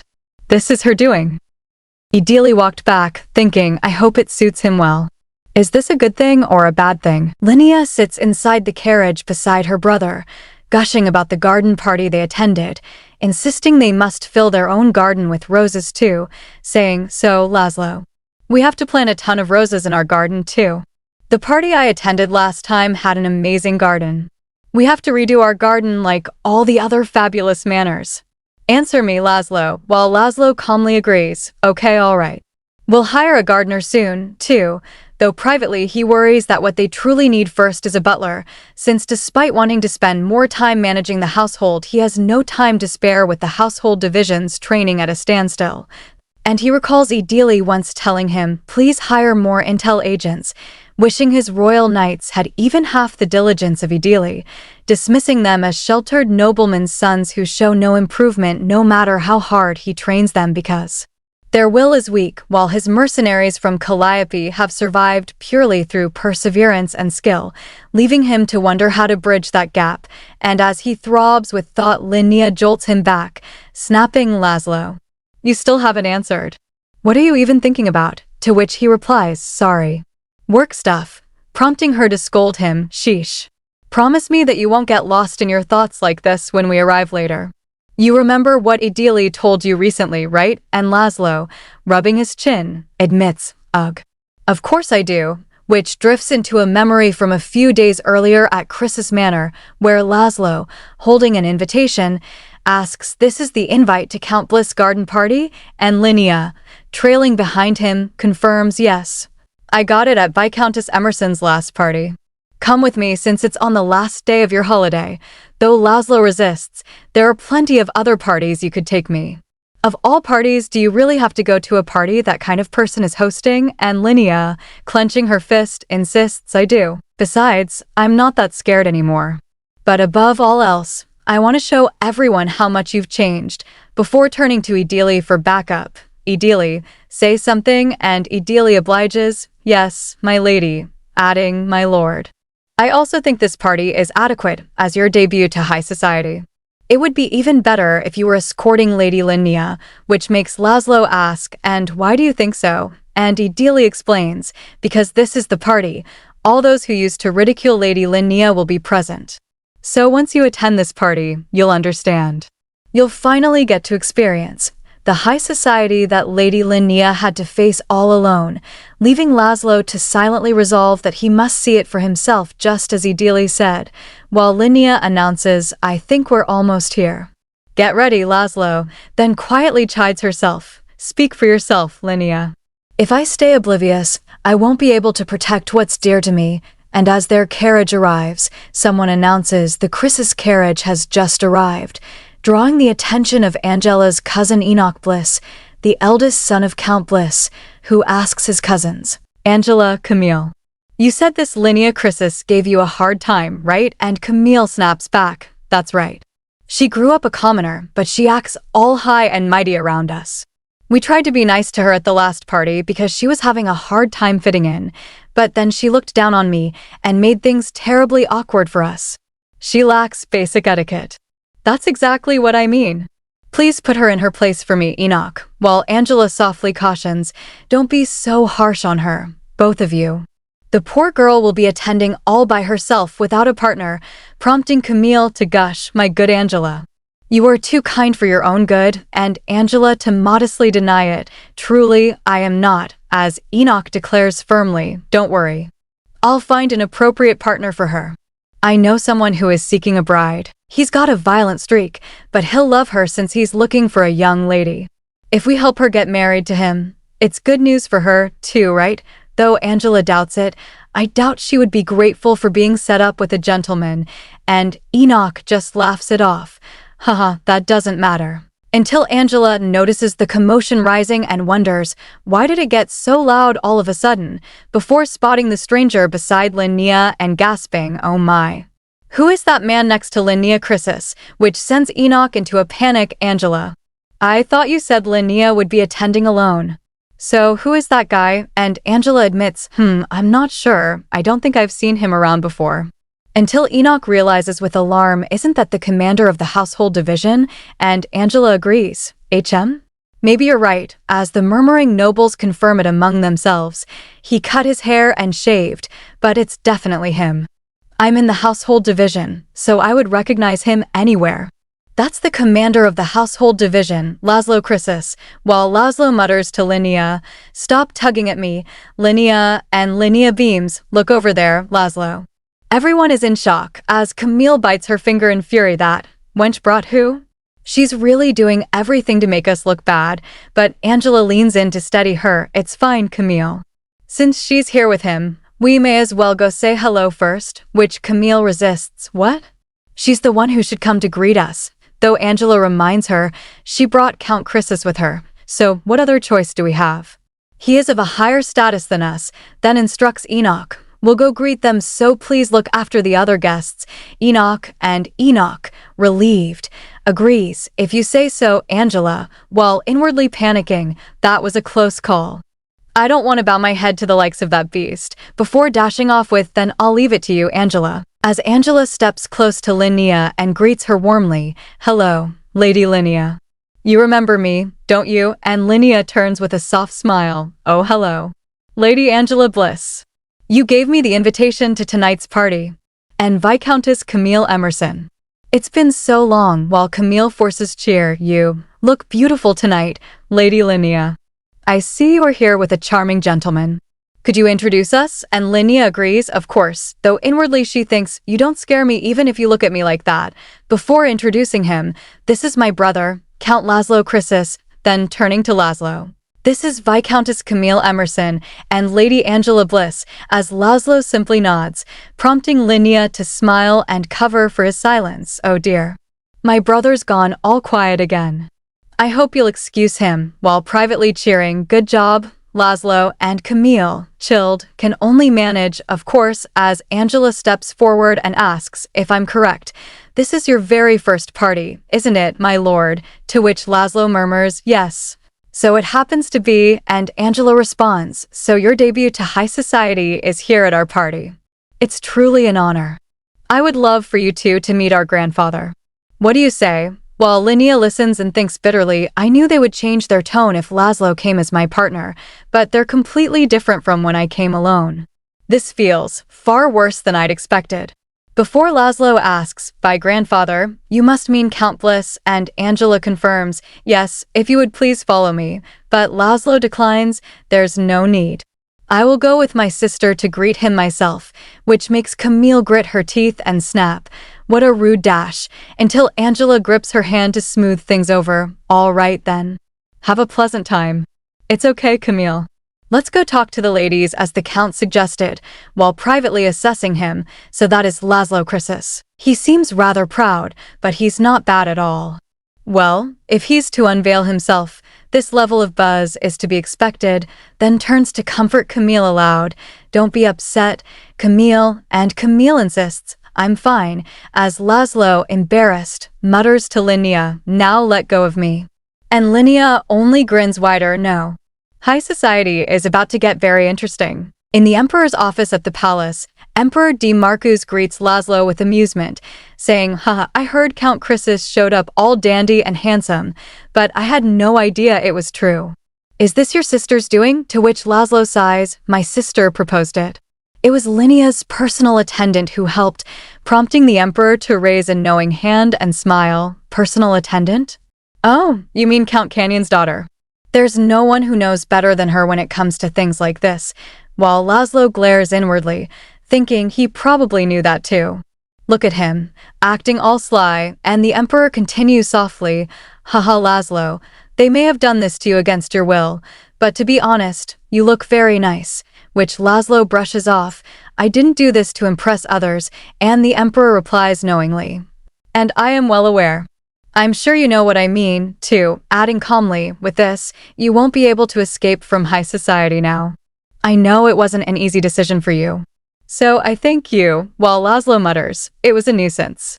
Although it's not like I had any grand motives behind it, leaving D. Marcus confused, until Laszlo explains, my sister told me, if I go around looking like a drifter, no one would ask for her hand in marriage, which makes the Emperor chuckle. Your sister clearly is something. Speaking of which, it won't be long before the ladies of high society start asking for your sister, and Laszlo sighs in relief. That's a relief, only for the Emperor to correct him.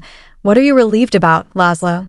She's not the one they want. It's you, leaving Laszlo flinching in shock, as it becomes clear that Laszlo Chrysis, the Emperor's long disregarded right-hand man, had by his transformation not only signaled his readiness to integrate into high society, but also his declaration to become the loyal subject His Majesty desired, making him overnight an eligible bachelor in the eyes of nobles who had long been eyeing him. And dazed, Laszlo asks, then why would they ask for Linnea? To which the emperor answers, because they know that you won't be replying to them easily. So they'll try to get closer to your sister and bring up the subject of marriage after that. And Laszlo, rubbing his hand over his mouth, protests, but marriage isn't something that ever crossed my mind, prompting the emperor to ask, is that so? Then when do you think you will want to marry? And Laszlo answers flatly, when you order me to be married. I guess I'll have to oblige, which disappoints the emperor. Well, that answer is disappointing. I may not look it, but I believe in destined love. Haha, I suppose you don't. He smiles, adding, maybe I really am the last true romantic in this world, before setting down his cup, standing and saying, but I truly hope you find someone like that. I'd best be going now. And when Laszlo asks, is there something you need to take care of urgently? The emperor waves his hand. I promised my loving wife I would have dinner with her tonight. You can either go to the training grounds or go home. Do as you please. And as the emperor leaves, Laszlo stands alone musing to himself, an emperor in love. I thought marriage among nobles was a purely political move meant to bring two families together. When it comes to marriage, necessity precedes love, and it is nothing more than hypocrisy itself, riddled with lies and betrayal. At least that's the reality I knew. But if true love really exists, if I could have faith in it once again, then. Meanwhile, on the other side, Linnea sits with Idili confiding, can you believe it, Idili? I couldn't even dance with Laszlo at the party, and Idili replies simply, I see, to which Linnea shrugs, oh well. Though Idili adds thoughtfully, I should have known that his lordship wouldn't know how to dance. It is my fault for not preparing him for it, which startles Linnea into insisting, No, it's not like this was the last party. There will be other ones. Before closing her eyes and continuing, besides, I got to tell Laszlo about the nobles who humiliated me before. He seemed pretty shocked. I guess it was more than he expected, recalling how she told him earlier, oh, and over there, too. I'm not done yet, patting his chest as she added, I swear, if he had his sword with him, we would have drawn it without a second thought. Just smile for now. And lower your fist. Part of me hated him for it, but a part of me really appreciated it. If I'd known he would react like this, I should have just told him earlier. And Idili smiles hearing this, replying, it looks like attending the party with him paid off. From now on, you won't have to stand up against them alone anymore, to which Linnea beams, of course. Since the day you gave me advice, I always had you in my mind. I'm not embarrassed about not knowing something everyone else knows. Nor am I afraid of making mistakes like before. Because you'll be with me every step of the way, moving Idili to touch her chest and say softly, I'm truly honored and happy to hear that, my lady, and Linnea chuckles, I'm happy, too, Idili, before adding, so I was hoping that you might go through these invitations with me. There are too many names I'm unfamiliar with. And Idili agrees warmly, of course, I'd be happy to, while meanwhile, back at the royal palace, Laszlo flips through a stack of letters and sighs. How can they send me letters like this when they know nothing about me? Even families we've never associated with shamelessly sent invitations. They invited Linnea so she would bring me with her to their parties, and Idili explains, this is how things should have been. It took a while to get here. Not only are you close to His Majesty, you are a count. And now that everyone knows how handsome you are, this is only natural, which makes Laszlo blush and stammer, handsome, not used to it. I'm handsome? Me, as Idili simply nods yes, prompting Laszlo to clear his throat and ask, so, is this also one of those rules of noble society that you talked about? To which Idili replies, everyone will want to be acquainted with you. It's obvious what they want. But on the other hand, it's a chance for you to figure them out, too, and Laszlo concedes, then I guess I shouldn't decline. I'd appreciate it if you can narrow down the families I should be replying to, with Idili nodding, yes, my lord, while flipping through the letters and thinking to herself, once he starts sending out replies, he will begin meeting with many different houses. Eventually, he will get marriage proposals, too. Through these encounters, he might come across a house that will be of help to him. That would be the best case scenario, then. Her mind drifting to a memory of Laszlo once telling her, "I endured through the shaving, but I won't stand for a skincare regimen. If there's no way around it, then I want you to do it," and she recalls in detail how his lordship's lashes are longer and darker than they appear, how he has a small scar on his lower left cheek, how he feels warmer than most people, and how up close his eyes glisten in this beautiful way, thinking, it'll be a matter of time before other people find out all of this. Until Laszlo calls out to her, ideally, snapping her back to the present as she stammers, "Oh, I'm sorry, I got lost in my thoughts." And Laszlo studies her with concern, asking, "I thought you were doing better, but perhaps I was wrong. Your face is red. You're not sick again, are you?" Her heart pounds as she thinks to herself, "My goodness. Why is my heart pounding so much?" While Laszlo, misreading her flushed face, asks, "Don't tell me you've been overworking yourself." And Idili seizes on the excuse, gasping that would make sense, before wondering privately, could it be? "I guess I was more tired than I'd thought. I can't let my thoughts keep getting away like this." Get a grip, then clears her throat and says aloud, "I appreciate your concern. I'm not struggling with my tasks, but..." Which prompts Laszlo to press, but, and Idili, refocusing, tells herself, "Let's focus on what's in front of me," before nodding and explaining, "Here's something I can't decide on my own as the head housekeeper." After all, access to the most important information about the household is reserved for the butler, and Laszlo replies apologetically, "I'm really sorry about that. We did have butlers before, but every time we hired a butler, they turned out to be spies from the four most prestigious families. By the time I caught on, they eliminated the butlers themselves. They were trying to keep me at bay while destroying any potential evidence. The reason I hired Marcia was because I didn't find any evidence that she ever got in touch with those families.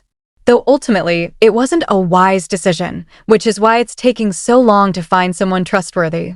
Nathan is busy looking for the right man, and Idili sympathizes. It really is a difficult challenge. There are only so many people you can really trust," to which Laszlo nods, "That's right. It's not easy to trust people," before his eyes suddenly widen, and he stands up in excitement, exclaiming aloud, "That's right.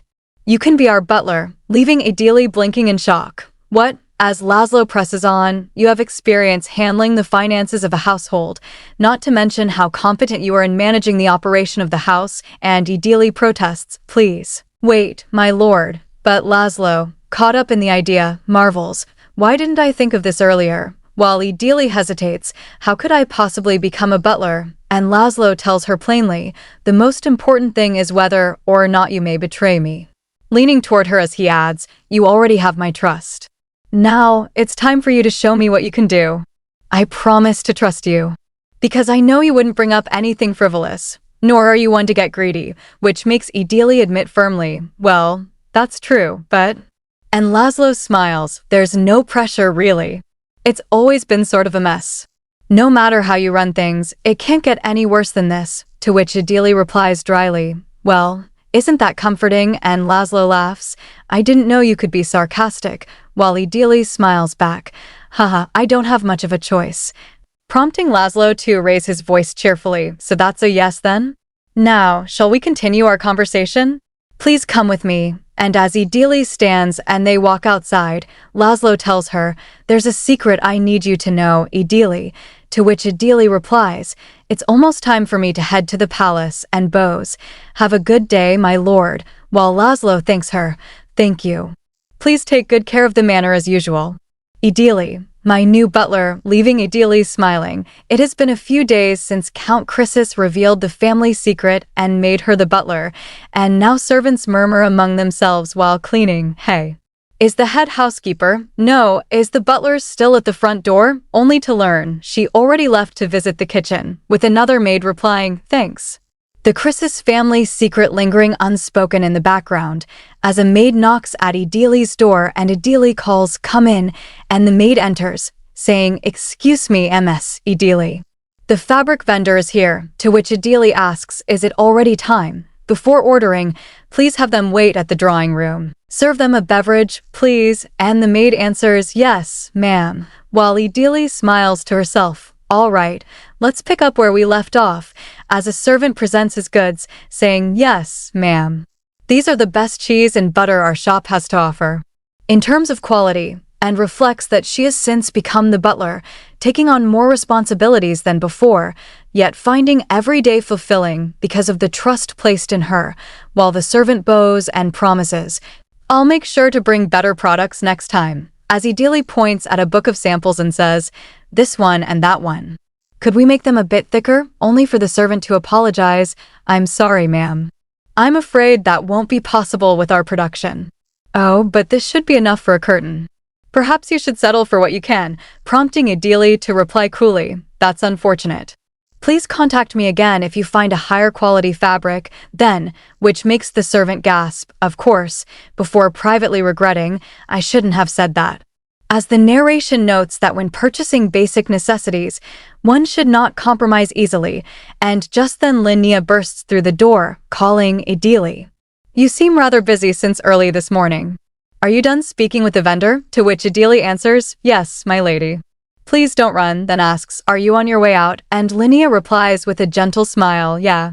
I'm going with Daisy," her heart pounding as she adds, "I won't be gone for long. Anyway, the new gardener will be here next week, right?" And Idili confirms, "That's right. I think you will be very pleased," while Linnea waves her hand, "Of course. You're the one who hired them. Then I'm going now. Please take good care of the manor while I'm out." And Idili nods in response. Some might think this is enough, before Sophia approaches, saying, "MS, Idili. So the thing you said, no, I put together the report like you told me to. Would you please take a look?" And Idili replies, "Of course," reflecting that she knows better than anyone that the smallest detail can determine the prestige of a house, as Nathan leans against the wall and remarks, "It looks like we're almost done hiring the staff. These are all people who have already been vetted. Do you think that'll be enough?" To which Idili answers, "Yes, it's all thanks to Calliope," and Nathan corrects her, "I didn't do this for you. I was just following the commander's orders," and she replies simply, "I'm aware." "Thank you, Nathan," while Nathan clears his throat, "You're the one who chose them after doing a final interview. No need to thank me. You don't need to thank me when we're just doing our jobs. Still, it's sort of nice to be appreciated. There was a time when I had my doubts about you, but I've decided to have faith in the commander's decision to make you his butler," before leaving with a wave, saying, "Good day, MS, Idili. I have Calliope business to take care of, so bye," leaving Idili to wonder quietly to herself, could it be that the responsibilities entrusted to me are much greater than the weight on my finger and the secret Count Chrysis shared with me? The night Count Chrysis asked me to be his butler, with a much lighter gait, he guided me down the corridor and showed me, as Laszlo grabs a cloth covering something, and Idili asks, "Is that what I think it is?" To which Laszlo confirms, "Yes, this is the Count's vault." Leaving Idili shocked, exclaiming aloud, "My lord, are you certain it is appropriate to open something so valuable in front of me?" And Laszlo replies, "That's precisely why you need to see it. You're going to be the butler of this manor, after all." But she protests, "Even if I am the butler dash," while thinking privately, access and right to the vault are strictly restricted to the lady of the house, and Laszlo tells her plainly, "You know I'm someone who could die at any moment. So marriage just isn't something I'm thinking about right now. And it would be too much pressure for Linnea to look after them."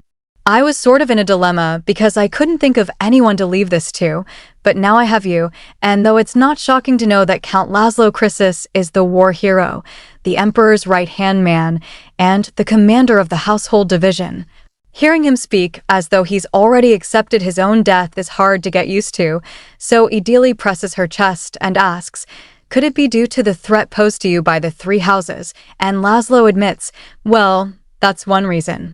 It's always been at the back of my mind, but it recently became much more real to me," privately reflecting, "I'm not just saying it for no reason," as he recalls Linnea once telling him, "You're always out in battles. Who knows when you'll end up leaving me? I want a portrait with you so I can at least remember you," before he turns back to Idili and asks, "Anyway, could you come take a look? This is the letter from the Emperor granting me the title of Count and some paperwork regarding the estate. I'm sure if you just take one look, you'll," but Idili refuses, "I cannot. Your enemies will attempt to win me over or threaten me once I become the butler. Are you certain I wouldn't give in to them? And Laszlo nods, I am. You wouldn't fall for something like that. Stepping closer to her as he explains, you are someone who appreciates the value and significance of trust. Enough to even turn down a blank check. When someone like that finds a place to settle, they become rather trustworthy, then raises his hand toward her and says, if you'll let me, I'll be the one you can lean on, and what Count Chrysis entrusted her with after saying those words were countless paperwork. A very heavy promise, and, as Laszlo later remarks, this seems fine. Let's proceed. Thank you for taking care of this, and Idili asks, are you sure you looked through all the prices in detail? To which Laszlo smiles, I'm sure you spent it wisely. And it's not like we're short on money right now, while Idili privately thinks he really doesn't know what to do with all this money. A lot more money than I'd expected, and Laszlo asks, how is the ring working out? And she replies, it is heavy, to which he says, I guess it could feel that way for you, as Idili shrugs, reflecting that he had lastly given her the signet ring granting her the right to sign off on things on behalf of the head of the house, leaving her unsure whether he's generous or naive, and Laszlo glances at her, asking, do you not like it? To which she answers, not at all. You should rest now, my lord, before stepping outside where Linnea comes rushing toward her, calling Idili. Are you done speaking with Laszlo? And Idili replies, you haven't gone to bed yet, my lady, while Linnea smiles, you and I are just so busy these days that we hardly get to chat anymore. Let's talk for a bit before we go to bed, please, and Idili agrees calmly, okay, prompting Linnea to chuckle, really? I even have some cookies for you. While Idili privately reflects, I think I'm starting to understand how Count Chrysis feels. I, too, don't want to force Lady Linnea to carry such a heavy load on her shoulders. So I must do everything I can to keep this ring safe until the day Lady Linnea grows up and becomes an elegant, mature young lady, or when Count Chrysis welcomes the true lady of the house to this manor. When that day arrives, I will return this ring to them. Meanwhile at night, Laszlo sits busy writing and murmurs to himself, I don't think she wants to end her life as much as before.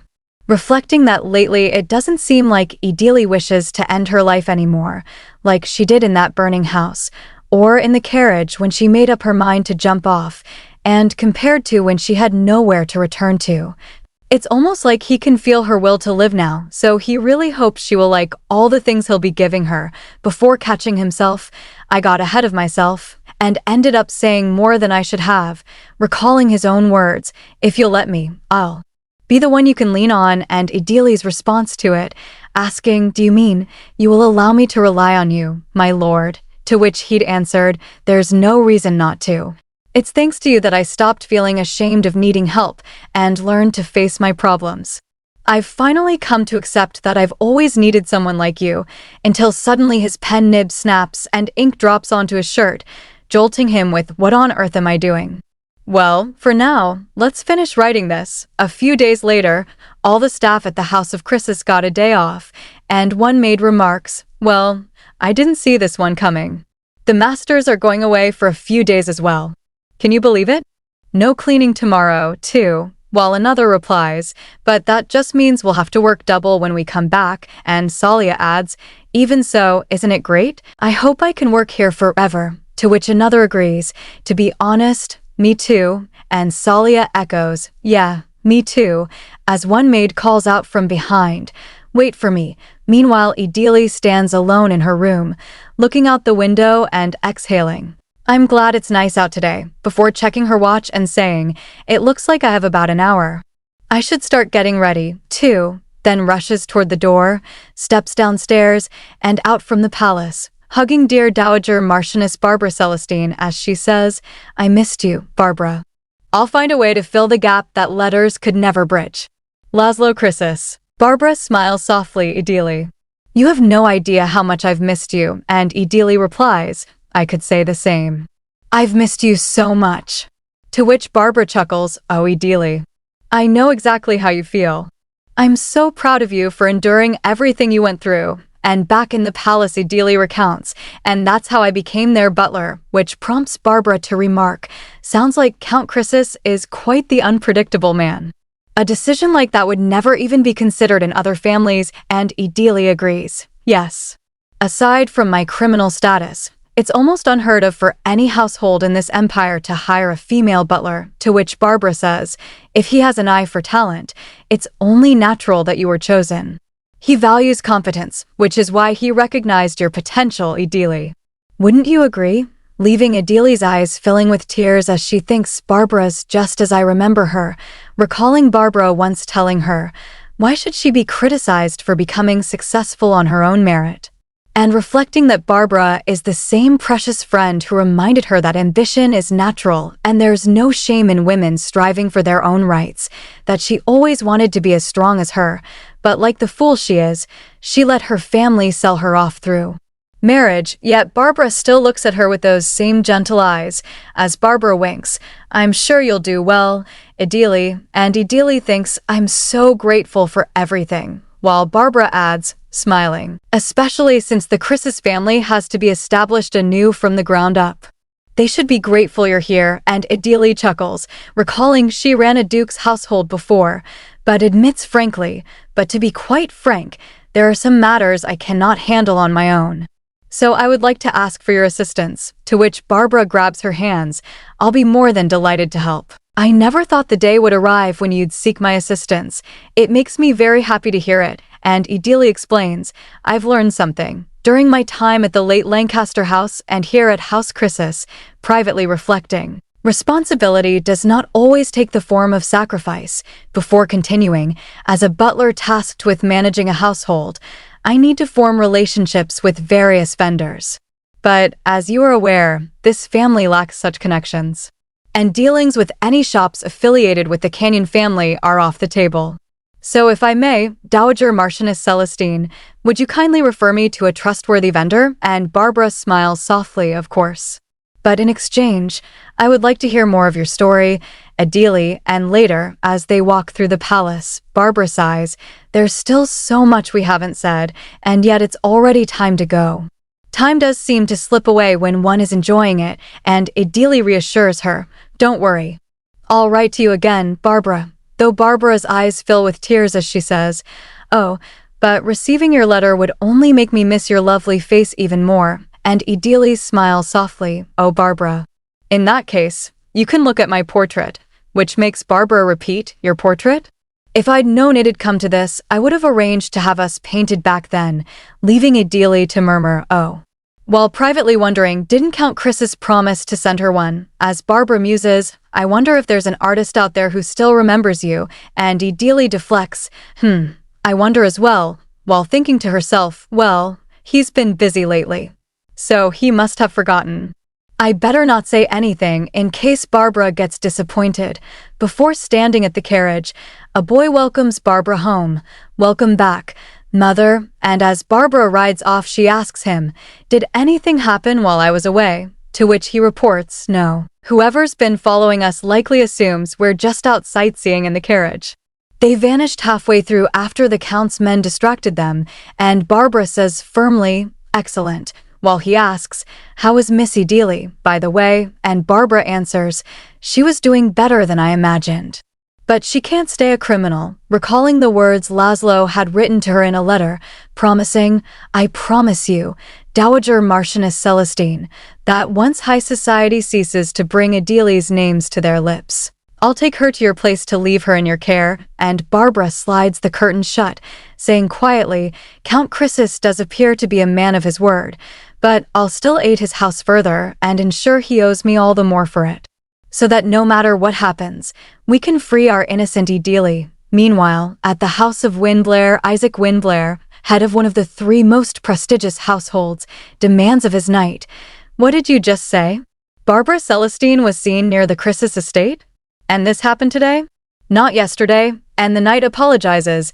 The message was delayed due to a minor disruption. I apologize, my lord, prompting Isaac to conclude, so that lowborn commoner has finally made his move. That must mean he's really sided with House Celestine, while privately wondering Barbara Celestine is already well established. What could she hope to gain now by siding with the emperor? Talks of marriage between family members should be out of question. Before tossing his cigarette and musing, come to think of it, that commoner holds the leash on Idili Canyon, doesn't he? And asking, any news of the Canyon house lately? To which the knight answers, the two sons are just barely maintaining their presence in high society, but the count himself has not been seen, leading Isaac to conclude, he must be orchestrating something in secret then. Look into it, and the knight agrees, yes, my lord, while Isaac privately reasons that Dustin Canyon couldn't care less about his daughter's life. But if she could bring him some benefit, there's no way he'd pass up the chance, and that must be why Chrysis suddenly changed. It must have been a political move. Before he remarks aloud, Chrysis, Celestine, and the Canyon families, my, what an unexpected honor, and thinks to himself, I'll make sure none of them gets what they're after. For I, Isaac Windblair. As Leandro greets him, it's been a while, Marquis Windblair. You've become quite difficult to meet, and Isaac apologizes, I apologize.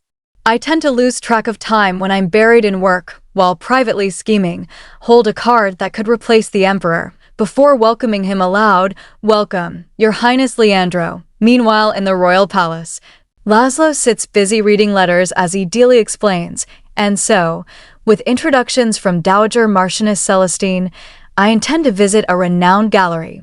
I hope you can join me for a more rewarding trip, and Laszlo clears his throat, I know nothing when it comes to art. While Linnea chimes in loudly, I don't know anything either. Art is so difficult. Leaving Idili to smile and think expected their reactions, as Linnea points at Laszlo and shouts, please forget about me and take her instead. Teach her how to appreciate art. And don't hold back when it comes to spending. Hey, you're just sending me because you don't want to be embarrassed, aren't you? Prompting Idili to wonder privately, oh dear, are they more uncomfortable with art galleries than parties? As Linnea continues, no. It's for your own good.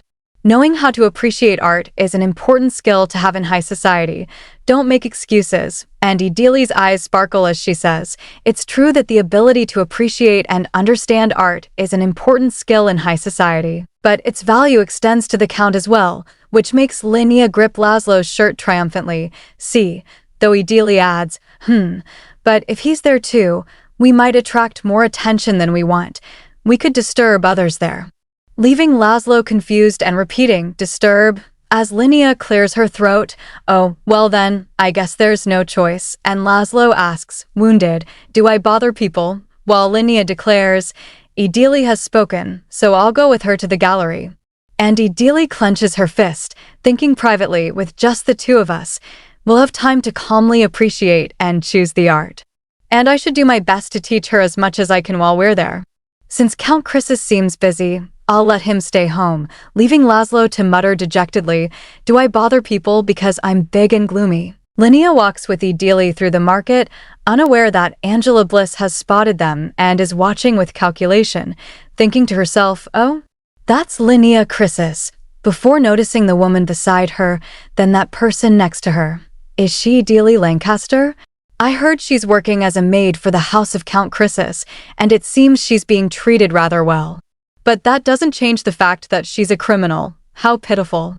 Lady Chrysis walking outside with a criminal? The house of Chrysis must be far more lenient than I imagined. In that case, Count Chrysis will make the perfect husband for me, as she reflects that her father was born the second son of the family and never inherited a title, and she'd wondered since childhood why the Bliss Manor, full of history and wealth, couldn't be hers, having lived until now as Lady Bliss only thanks to her grandfather, though eventually she'll have to leave the manor and live in poverty, and she refuses to accept that fate, declaring inwardly, what I need right now is a handsome young man with wealth and a title. Someone exactly like Count Chrysis. I won't let this lavish life I've lived, and with some arranged marriage set up by my father. I'll capture his heart no matter what. With looks like that, I can even overlook his mercenary past. Now then, which noble lady should I ask to play matchmaker for me? Meanwhile, at the famous Otis Gallery, Idili smiles gently to herself, thinking I've thought about it a lot. But Count Chrysis doesn't seem to care much about money. He even left the whole checkbook with me, recalling how Laszlo had told her, "You should at least take this much," to which she'd exclaimed, "Pardon," and privately wondered whether that's really a good trait for the head of a family, until a gallery lady beside her calls out, "Idili, Idili." So, we'll be hosting an exhibition soon, pulling Idili from her thoughts as she says, "Oh, I'm listening," and Linnea giggles, hee hee. Phew, you scared me there for a second, while the lady continues, clearing her throat, "Since you have an introduction from the Dowager Marchioness, we'll allow you to take a look and choose the pieces you want in advance," and Idili beams, "Oh my. We should be able to get some amazing pieces then." Before thanking her, "Thank you. We'll let you know which pieces we'd like once we've made our decision." "Shall we go, my lady?" And Linnea agrees, "Okay, Idili." But as they walk on, Linnea trudges along and grabs Idili's arm, admitting, "Idili, I really can't tell which artwork is good and which isn't." To which Idili smiles reassuringly, "Oh, that's all right. That's also one way to appreciate it," though Linnea protests, "Oh, come on. Teach me the proper way to view art," prompting Idili to offer, "Then if you don't mind, I'll explain using the pieces I've had my eye on," and Linnea agrees eagerly, "Okay," as Idili points out, "Do you see that painting depicting the countryside over there? I thought it would be perfect for your room. These two still life paintings would also be great for the sitting room and dining room," and Linnea whispers in realization, "Ah. So we're not just looking at the paintings, but at how they'll fit into the space we'll be putting them in," to which Idili confirms, "Yes. That's one way to look at it, since we're here to buy art today. There's no need to start with sophisticated ways to appreciate art. Please take a look at this piece here. Wouldn't it look wonderful in the Count's room?" The trend of paintings that praise victories in war may be fading, but since the Count is an imperial knight, it'll be fitting for him to have at least one displayed. While privately noting that Lady Linnea will have many more opportunities to visit galleries from now on, and Linnea nods, "I see. What about that one then?" prompting Idili to say, "This last piece was made by an artist I've been interested in for a while.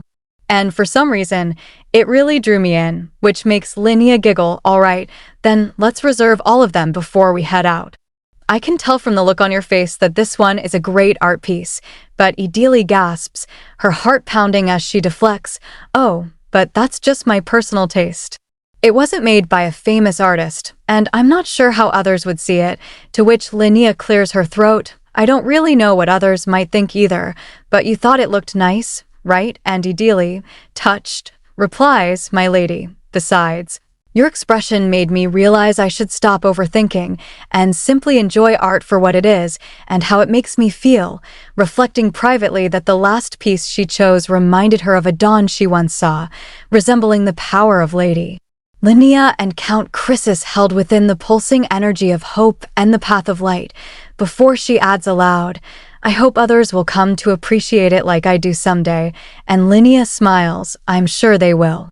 Elsewhere, William notices Idili and says, "Oh, mother, isn't that Idili over there?" prompting his mother to gasp, "What?" and Canyon to ask, "So you're saying you saw Idili outside?" to which William confirms, "Yes, father.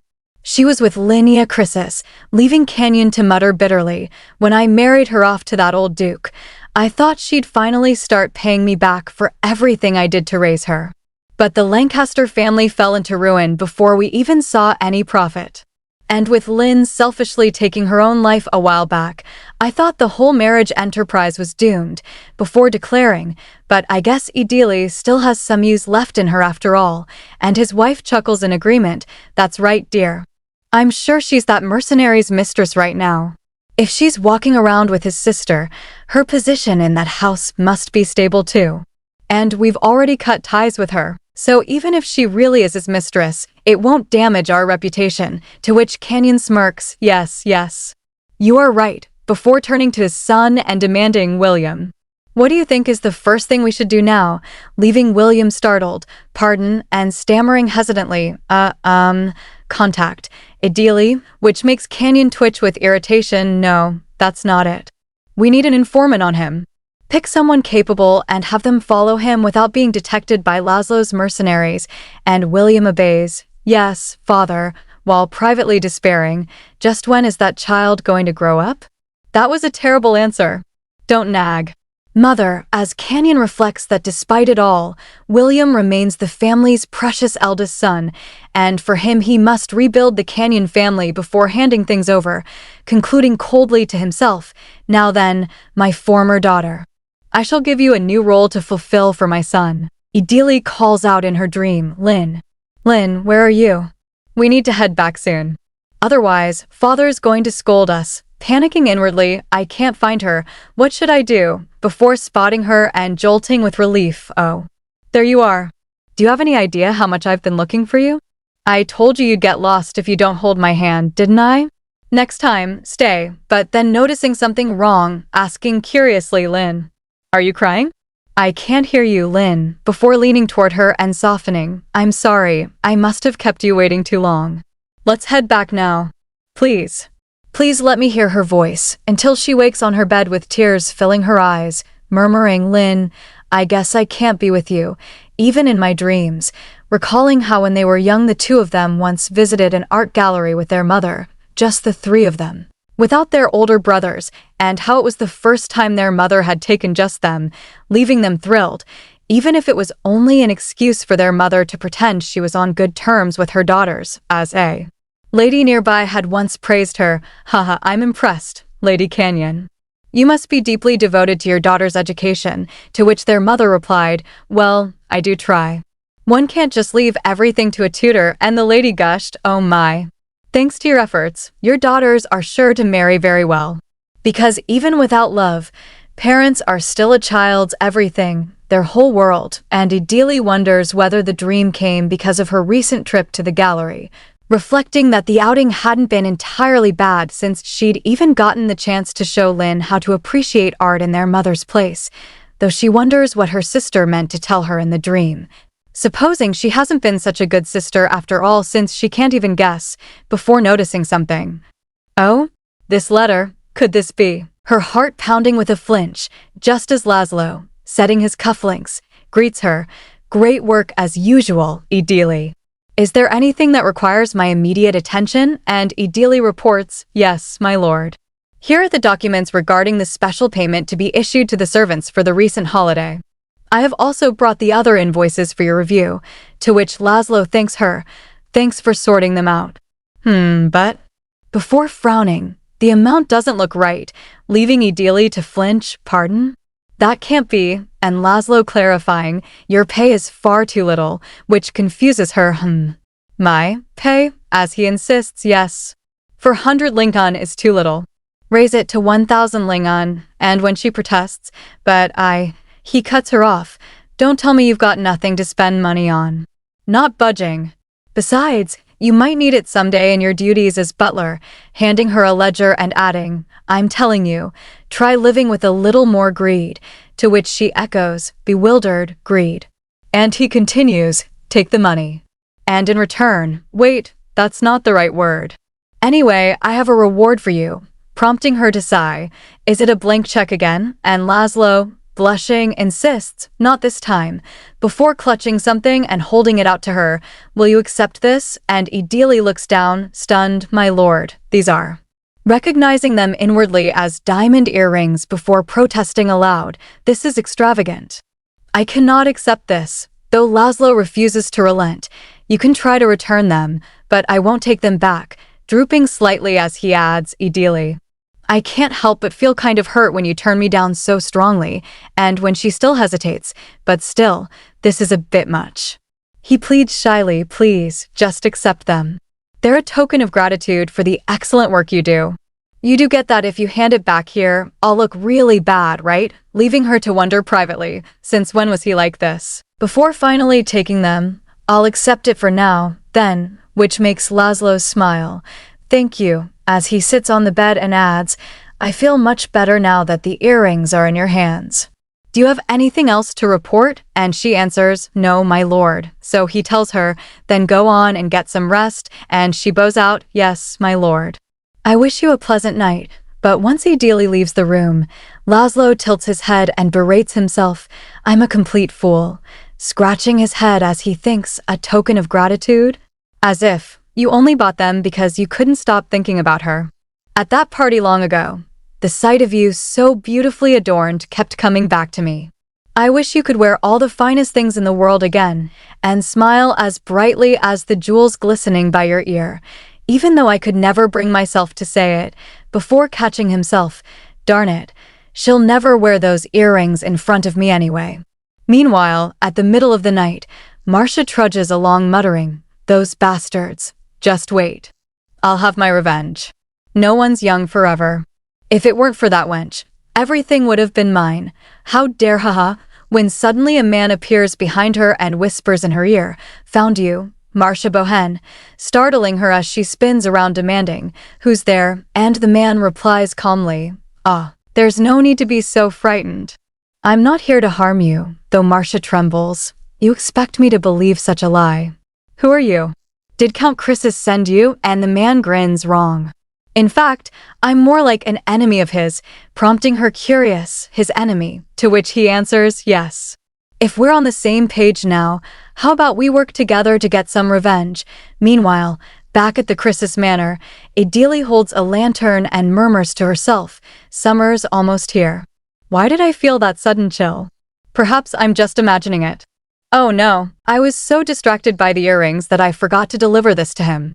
I still need to inform the Count about the marriage proposal that will be hard to refuse." When a letter arrived at Count Chrysis's manor, a reply was promptly sent with the Count's permission, and a few days later an unfamiliar visitor arrived at the manor, Viscountess Maya Batanin, who smiles and greets him. "It's a pleasure to meet you, Count Chrysis. I never imagined you would allow me this visit," to which Laszlo replies, "It is only fitting, given Count Erwin's request," while privately reflecting that though there has been little contact with Count Batanin, he is required to maintain close relations with the Erwins under the Emperor's order, which is why he couldn't refuse, wondering what she could possibly have to say to go so far as to use her connections, as Maya asks softly, "I heard that you have turned 28 this year. Is that correct, Count Chrysis?" And Laszlo confirms, "Yes, that is correct," prompting her to feign shock. "Oh, but you're still not married," to which he answers plainly, "No, I've never been married before," and she giggles, "Then, do you perhaps have someone you are courting at the moment?" And he replies, "No, there isn't," privately grumbling, "Ugh, what's with all these questions?" As Maya continues, "Is that so? Then I believe you will find this news very pleasing," smiling as she announces, "There is someone who would like to welcome you and his family as his son-in-law. Gregory Bliss, the second son of Count Bliss, has a daughter of exceptional beauty and grace," leaving Laszlo tilting his head, wondering, so why isn't she finishing her thought, while Idili gasps quietly, and Laszlo simply asks, "I see. And may I ask what brings you here?" which startles Maya, "Pardon," as he continues, "If you cannot remember your errand at the moment, I am happy to wait until you do," leaving her to stammer, "No, until Idili leans in and whispers, "The Viscountess has just conveyed a marriage proposal to you," prompting Laszlo to respond aloud, "Oh, why didn't she just say so? I thought she was merely repeating some rumors she'd heard," and Idili whispers back, "I believe I informed you of this the other day. Have you read the letter I delivered to you, my lord?" To which he admits, "Yes, but I assumed it was merely a joke, since the person in question wasn't even coming here herself," and Idili explains, "It is customary in high society. The Viscountess is here to deliver the Bliss family's marriage proposal on their behalf," leaving Laszlo to remark, "Is that so? What an odd custom," and Idili hisses, "My lord," but Maya cuts in, clearing her throat, "You are indeed most humble, Count Chrysis. No young lady would ever turn away a gentleman as handsome and refined as yourself. Miss Bliss, as well, is a most admirable woman. She would make a perfect match for you," smiling as she adds, "Why, the number of proposals she has received from young gentlemen is beyond count. Surely even your butler would well understand the meaning of my words," which makes Idili sigh inwardly, recognizing that she's comparing her, who refused countless suitors and was married off to an old duke, to the lady, probably meaning to highlight what a desirable match the Bliss family presents, or perhaps simply trying to belittle her. Though either way, there's nothing she can do about it, as Laszlo cuts the conversation short. "I'll pretend I didn't hear anything you said today," startling Maya, "Pardon. But I haven't finished. Though Laszlo insists through gritted teeth, I've heard plenty, and she presses on. But I'm sure you'll change your mind if you see Miss Angela yourself. To which he replies, I had seen all I needed to at the last party. There was no further need to acquaint myself with her, prompting her to exclaim, Count Croesus, and Laszlo to conclude, if that was all you came for, I must ask you to return now, leaving Maya standing to protest, Sir Croesus. Are you certain you won't come to regret what you just said? And Laszlo answering coolly, even if I do, it is not a matter that should trouble you. Do ensure, however, that the other party fully understands my intentions, after which, walking outside, Maya mutters to herself, goodness. I judged him all wrong. I never thought he could be so senseless and rude. He's clearly unworthy of Miss Angela. This is for the best. While outside it rains, and Laszlo turns to Idili, asking Idili, what do you think of my judgment just now? To which she steps closer and answers carefully, I'm afraid the answer does not lie with me, my lord.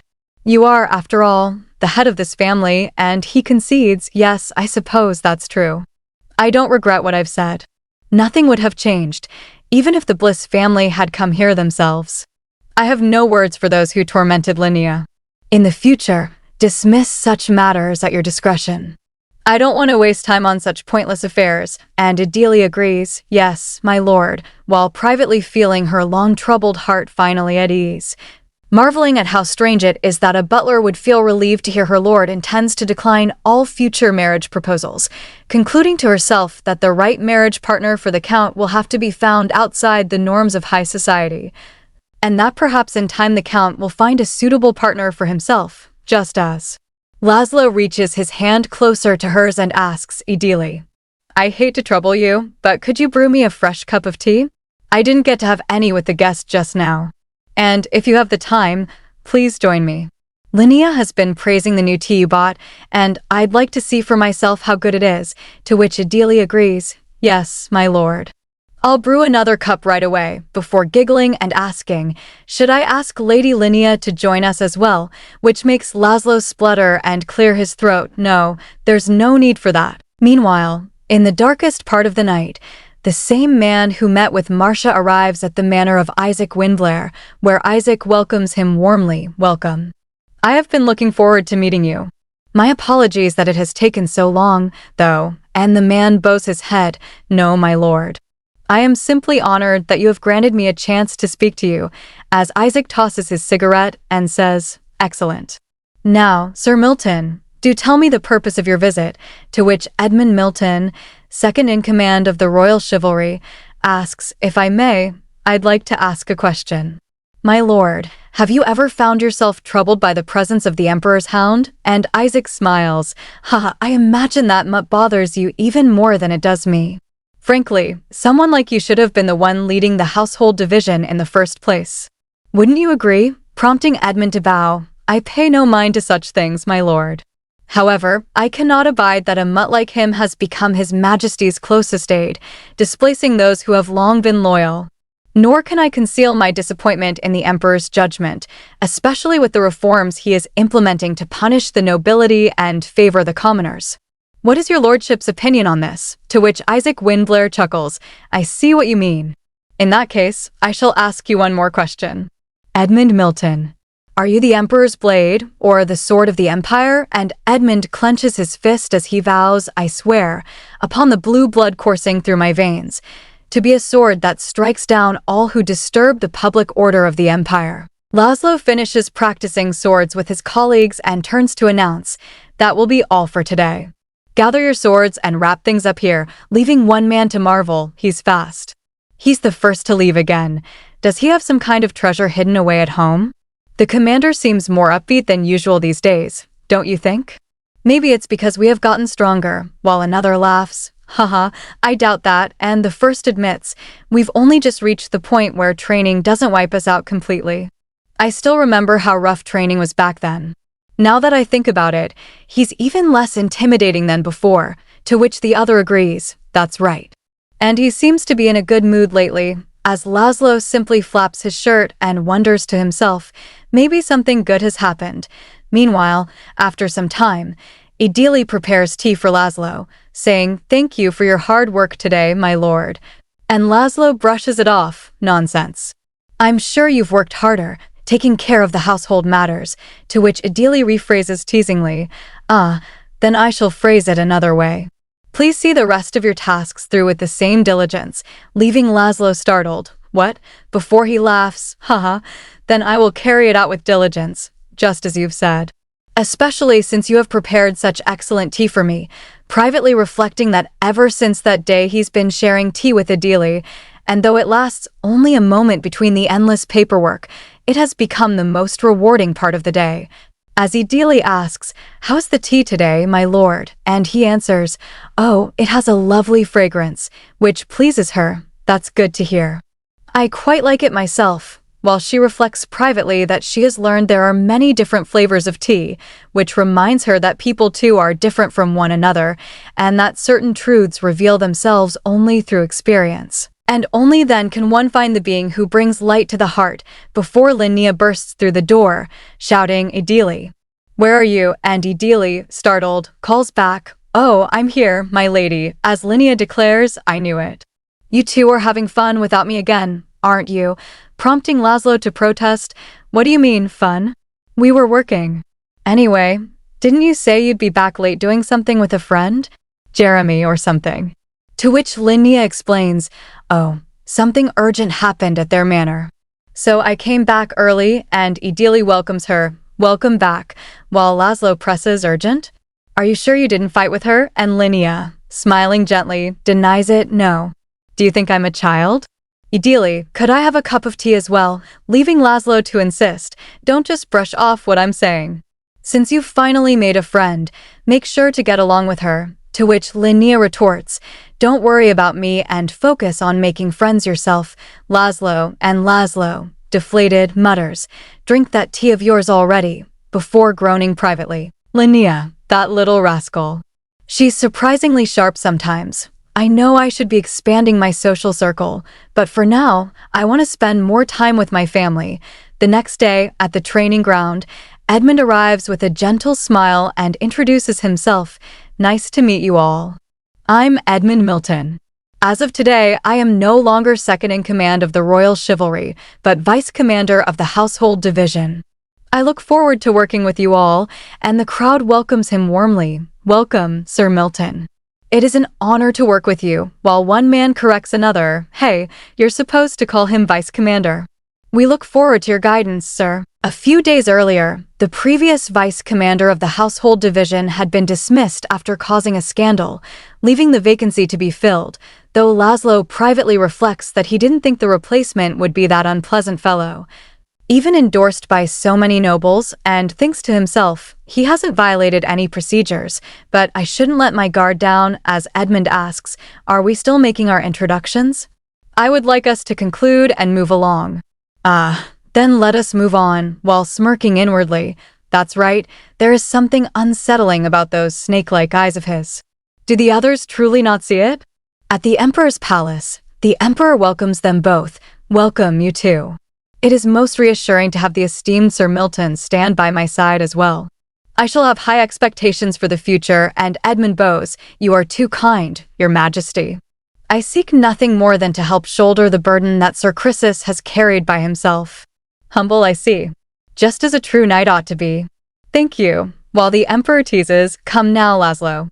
Learn a thing or two from him," to which Laszlo replies flatly, "I must respectfully decline, Your Majesty," and Edmund, tapping his chest with a gentle smile, adds, "What now?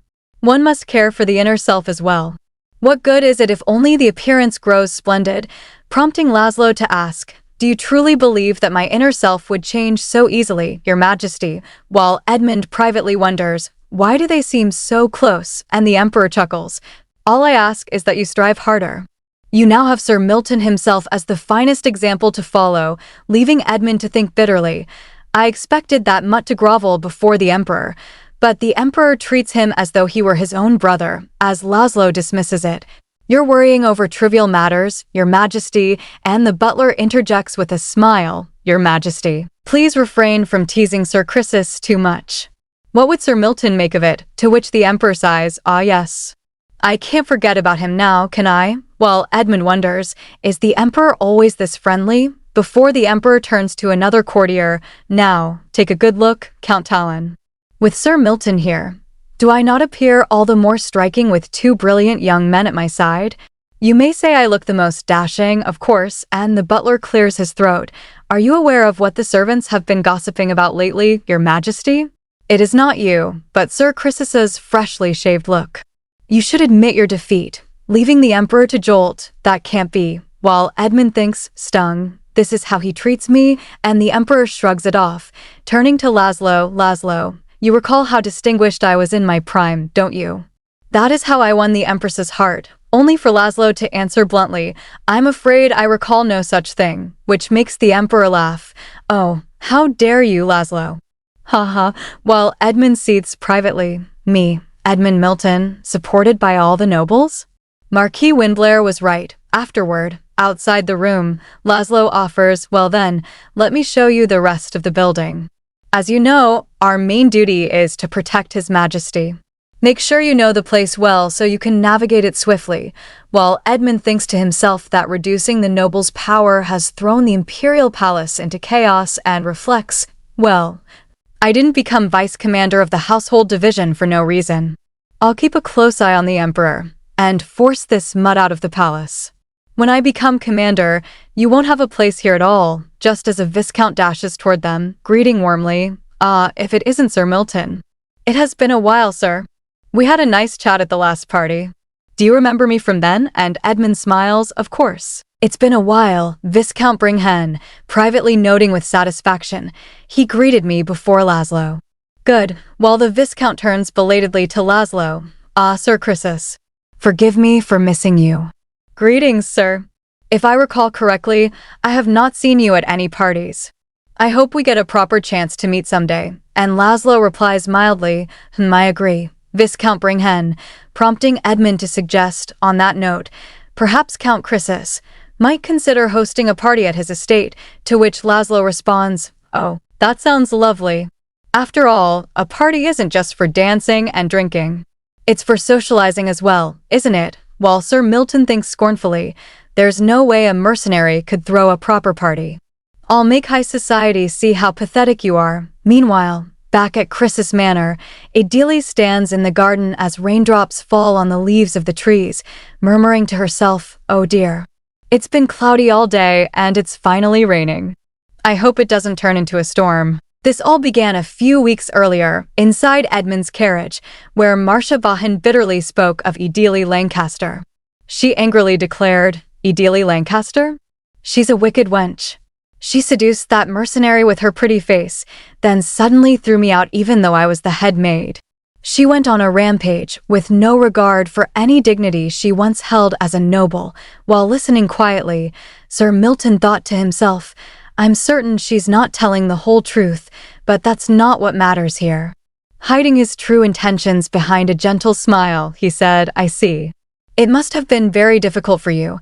Marcia glanced at him hopefully and replied, if only more people knew the truth about her. But sadly, I lack the power to make it known. Edmund calmly answered, then I shall purchase that information from you. Marcia's eyes lit up as she exclaimed, is that true, sir? However, he immediately added, there is one condition. In his mind, he thought, to spread information effectively, you need the right people talking. He then explained his plan. I will help you get a position as a maid in a noble house I know. While you are there, share with the guests what you told me. You do not have to share all the details. Just give them a small hint to make them think. Keep it light, like a friendly chat with the guests. Do you understand? As Marcia listened, Edmund silently smiled to himself. I will spread a storm of whispers around your veiled estate. Remembering his own words, he thought, on that note, perhaps Count Chrysus might consider hosting a party at his estate and bring it to utter ruin. Meanwhile, completely unaware of the scheme unfolding against them, Idili was shocked when the idea of hosting a party was brought up at the Chrysus estate. We have to host a party? She asked in disbelief. Laszlo awkwardly explained, it does not have to be extravagant. I will simply invite a few acquaintances and dine with them. Hearing that, Idili immediately corrected him. Pardon? That would be a banquet, not a party. Surely you do not believe a few pieces of grilled meat will suffice. Embarrassed, Laszlo apologized, sorry. But Idili continued seriously, a party requires proper preparation. You cannot simply command it without any discussion. Feeling guilty, Laszlo lowered his head. I'm sorry, Idili. I must have decided too hastily. Before he could finish, Idili stopped him. Just a moment, please, my lord. Laszlo replied. She looked at him with determination. My lord, I have an important question for you. As I understand it, you have pledged yourself as one of His Majesty's chief supporters. Is that correct? Laszlo reluctantly admitted. I hate to admit it, but you are right. Hearing that, Idili smiled confidently. Don't worry, I won't let that add to the burden you already carry. Then let us seize this opportunity. We shall show everyone a side of the Chrysis family they have never seen, and make them recognize the immense capability you possess. We ought to hold it in October, when there are no other events in the palace.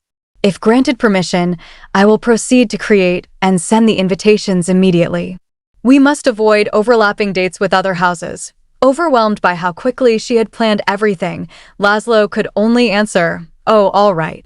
Without wasting another second, Idili continued, since this is your first party, I will limit the invitations to around 150 guests. Laszlo nearly panicked. Isn't 150 too many? However, after watching her organize everything with incredible speed, he laughed. Haha. You figured everything out so quickly. You really are incredible, Idili. With a gentle smile, she simply replied, I have hosted more parties than I can count. Memories of her former life filled her mind. Hosting flawless, grand gatherings had once been the life of Idili Lancaster. She had labored not for her own sake, but for the delight of others. Yet this time was different. Still, this will be the most enjoyable preparation I have ever done. The estate's decor will finally serve its purpose. Seeing her shine so brightly while doing what she loved, Laszlo thought, Idili shines brightest when she takes matters into her own hands. So the first thing I must do is… Then he smiled warmly and said, let me help you put together the guest list. Touched by his support, Idili replied, thank you, my lord. Let us make our way to the office, then. Watching her leave, Laszlo silently made another promise to himself. Give her my full support, so she can pursue whatever she wishes. Thus, invitations were sent to numerous families, and news of the party spread rapidly throughout high society. Naturally, the nobles wasted no time gossiping. One lady remarked, I never imagined the Count would host a party. And I hear the guest list is rather limited. I wonder if most of the guests will be his knights from the household division. That won't do at all. A proper party needs people who can truly bring elegance and prestige to the occasion. Nearby, Angela quietly sighed. As always, high society is quick to react to such news. She then smiled and asked, well, I hear today's chatter is all about the Chrysis estate. Did you receive an invitation as well, madam? Another lady nodded. Yes, it came to me through my son, who serves in the household division. Inwardly, she thought, that's precisely why I arranged this tea party today. Then she asked, who will be representing the Bliss family at the occasion? Angela answered happily, oh, grandfather has decided to send me. I am very much looking forward to it. Hearing that, Camille teased her. I suppose it is not the party itself you are looking forward to, but seeing a certain someone's face. Blushing immediately, Angela cried, Camille. That was supposed to be a secret. Camille only shrugged. What does it matter? It is not as though you are plotting a crime. The other ladies instantly became curious. Might we ask what is it you two are speaking of? Angela knew that in high society, nothing delighted people more than gossiping about others' love lives. After hesitating for a moment, she confessed, well, the truth is, I am in love with Count Chrysis. The ladies gasped in excitement. Oh my, that's right. You two met at the Bliss Manor party. He was much more dashing than I expected. He would be a perfect match for you, Miss Angela. Angela could already imagine everyone sharing their opinions. And no one can resist having their say. Blushing again, she said, what does his lineage matter, now that he is a count? Another lady enthusiastically agreed. That is true. He is handsome and has both rank and riches. He is ideal in every regard. Still uncertain, Angela quietly asked, "But do you think he could ever be fond of me?" The ladies immediately reassured her. "Oh, there is no need for such modesty, Miss Angela. Any man would fall for you in a heartbeat. We will help you, so do not worry." Smiling brightly, Angela replied, "Is that so? Thank you, everyone. I am truly happy to have your support." Once the excitement settled down, Camille looked at her seriously and asked, "So, is that your final decision, Angela?" Without hesitation, Angela answered, "Yes, Camille. I am going to marry Count Chrysis. He is the perfect choice for me. I agree that it will benefit your family as well, but I know that you are concerned. But I plan to marry off his insolent younger sister to a faraway place, so there is nothing to worry about." In her heart, she added, "You will help me, right, Camille?" Camille suddenly remembered something. "Oh, I almost forgot. I have a gift for you all. Thank you for attending our party despite your busy schedules. Please accept this small token of our appreciation." After opening the gift, one lady smiled. "Oh, it smells wonderful. We drink this tea at our house as well." Camille silently thought, with this gift, everyone will have to support Angela. Being an older sister truly is tough sometimes. Just then, she noticed one guest looking troubled. Walking over, she gently asked, "You seem troubled. Is the tea not to your liking?" Startled, the woman hurriedly replied, "Oh no, Viscountess Emerson. Please keep this between us, but I have heard some troubling rumors." Leaning closer, she whispered, "You know about the criminal living there, yes?" "From what I gather." At that very moment, far away in the Canyon household, William was reading a letter before Count Canyon. "People say she has become Count Chrysis's mistress." Canyon frowned. "Hasn't that rumor been circulating for some time?" William nodded. "Yes, but this time, it's coming from a maid who used to work there. Apparently, Idili is even teaching the commoner girl how to behave like a proper noble." Count Canyon suddenly exploded in outrage. "What? Then they must pay tuition." Idili is preparing for an important social event, but there is one problem she cannot ignore. Everyone needs to be ready for the upcoming party, and that means they have to practice the dance. At first, Idili is surprised to discover that she and her partner will be practicing alone. However, she quickly explains that practicing under conditions similar to the actual event is the best way to prepare. Both dancers are wearing comfortable clothes, exactly as Idili requested, and judging by her excitement, it is obvious that she has been looking forward to this moment for quite some time. Ever since preparations for the party began, Idili's enthusiasm has been impossible to hide. The practice finally begins, and surprisingly, everything goes smoothly at first. Even Idili admits that their performance is going much better than she expected. But then another person suddenly arrives. Linnea rushes in and apologizes for being late. She confidently explains that she has already memorized all the steps and promises that she will not make the same mistakes again. Idili watches her carefully, and surprisingly, Linnea is not nearly as bad as Idili expected. But the real problem becomes obvious as soon as they start dancing. Linnea asks whether their previous dance was really that terrible. Idili does not hesitate. The problem was simple. Linnea could not keep up with the others. Linnea immediately tries to defend herself, insisting that she only made a small mistake and corrected it right away. She reminds Idili that she had worked hard to memorize everything. But Idili refuses to sugarcoat the truth. Both of them had been a complete mess. Still, Idili acknowledges that Linnea has at least memorized the steps and has a decent sense of rhythm. Then Idili gives them a strict order. From now until the night before the party, they will practice for 2 hours every single day. Linnea is surprised by how brutally honest Idili can be, but she decides to trust her. After all, if Idili says they need more practice, then there must be a reason. They begin again. Idili carefully corrects their movements and explains that dancing is not simply about following the rhythm. It is an act of communication. A dancer has to trust their partner and allow their body to respond naturally to the other person's lead. But Linnea struggles to understand what Idili means. She cannot tell whether her partner is actually leading her through trust or simply using physical strength to spin her around.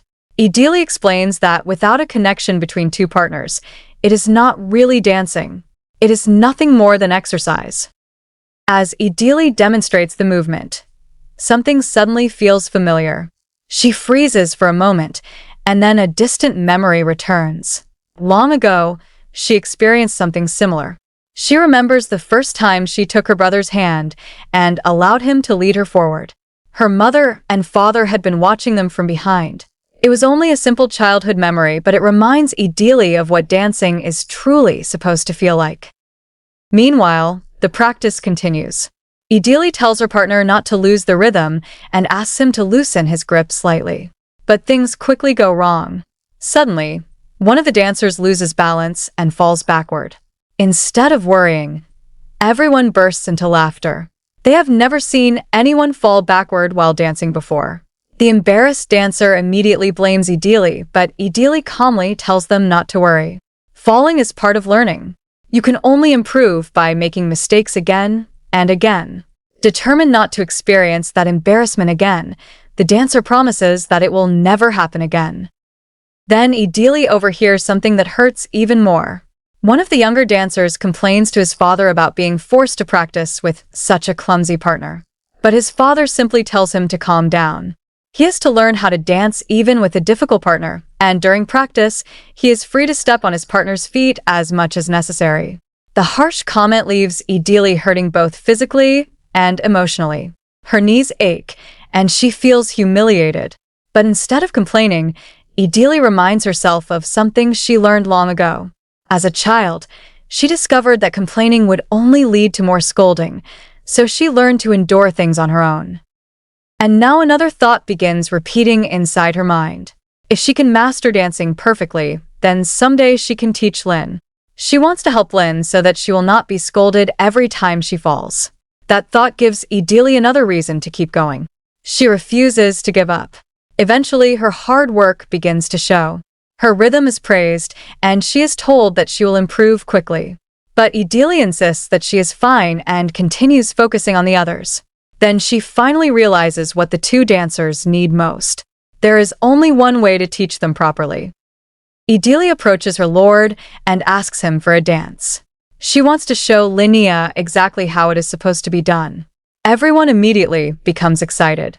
Linnea agrees without hesitation and admits that she has been waiting to see Idili dance. She even urges her brother to hurry. Finally, the music begins. Idili and her partner take their positions. This time, Idili is ready to demonstrate everything she has been trying to teach them. The lesson is about to begin with a proper waltz. But while everyone is focused on the dance, someone else has something completely different on their mind. A letter has been written. The writer stares at it nervously, unsure of what to do next. The letter is addressed to Lady Linnea. The writer believes that Linnea will definitely be surprised when she reads it. But there is still hesitation. Should the letter really be sent to Linnea? And whatever is written inside it could change what happens next. The morning after the party preparations, Linnea cannot stop thinking about Idili. To Linnea, Idili looked exactly like the princesses from the fairy tale books her grandfather used to read to them when they were children. Those stories always described princesses as wise, graceful, and elegant, and when Linnea was younger, she dreamed of becoming someone just like them. But yesterday, something unexpected happened. Her brother told her that she looked like a princess too. It was the first time anyone had ever said something like that to her. Although Linnea felt embarrassed by the comment, she secretly enjoyed hearing it. She also noticed how much more honest her brother had become lately, and she could not help but think that Idili must have had a good influence on him. Just then, Idili greets her good morning. But before they can talk for long, a letter arrives for Linnea. The letter is from Jeremiah Bringhen. Receiving a letter so early in the morning immediately makes Linnea suspicious. She remembers that Jeremiah promised to inform her once the dress for the upcoming party had been chosen. Curious about the color, Linnea quickly opens the letter. But the moment she reads it, her expression changes. Something is seriously wrong. The letter reveals that a nasty rumor is spreading throughout high society, and this rumor is directly connected to Idili Lancaster. According to Jeremiah, people are claiming that Idili became Count Croesus's mistress and used her influence to dismiss servants whenever she pleased. The rumor itself is not entirely new. It is an extension of older gossip, but this time, the source appears much more dangerous. The woman spreading it is Marcia Bohan. Marcia has been working at another noble's mansion, spreading the story as if it were an established fact. The situation becomes even more serious because Marcia once worked as the head housekeeper of the Chris's household. Because of her former position, people are much more willing to believe her accusations. After all, if a former head housekeeper was suddenly dismissed from a noble household, society would naturally begin wondering what had happened. Linnea immediately realizes that someone must be supporting Marcia from behind the scenes. And according to the information Idili had already gathered, there is almost certainly someone helping her. However, now that Calliope has been released, they may soon discover who is actually behind the rumors. With the party approaching, there is little time to investigate everything themselves. So the investigation is left in capable hands, and if anything new comes from the palace, they will be informed immediately. But Idili knows that she cannot simply sit back and wait. The rumors surrounding the Chris's family have already begun attracting attention, so she decides to address the matter directly. She tells everyone that they have probably heard the rumors about their family, and then she makes one thing very clear. No matter what people in high society say, she will not waver. She also asks everyone else not to allow themselves to be influenced by meaningless gossip. But one person seems troubled. When Idili notices this, she asks whether they are feeling guilty. The response is immediate. These rumors are false, and none of them are Idili's fault. Nothing has actually happened. However, the Chris's family is currently under so much attention that some damage is inevitable. And there is another problem. If all the criticism is directed toward Idili alone, she is prepared to endure it. But if society discovers that the Chris's family rejected the Bliss family's marriage proposal, the situation could become much worse. People could connect the rejection to the rumors and begin treating the gossip as fact. That could damage not only Count Chris's reputation, but also Linnea's future marriage prospects. This leaves one important question. Who is helping Marcia Bohan spread these rumors? Someone is clearly working behind the scenes, and until that person is exposed, the danger will remain. But Linnea refuses to be frightened. If these rumors make people reject her more easily, then perhaps that is something she would actually welcome. After all, she would rather reject those people first. Then the conversation turns toward Idili. The family makes it clear that she is not merely their servant. She has become their precious butler and an important part of their household. If Idili has been unable to protect them from every problem, that does not mean the responsibility belongs to her alone. The siblings who represent the Chris's family also have a responsibility to protect their household.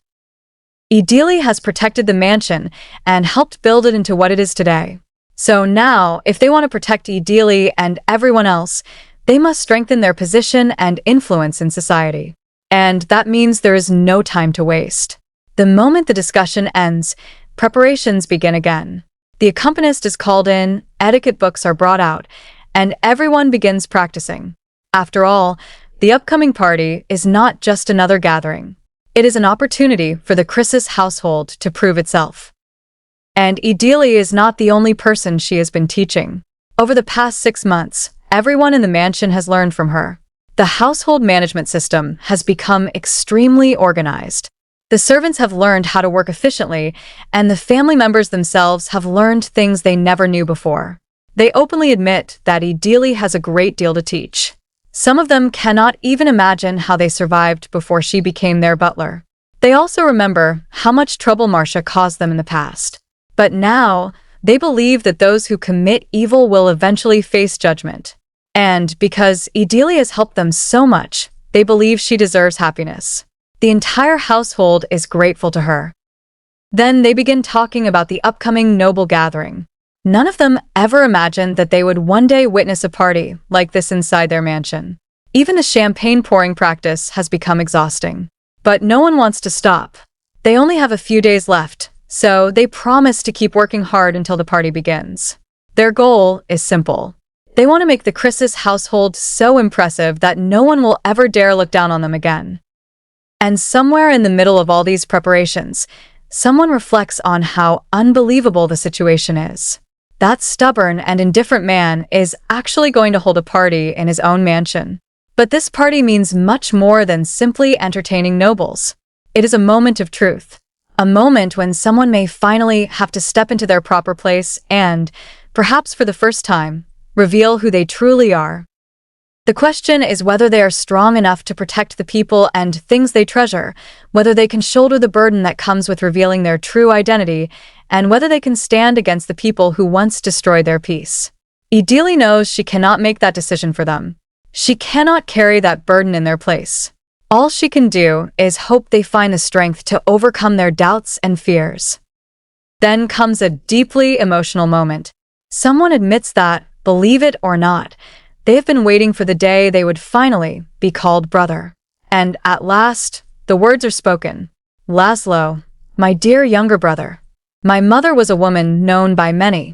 Paulina, the beautiful and clever youngest daughter of a count, was admired by many. But after 10 years of marriage, she was abandoned together with her only son. With nowhere else to go and nothing to their name, Paulina and her son sought refuge at the estate of a count. This was the estate of my legal husband's father. Paulina explained that her father had made her the count's wife, so he could take her as his own. It had been 10 years since they had last met, and she feared that this time, they might simply be thrown out. But instead, they were welcomed. Welcome, Paulina. You must have been through much hardship. The man who had long loved Paulina welcomed her and promised to raise her child as his own son. And the following year, their love gave them another child. A little girl named Linnea was born. For the first time, they had trusting and loving parents and an adorable younger sister. It wasn't the smoothest beginning, but it became an ordinary home. So why did everything have to change? Just as Idili had no choice but to accept her fate, she now found herself facing another difficult day. And then, she had that dream again. Meanwhile, everyone in the house of Count Chrysis had gathered. The day they had been preparing for had finally arrived. Thank you all for following along without a word of complaint. The butler praised everyone for their hard work, assuring them that their preparations would surely succeed. As you all know, I'm well aware what kind of servants work in the great noble houses. They've been around me since birth, after all. The servants were surprised to hear the butler speak so confidently about his past experience. Which is why I can say this with confidence. None of us will surely fail. And even if one of us slips up, our Lord will protect us. Yes, butler, with everyone prepared, the butler ordered them to take their places. Soon, Idili arrived at the mansion. Oh, what a neat-looking garden. Given the Count's temperament, Idili had expected a rough and unrefined mansion. But the estate was surprisingly elegant. Something didn't seem right. This wasn't the sight of a bleak exterior or a messy garden that should have made everyone ridicule the Count's worth as a lord. So, why was everyone praising him? Idili had talked so confidently that morning, yet now she found herself trembling. It's okay, Idili. Then the butler approached her. Lady Linnea said it herself. I just have to fulfill my duty today as this household's butler. He noticed Idili standing there. What are you doing there, Idili? Sorry, did I startle you? I was just preparing myself. The butler looked at her and realized something. You're like me. Idili was confused.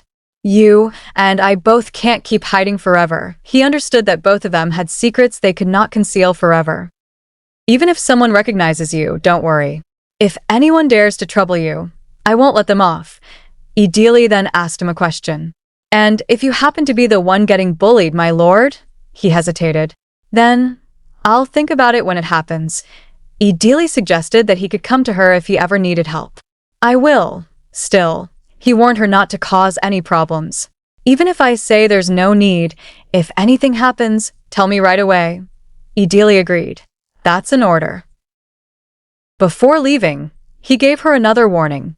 Almost forgot to mention, use polite language inside the halls. And also be careful. Idili understood what he meant. I see. So, even Idili would come to my rescue. In that case, she had nothing to worry about.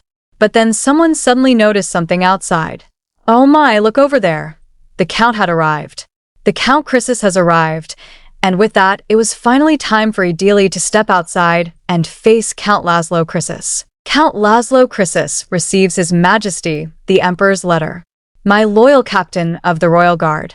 In celebration of Count Laszlo Chrysis's first party, I send this humble gift. The Emperor then makes his request. I wish for a crystal flower to be given to every attendee. May you share in this radiant moment, and may your party be a great success. The guests are amazed when they see the gifts. These flowers are really made of crystal. One guest admits that they already knew His Majesty favored Count Chrysis, but this is still impressive. One thing certain, the Emperor's support makes one thing clear. The next pillar of power will be House Chrysis. Laszlo's household has clearly gained enormous influence. Thank goodness we've received imperial support. Thanks to that, things are flowing quite well. The people around him begin discussing what they need next. Then, someone approaches Idili. No, wait. I shouldn't be calling you that anymore, right? The person struggles to find the proper title. Can't seem to think of a proper title. Eventually, they decide that they would call her Miss Idili. Good evening, Sir Milton. Please, feel free to speak comfortably. The man is surprised that Idili knows him. You know of me? Idili answers without hesitation. How could I not know one who was once called the finest knight? They had met once at a banquet. The man is shocked that Idili remembers him. She remembers me? Then what Marcia Bohen said must have been true. He begins thinking about Idili's situation. She still acts like she's some noble, parading around the Count's house. That woman really is blinded by power. He remembers that the Lancaster family was once powerful. If Lancaster was once to help organize this party, it wouldn't be so strange, but he suspects there is another reason for Idili's behavior. But if she's revealing herself like this, waiting for the chance to catch someone's eye, he reaches his own conclusion. Just wait and see. That woman will try to approach someone who seems more powerful than Count Chrysis, regain her former status.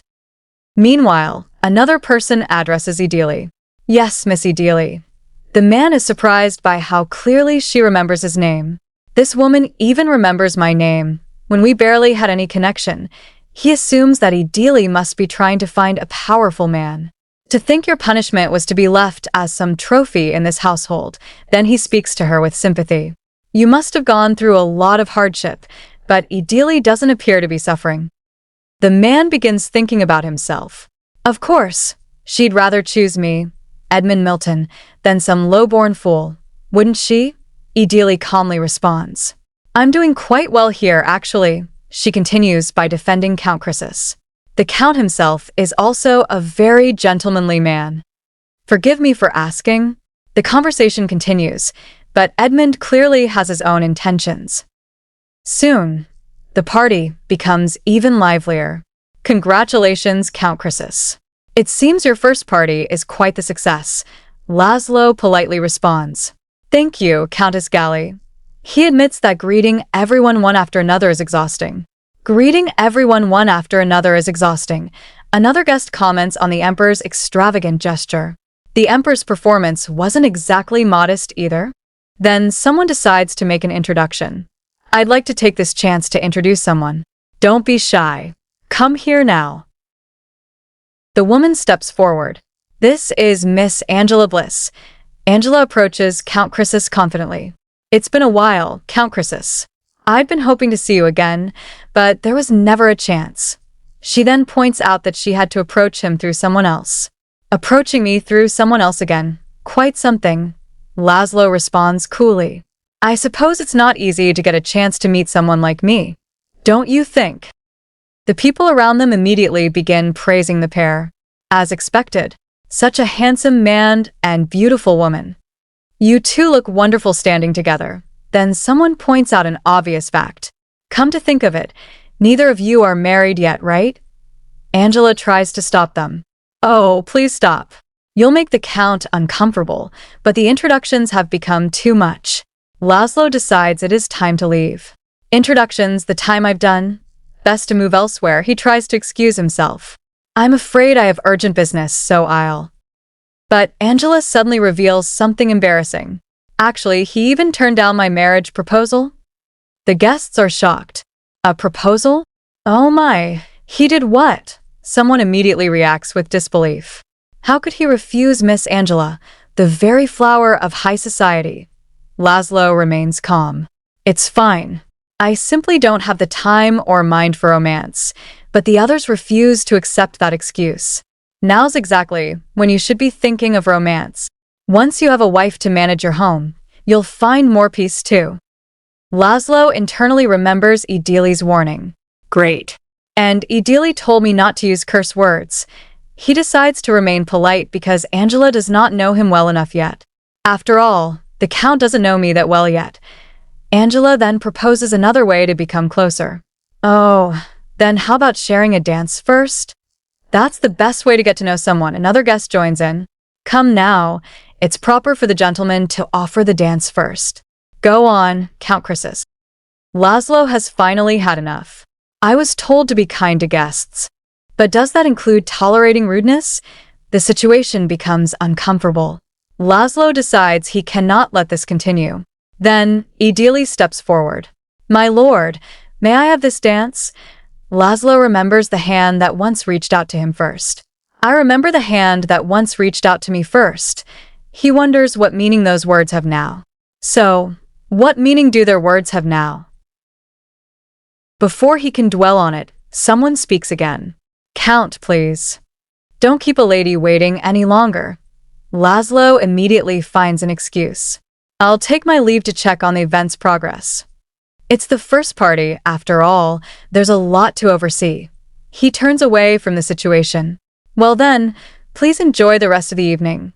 Laszlo walks away, relieved to have escaped. Just to slip away smoothly, I said that. But I really do need to find. He feels increasingly suffocated by the party and searches for somewhere quieter.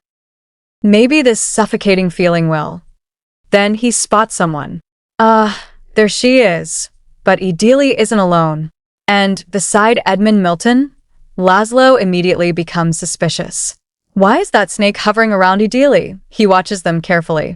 Doesn't look like he's threatening her, but still.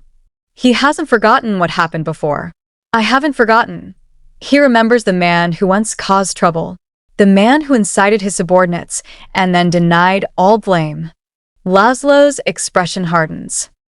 Then he decides to confront the situation properly. I wish to apologize to her on behalf of the knights. But his anger remains. That's shameless. He decides to have someone bring Idili to him. I'll have someone bring her to me.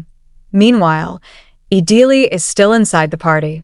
Someone suddenly notices her. Idili, weren't you just there a moment ago? Then she is approached again. Please come with me for a moment. The person gives her a final instruction. Somewhere quiet, where we can be alone. And Idili is led away from the crowded party. Please come with me for a moment. Somewhere quiet, where we can be alone. Idili follows him, but she can't believe what he is saying. I can't believe Idili is saying this. After they move somewhere more private, Laszlo asks her about what happened. This should be far enough. Did you hear something troubling at the party? Idili answers honestly. I was planning to report it to you anyway. Then the conversation is interrupted by Sir Edmund. He had approached Idili and spoken to her during the party. Laszlo notices that Idili is alone. Where did you leave your partner, my lord? You're alone. The man clarifies what he means. I mean your dance partner. The waltz is about to. Laszlo is caught off guard. The report.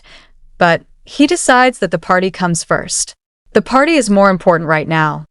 I'll report properly later. He then remembers an important rule. The host of the party must start the first waltz. Laszlo looks at Idili. You have a partner, right? Idili answers honestly. Well, yes. Laszlo is relieved. Thank goodness. Someone even thinks that Idili considers the party more important than that other man. Soon, the question comes up again. My lord, where is your partner now? Laszlo is confused.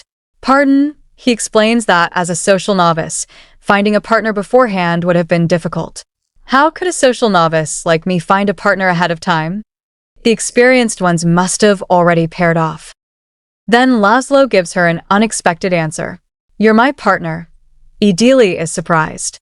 Oh my. Laszlo tries to downplay the situation. I'm just a butler.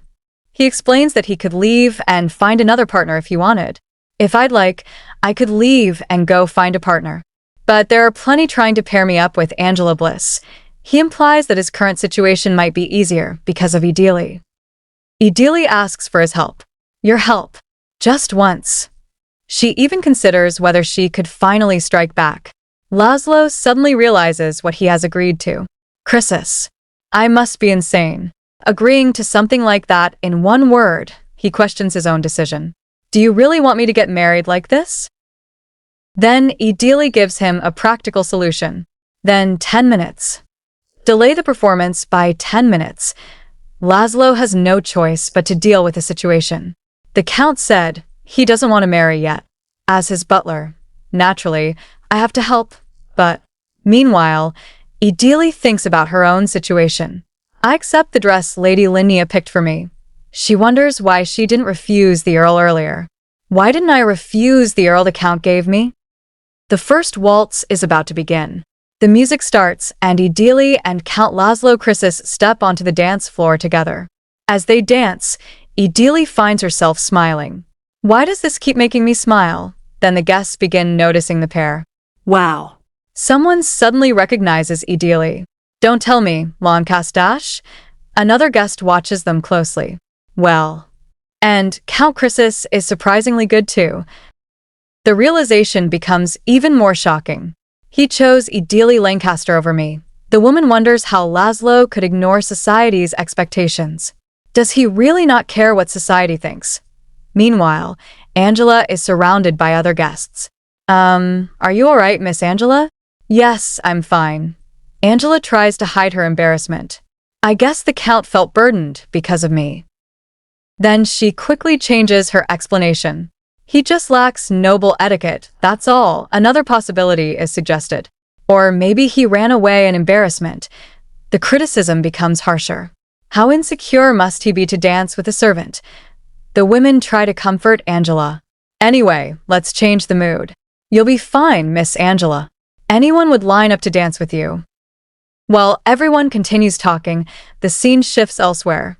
The bright crystal fragments from the party catch someone's attention. This is my party, but the fragments cannot harm them. But now, those fragments can't pierce us. Elsewhere, someone receives news about Count Chrysis's party. Yes, Your Highness. The Emperor sent crystal flowers to Count Chrysis's party. The prince immediately becomes interested in another piece of information. You're saying Miss Angela made a proposal to that guy? Yes. Oh, yes. But he rejected her, I heard. The prince becomes furious. That bastard. How dare he reject beautiful Angela? The woman who will marry me was humiliated. His anger continues to rise. Someone tries to calm him down. Please calm down, Your Highness Leandro. Leandro suddenly brings up marriage. Marriage? What are you talking about? He explains that his feelings are already decided. Haven't I told you? The moment I saw her, I knew.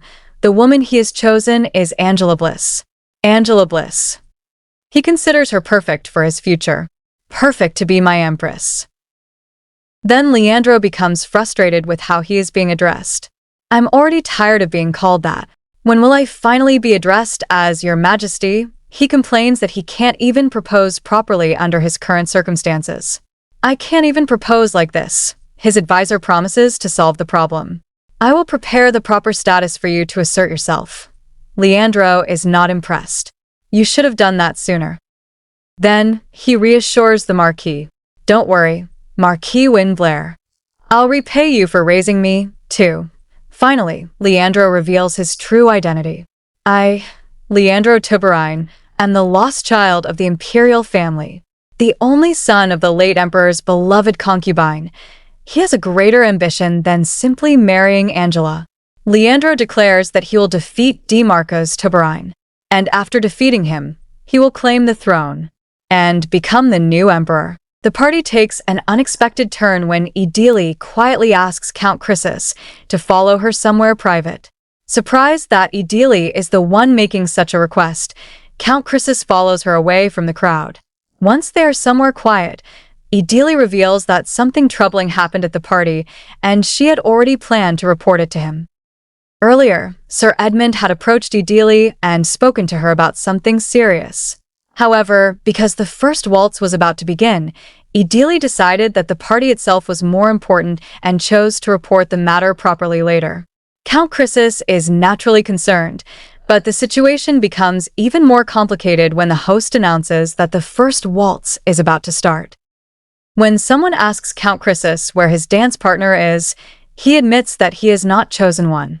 He jokingly explains that as a social novice, there was no way he could have found a partner ahead of time because all the experienced guests had already paired off. Then Idili unexpectedly tells him, "You're my partner." Count Chrysis is stunned. He reminds her that he is only a butler and that if he wanted to, he could leave and find someone else. However, plenty of ladies are already trying to pair themselves with Angela Bliss, so he realizes he has little reason to interfere.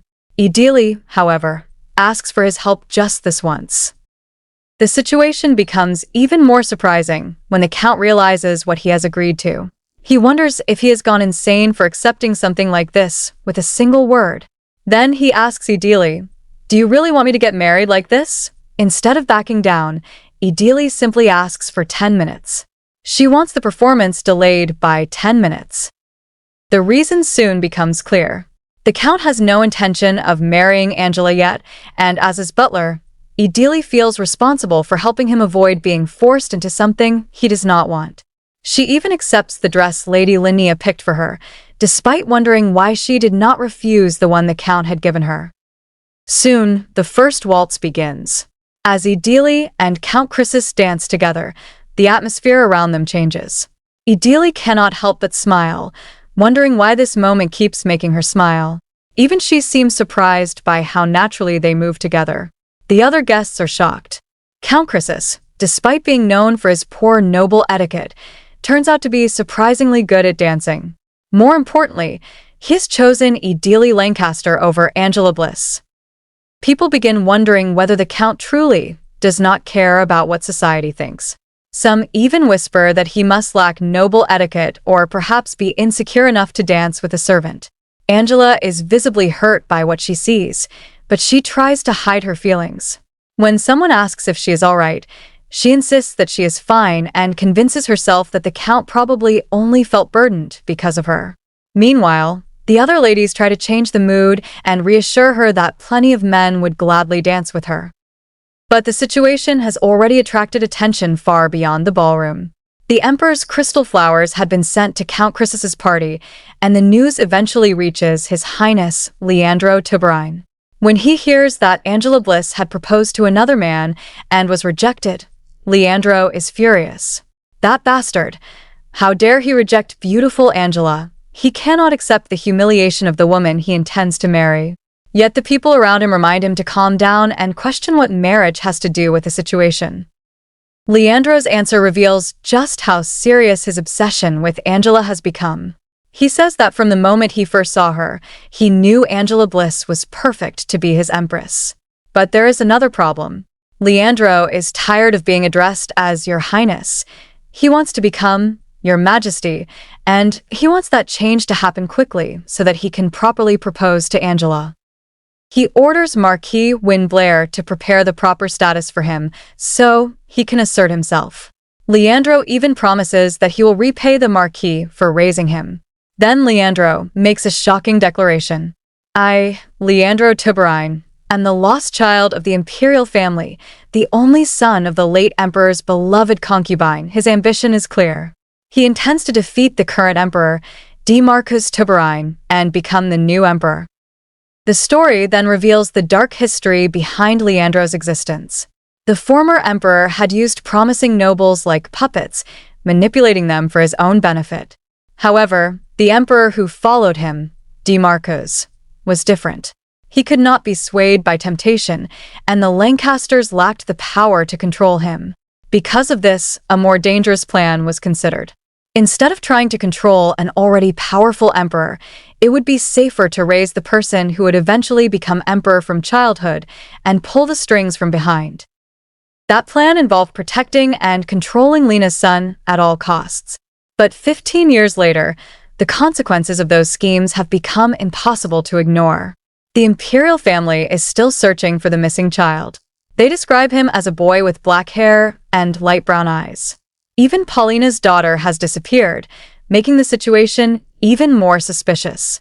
Someone orders that the troublesome burden be eliminated at all costs. Rumors spread that a boy matching the description was seen somewhere nearby, but his identity remains uncertain. 15 years pass. Isaac Windblair then declares that he will become the sole ruler of the Pispera Empire. Back at Count Chrysus's estate, however, a much warmer scene is unfolding. After everyone has worked hard to restore the mansion and prepare the party, Count Chrysus praises the staff for their efforts. He tells them that they have all worked incredibly hard and promises to make sure they are rewarded. He then realizes that the staff must be hungry and invites everyone to eat. The servants are surprised that their master wants them to eat together. Count Chrysus tells them not to squeeze around a tiny table and simply sit around the larger one and enjoy themselves.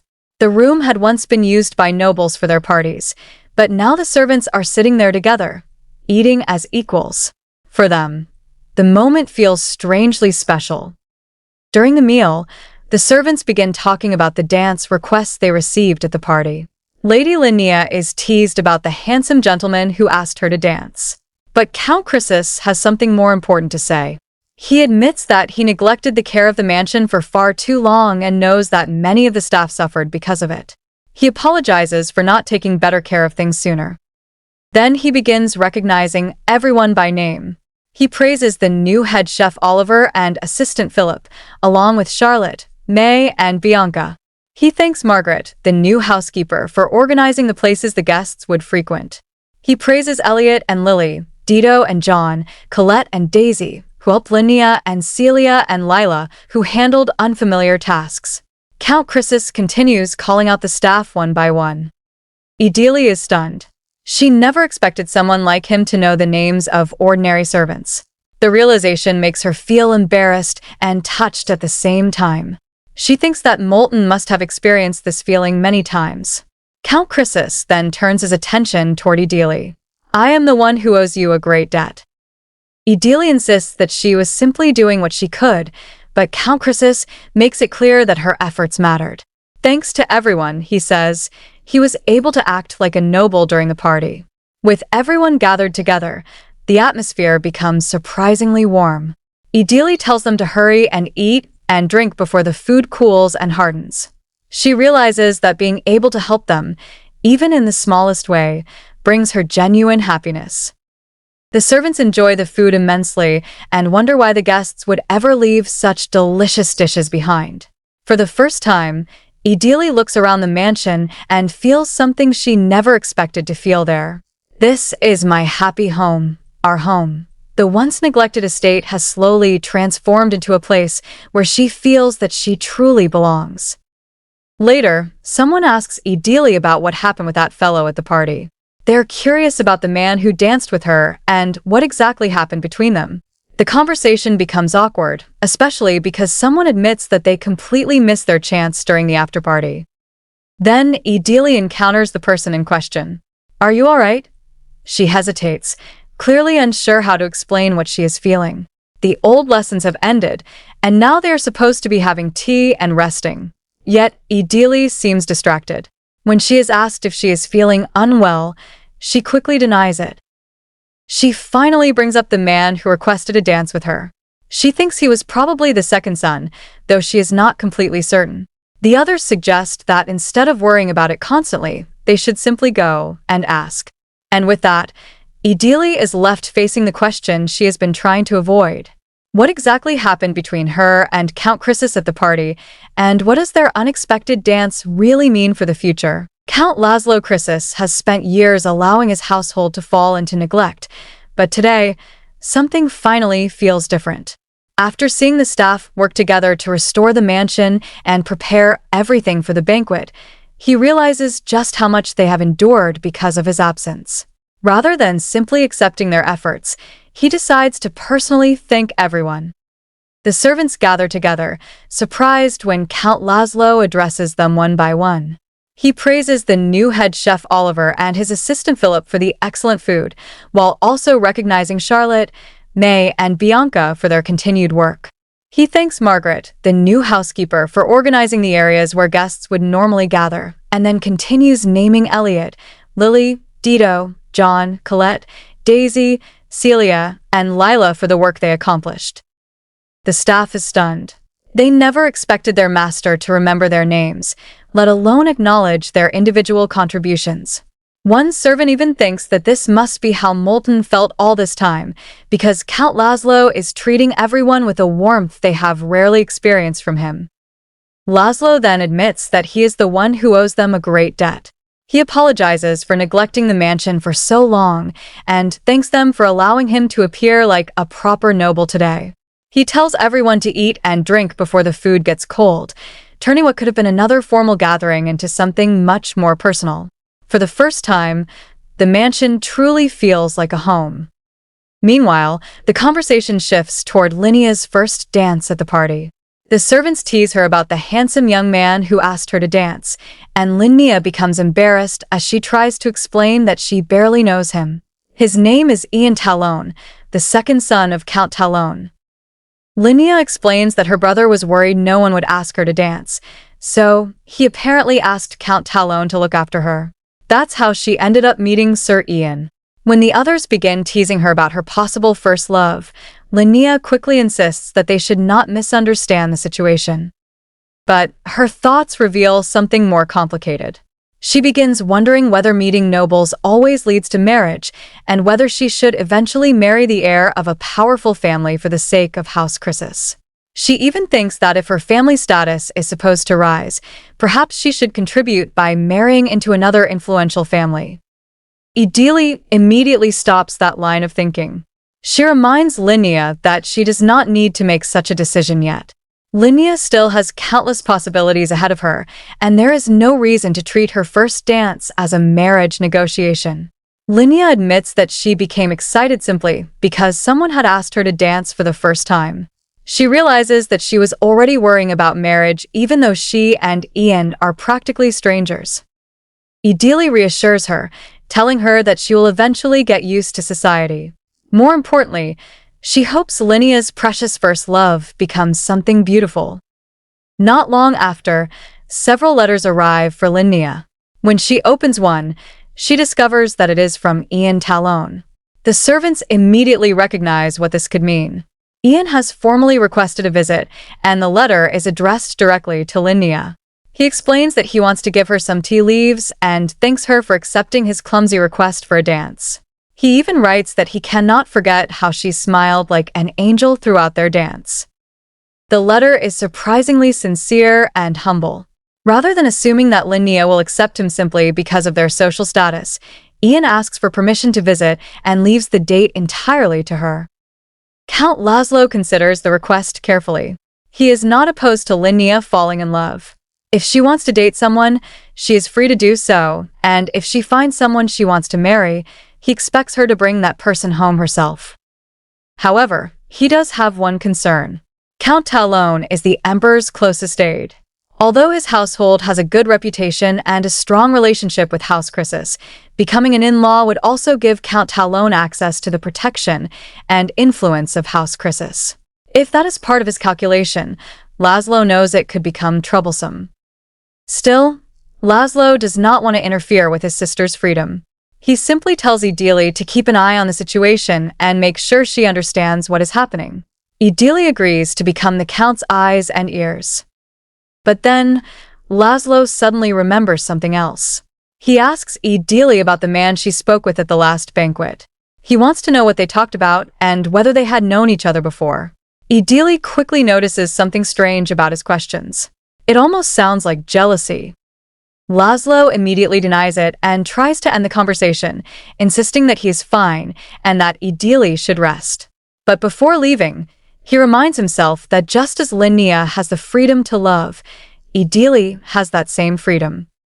Then Idili tells him about another incident. She explains that Sir Edmund Milton approached her at the party. He grabbed her shoulder, and asked her something. The moment Laszlo hears that, his expression changes completely. "That bastard put his hands on you?" The calm count who had just been discussing Linnea's freedom suddenly becomes furious.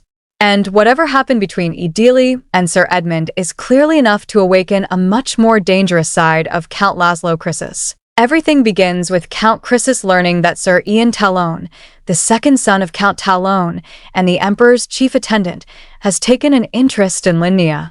During the previous banquet, Ian had asked Linnea to dance after her brother arranged for someone to look after her. For Linnea, it was an innocent and exciting first experience, but her thoughts quickly turned toward marriage.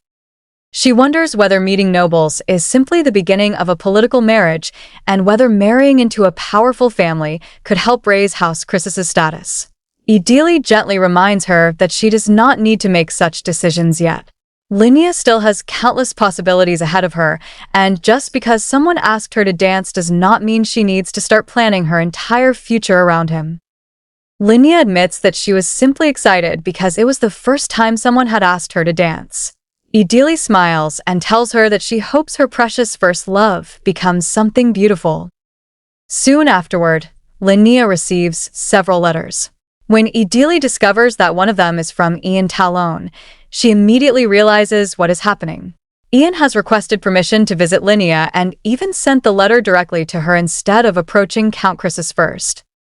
The letter is surprisingly sincere. Ian thanks Linnea for accepting his clumsy request for a dance and tells her that he cannot forget how she smiled like an angel throughout their dance. He asks permission to visit her and offers to bring her tea leaves as a gift. Count Krisis agrees to the visit, but he is cautious. He does not mind if Linnea develops feelings for Ian because he believes she has the freedom to choose whom she loves and eventually marry. However, what concerns him is whether Count Talon is secretly using his son's relationship with Linnea for political purposes.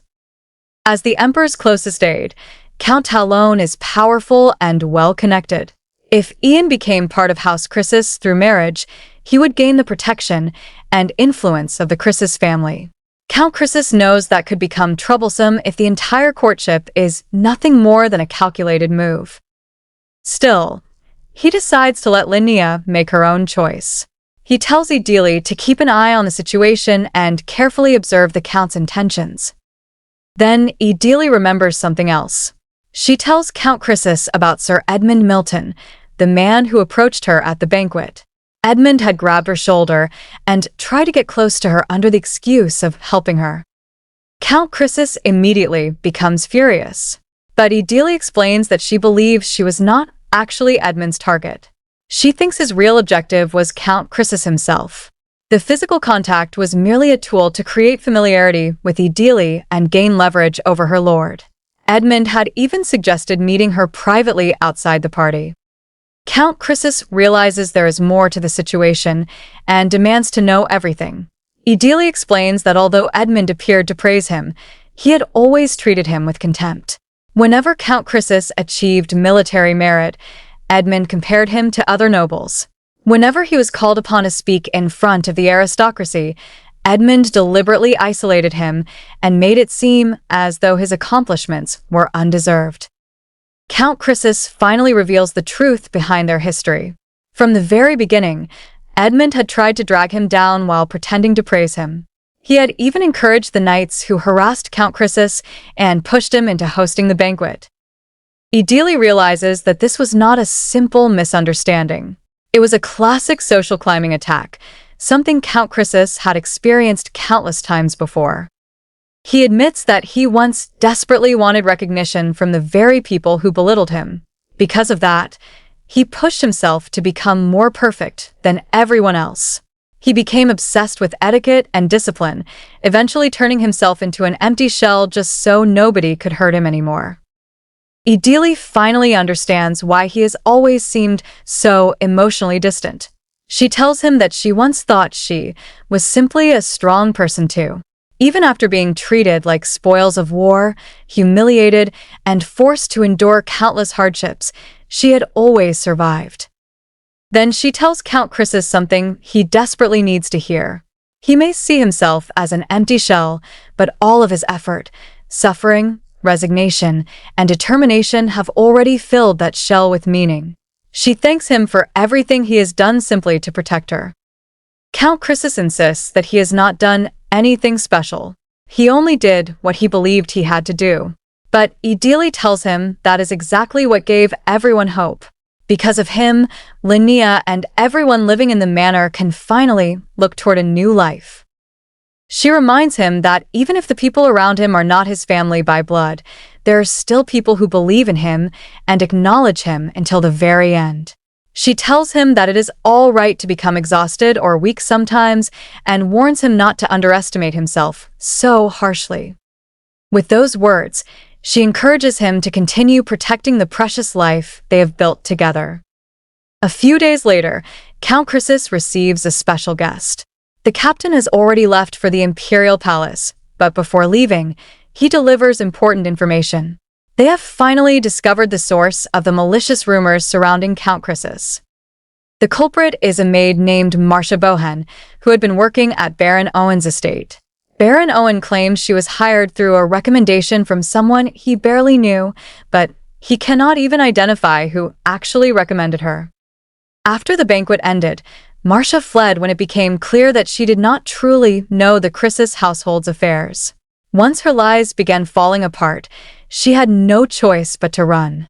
The Calliope Guild is already searching for her, so Count Croesus does not need to worry about finding her himself.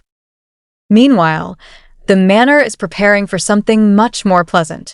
Today is the day of the small tea party, where Ian Talon has been invited to meet Linnea. The servants are already worried about the young lady. They investigated Ian thoroughly and discovered that he is actually a decent person, but they remain fiercely protective of Linnea. They warn that if even a single tear falls from their young lady's eyes, they will immediately interfere. After all, in their eyes, anyone who dares set his sights on their precious young lady must be treated with the utmost suspicion. Still, the investigation has revealed nothing truly suspicious about Ian. The preparations continue as everyone gets ready for Linnea's first real meeting with the man who asked her to dance. And while Count Croesus's household remains anxious about what might happen, the decision ultimately belongs to Linnea. She has been given something she never had before: the freedom to choose her own future. The situation at the Imperial Palace quickly becomes tense when Count Laszlo Croesus arrives. The nobles immediately surround him, praising the spectacular party he recently hosted and asking whether they might receive an invitation to his next gathering. Laszlo calmly accepts their compliments, but beneath the polite conversation, something far more dangerous is happening. The nobles begin praising Sir Edmund Milton as well, claiming that the future of the Imperial Guard looks bright because of his talent. They even mention a growing rumor that Edmund's skills have surpassed Laszlo's and that the position of captain should be transferred to him. Laszlo immediately understands what is happening. The rumors are not innocent. Edmund has been deliberately building public support for himself and undermining Laszlo's position. Laszlo calmly points out that if the hierarchy within the Imperial Guard is reversed, it would amount to insubordination. The nobles continue pushing the idea, but Laszlo realizes that Edmund has been talking far too much today. Then Laszlo suddenly has an idea. He proposes that he and Edmund settle the matter through a public spar. The crowd is instantly excited. If Edmund wins, he can take the position of captain of the guard, the very position he has coveted for so long. Edmund cannot refuse. He accepts the challenge, confident that he can finally prove his superiority. He even mocks Laszlo, promising to show the so-called mercenary what true aristocratic swordsmanship looks like. Laszlo simply accepts. He tells Edmund that if this is truly what he wants, he will gladly comply, and that he will do his best to avoid seriously injuring him. The duel begins. News of the public duel quickly spreads throughout the palace, and even Empress Ayla Tiberine hears about it. When she is asked whether she wants to watch, she refuses. She would rather enjoy a peaceful tea time with her beloved husband. Besides, she already knows how the duel will end. On the battlefield, however, the spectators are stunned. Laszlo barely appears to be trying. Edmund attacks again and again, swinging his sword with tremendous speed, Yet Laszlo blocks every strike effortlessly. The spectators cannot understand why Edmund cannot break through. Then someone realizes the truth. Laszlo is not being careless. He is reading the trajectory of every blade before the attack even reaches him. Instead of wasting movement, he simply positions himself where the sword will end up. Edmund is horrified. He realizes that he is losing to Laszlo despite being an elite knight from the proud Milton family. The spectators are equally shocked. If Laszlo is this terrifying during a simple spar, they can only imagine how frightening he must have been on an actual battlefield. Finally, the duel ends. Victory goes to Count Laszlo Krisis. Laszlo then gives Edmund one final lesson. Before trying to drag other people down, Edmund should learn to control himself first. He explains that simply swinging a sword quickly does not make someone strong. A technique that only looks impressive can eventually become a knight's greatest weakness. Instead, Edmund should focus on strengthening his core and lower body. The crowd can barely contain their reactions. Laszlo's calm criticism is humiliating enough, but then he accidentally makes it even worse by mentioning something Edmund himself used to say about his own swordsmanship. Edmund's dignity as vice captain is completely shattered. Afterward, Laszlo returns home and reflects on what happened.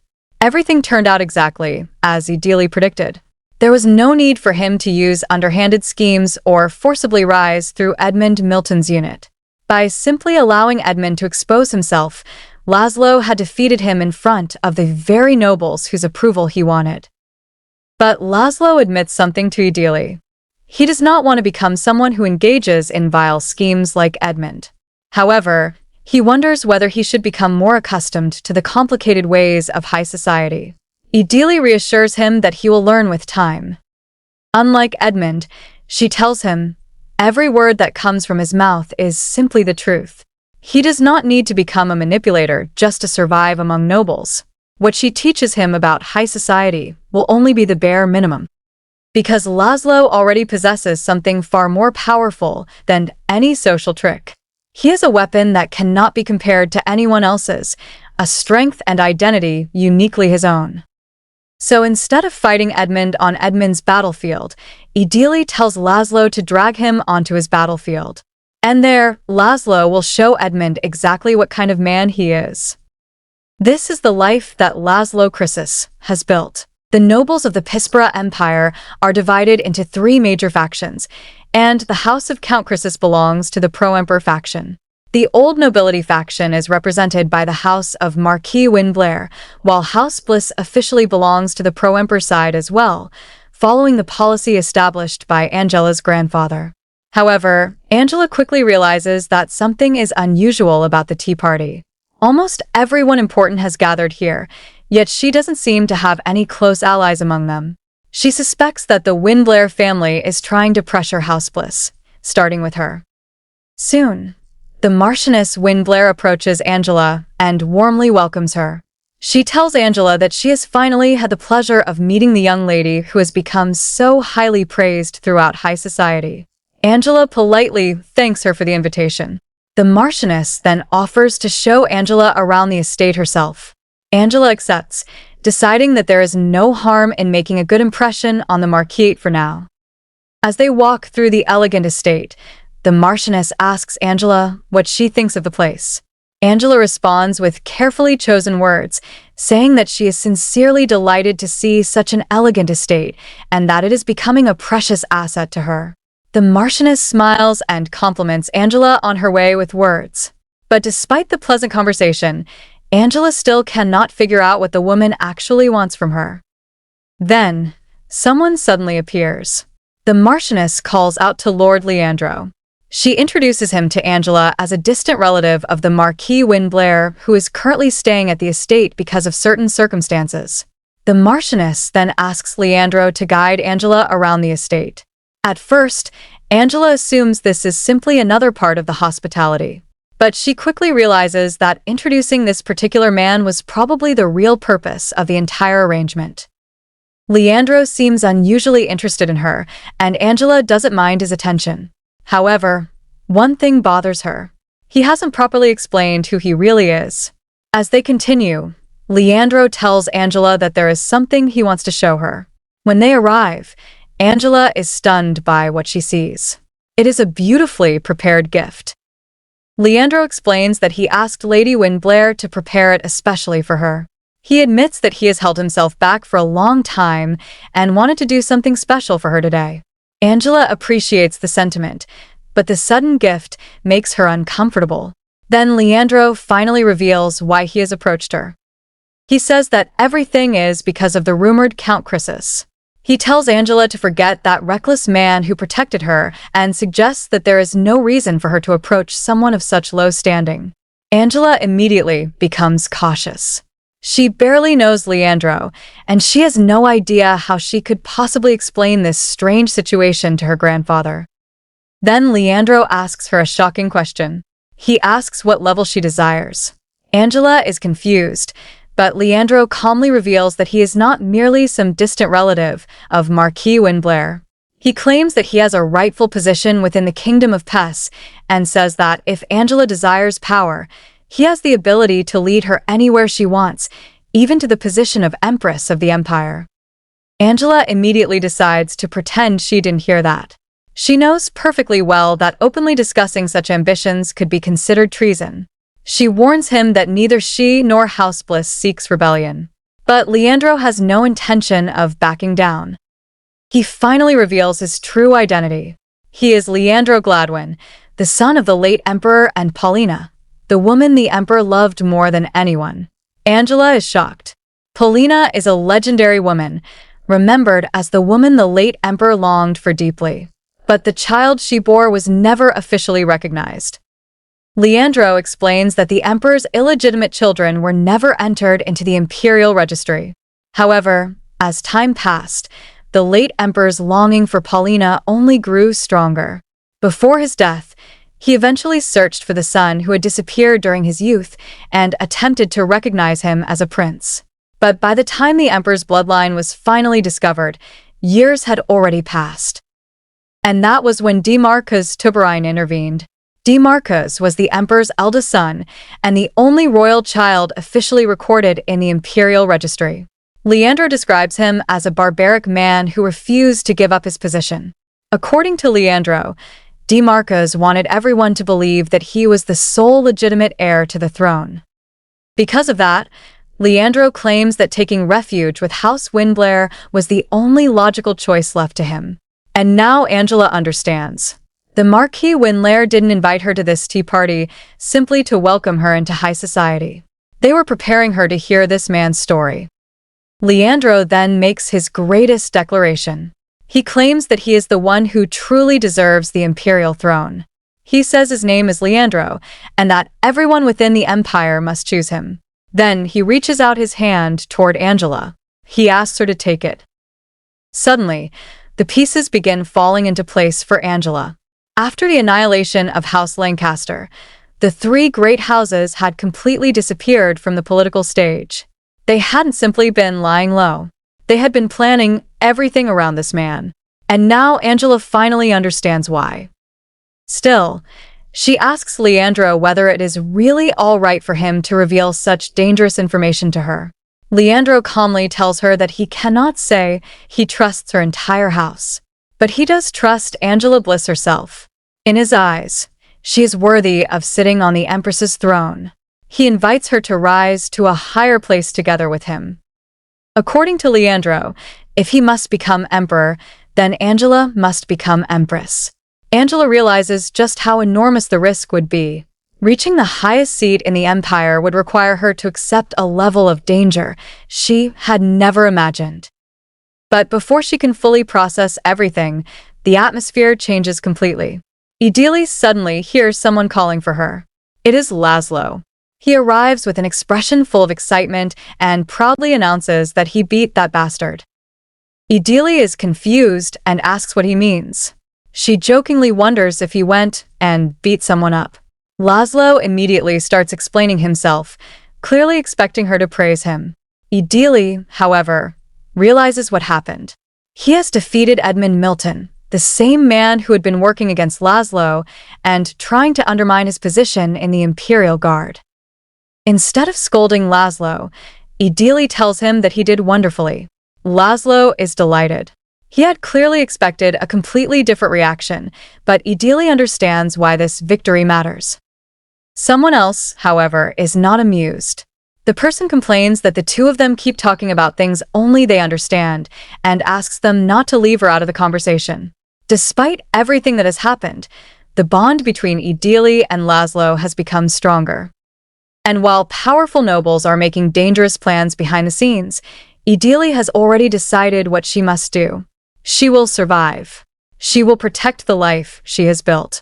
And no matter how ruthless high society becomes, she will continue rising until she reaches the pinnacle of the empire's high society. Thank you so much for watching. I hope this romantic journey made your heart flutter just like mine. If you enjoyed this recap, don't forget to like the video, subscribe to the channel, and turn on the bell so you never miss another love-filled episode. And don't forget to leave a comment sharing your thoughts. I love reading what you think about the story. Your support means the world. See you in the next romantic adventure.